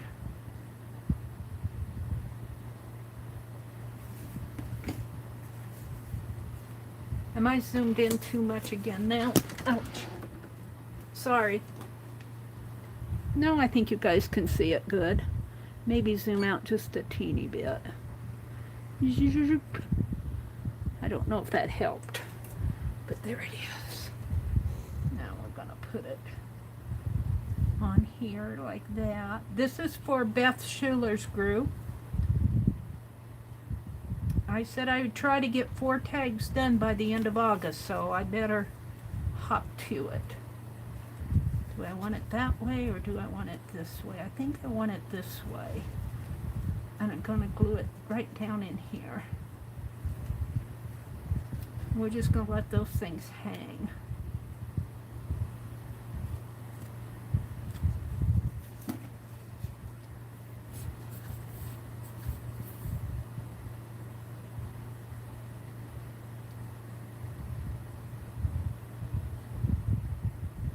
Going to give that quite a bit of glue.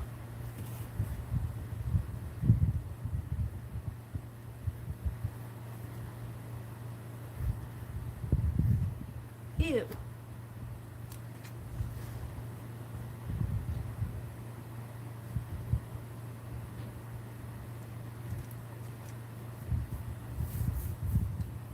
Right down in there. Like that. Oh, and you know what? We have this beautiful gold ribbon that Sue sent me. Won't that make a nice tie? We're going to use that. This is never going to stay. I could fold it over, but I think I'm going to clip it off. That 20 cents is never going to stay as 20 cents. I guess I could try to reinforce it on the back. Let's try and see if I can put a reinforcement. No, I think I'm just going to clip it off. It'll tear off anyway because it's just that fragile newspaper. There. Oh, we could put it on here. It just looks like a design, but there. Alright, now Let's repunch that hole.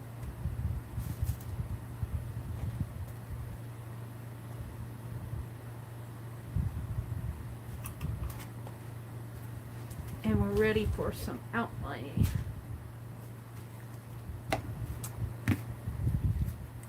We're ready for some distress on the edge. I'm pretty happy with it. So what should I use? Should I? Yeah, let's clear this. Let's clean this off. Clean my goo off of my glue. The goo off of the glue. Yeah. And get the cap back on it. And let's see. I have, hold the phone, I was looking at this stuff. Let's try, how about some distress stain? Rusty hinge. Ranger calls this fluid dye. And let's put some along the edges. Ooh, I like that. I do.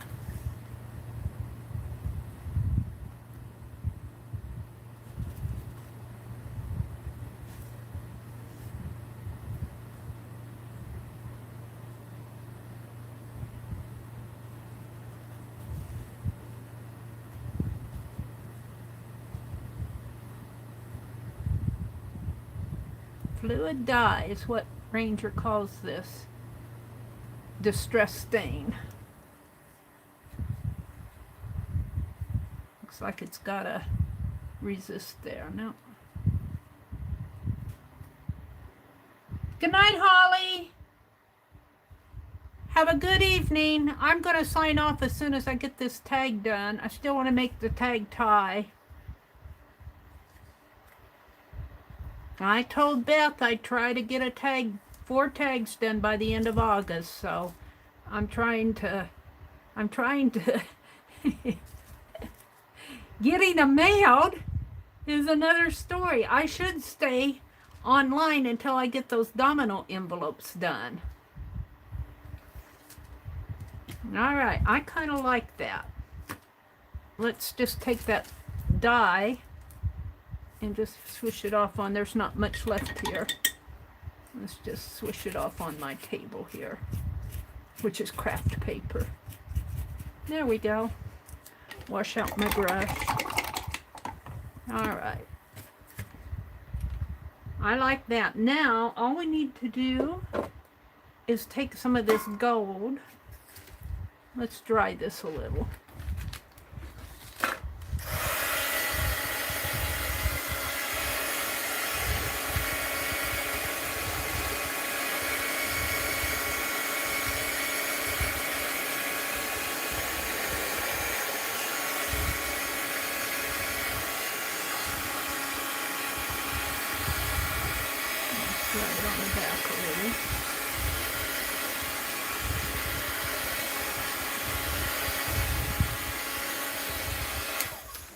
And you know what? I feel like putting one of these flowers.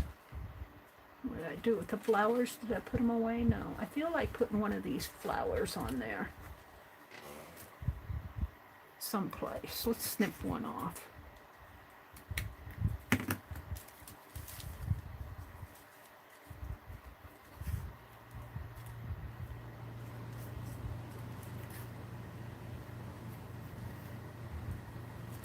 Not there. Maybe right there. Or maybe in there. No, I think over here. Should be up a little. Up there? No. I like it there best, I think. They're all saying good. That stain would be good on sellotape. It might be because it it kind of dried here.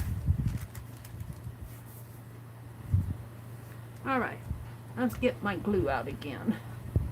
I'm going to put that daisy on here.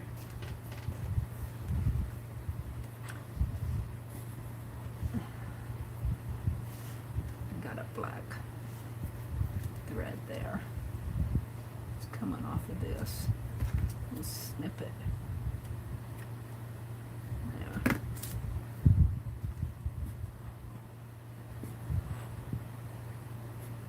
I guess I'll put it on here.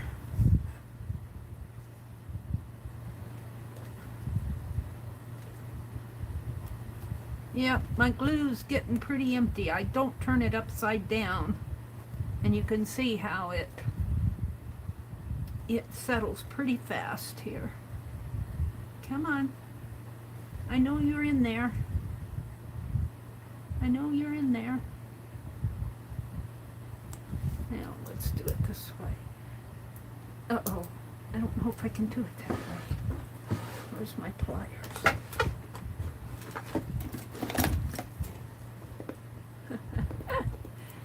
There's more than one way to get glue out of an empty bottle. The thing of it is, I want to use it all. I should just turn it upside down and leave it upside down, but I can see through there. It's just a lot of glue that needs to be used. Let's get this big long. See, there's plenty of good glue left in there.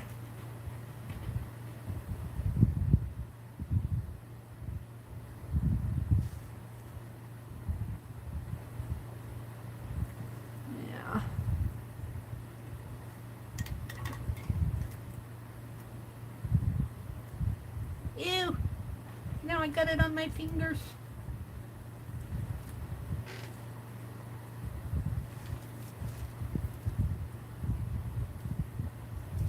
Now I'm going to leave it like that. Now I just have to do the ties. And I think I'll use... What shall I use? I pretty much have used all my... except for Becky's. And I'm saving Becky's.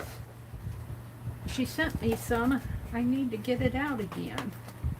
What did I do with that bag of ties that Becky sent? Yeah, I bought that rickrack and what else? Seam binding. Yeah, not there. Hold the phone. I gotta find something to mix with this.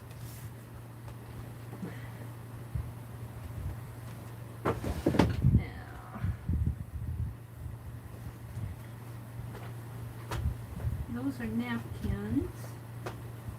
Napkins. I might have to get up and go across the room.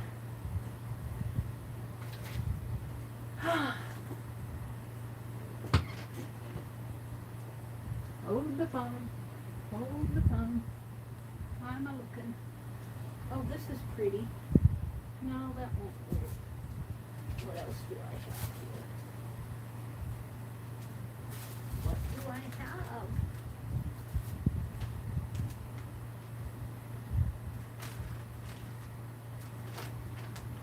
I think I got this at Hobby Lobby. I have something. I have something.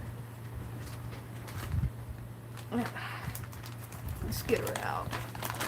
I think I got this at Hobby Lobby. I know I did. It's got a sell price on it. No, I got it at the thrift store for 50 cents. It's a braid, but I'm gonna mix it with this and make a, let's see. Let's just open it up. I think I got it at the thrift store because they marked it for 50 cents. It cost $5.31. Whoa! I'll go thrifting. Go thrifting. That's all I can tell you is to go thrifting. I couldn't pay $5.31 for this. Gotta find the, let's put the glue away. This is the last thing I'm working on. This is the last thing. All right. So we're gonna mix some of this with some of this.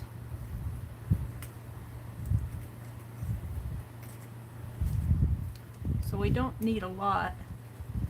Probably about like, it's got to be tied in a knot, so maybe about to there.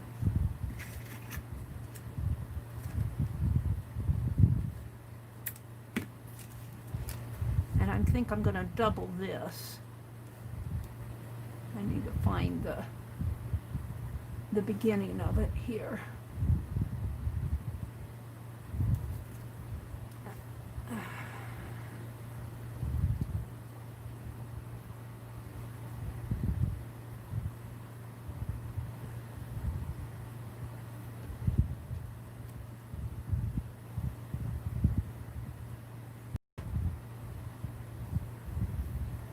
So I want to double.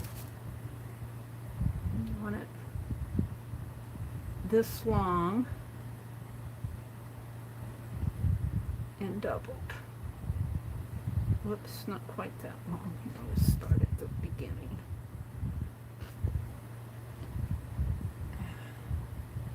There.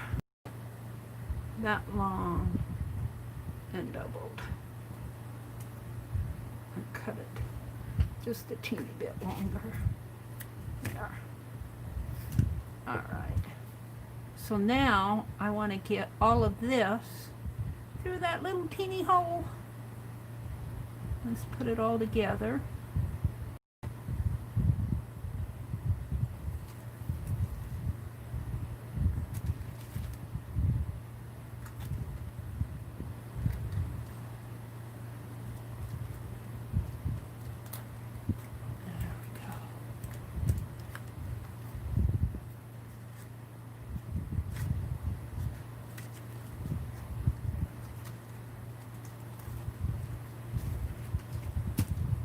Get this out of my way.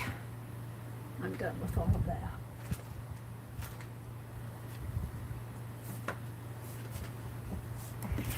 Look, I have more scrap already. I have more scrap that I tore off that tag.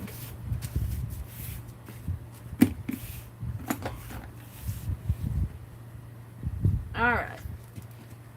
So now, to tie it, this trim may not tie so good. I might have to glue it once I get it tied.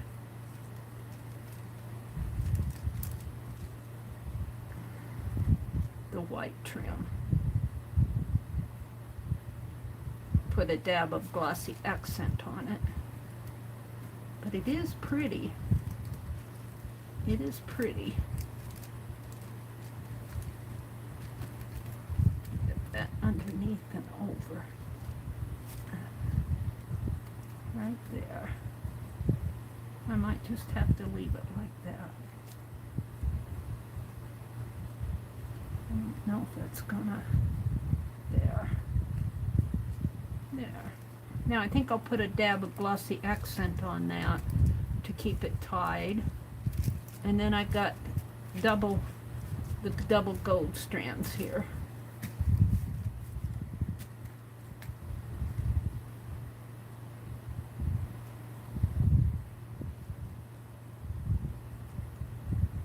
They are going to go there, like that. And I need to cut that loop. There. All right.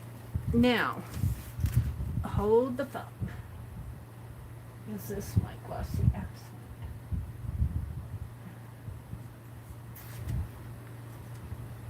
And I know I'm 10 feet away from my desk again. Because I got up.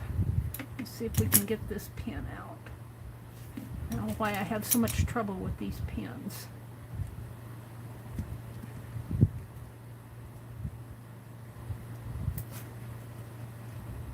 pulled the whole cap off.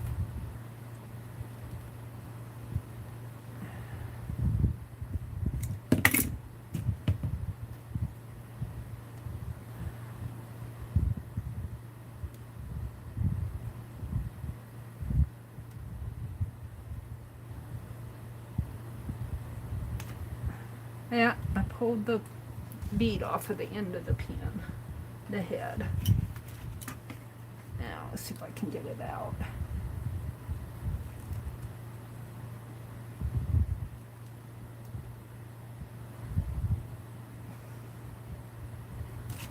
Wow. Wow.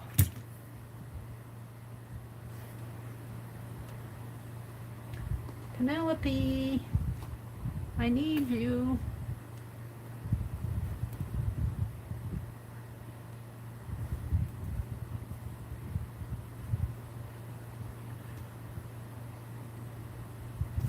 Ouch. Gunk in there.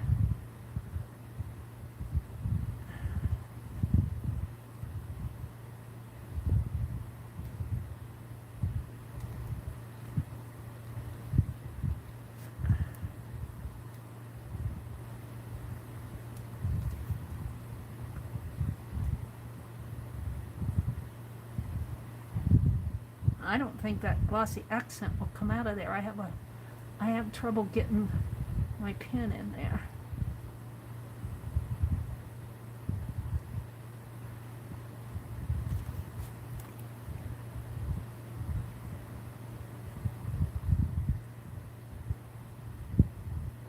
I see a teeny little hole. I don't know, it might work.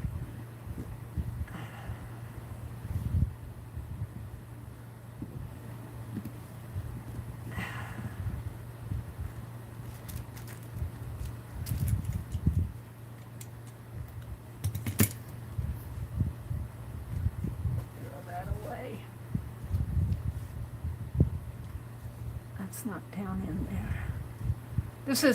I've had this glossy accent for a while. I don't know if that's gonna work. I feel some coming out. Yeah, it's coming out. I'm just gonna put glossy accent on it to hold it. I'm gonna do it on the back too.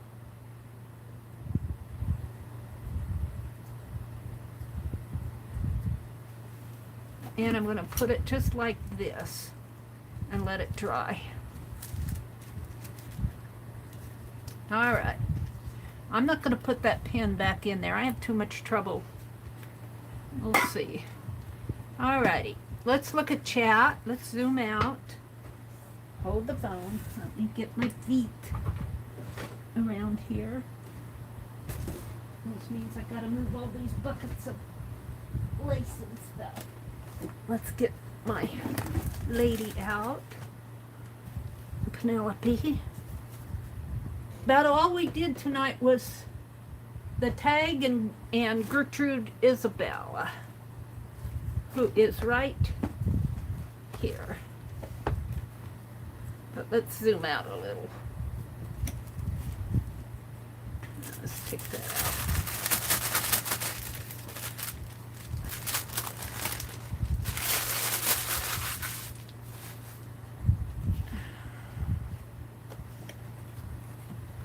We had a lot of fun making up her story, didn't we? And I'm going to copy her story. Down. And I really like to journal it, but I haven't decided how yet. So, there we go. Do I need to zoom out? No, I don't. I think I'll leave it just like that. Maybe move this over a little. Yeah. Whoops. No, I really messed it up, didn't I? Down a little.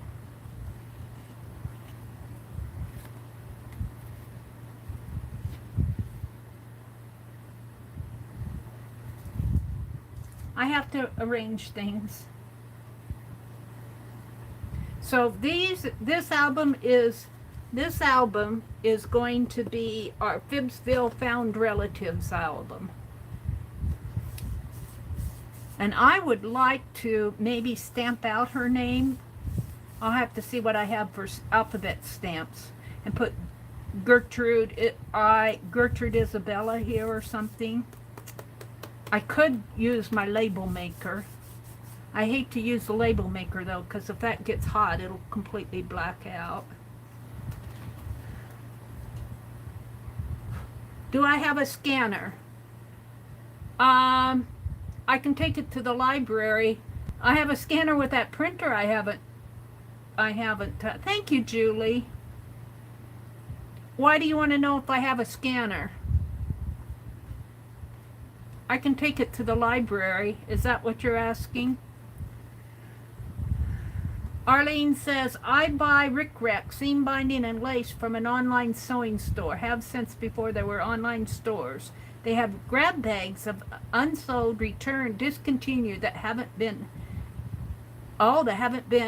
used yet? Cool.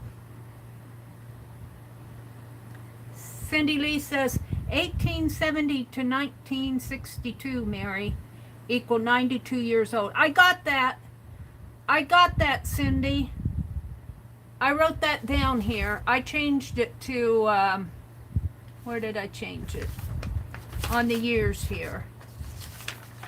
I changed it to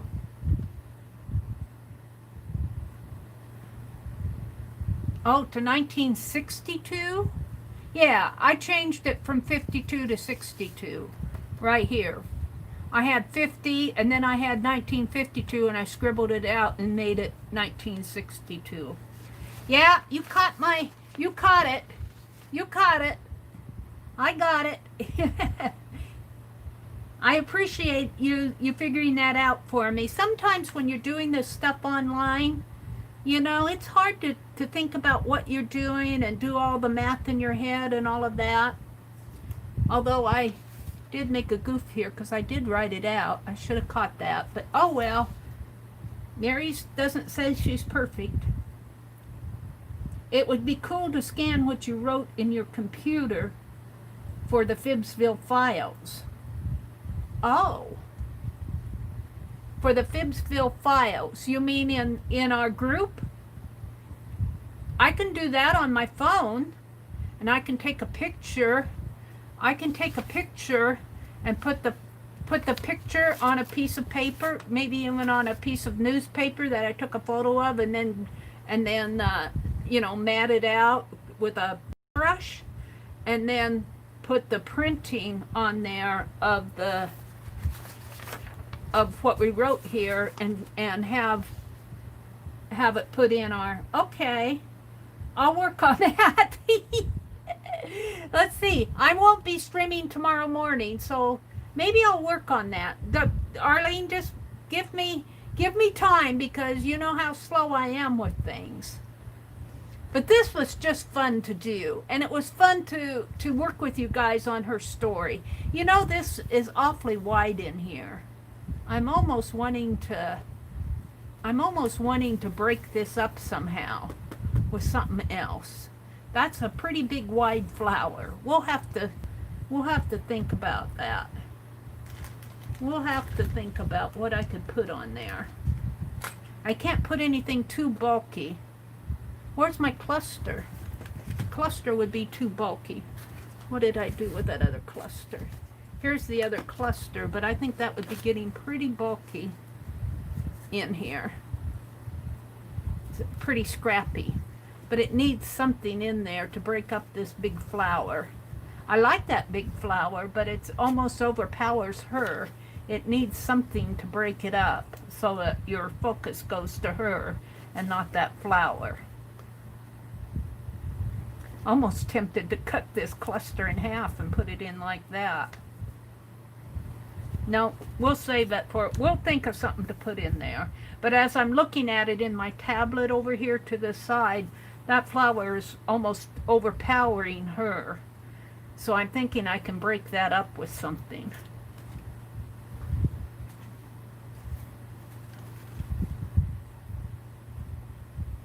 I'm looking over here. You know, even a piece of text. Something like that. And maybe a little something on top of it. So that breaks up the, and I don't even have to put it there. I can move it over a little. And let that lace show in there. I'm going to leave that there for now. I'm not going to glue it down.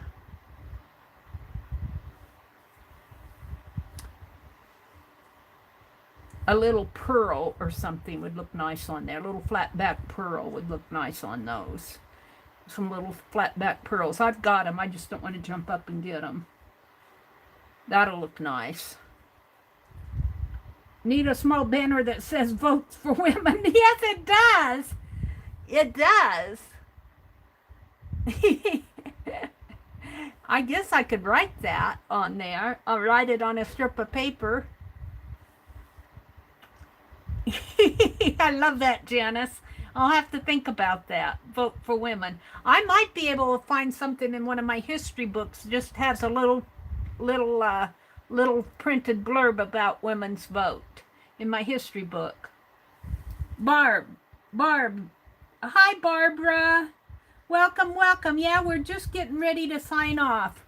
We did a FIBSville story about Gertrude Isabella Broadmeyer. She was a FIBSville suffragette. So I'll try to get that all typed in, Arlene. Okay, you guys, it is almost 11 o'clock here, so I am going to sign off.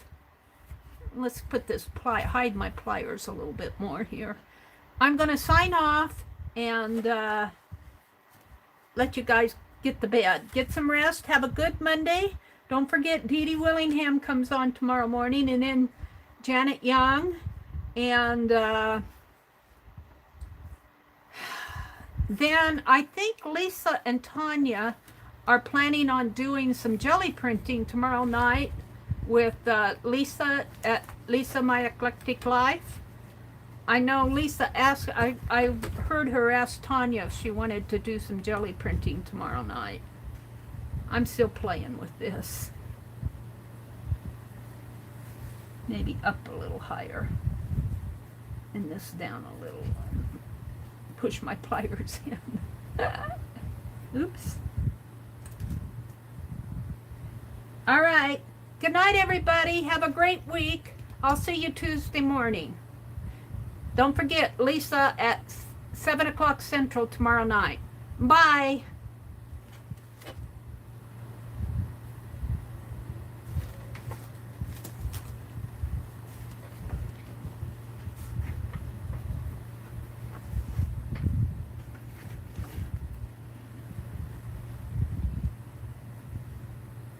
You're going to buy a plate, Joyce? Good for you. You'll have fun with it. It will not be wasted money. It will not be wasted money. I just saw that as I was signing out here.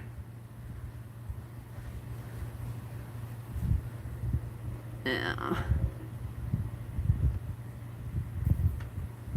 I got too much stuff on my desk. I want to get a good picture of this. All right. Good night.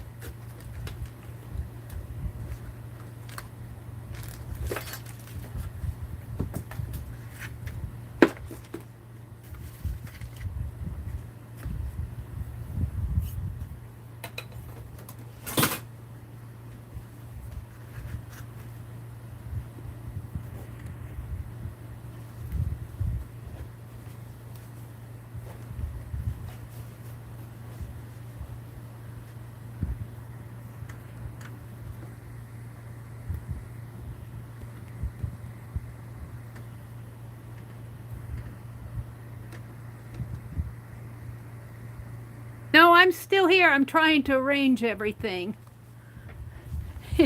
I'm trying to arrange everything for a picture. I'm still here. I'm trying to get it set up for a thumbnail. I'm very, there.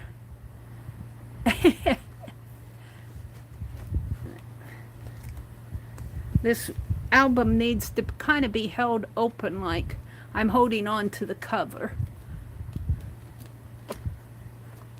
to hold this page up even. There we go. All right. Now, final good night.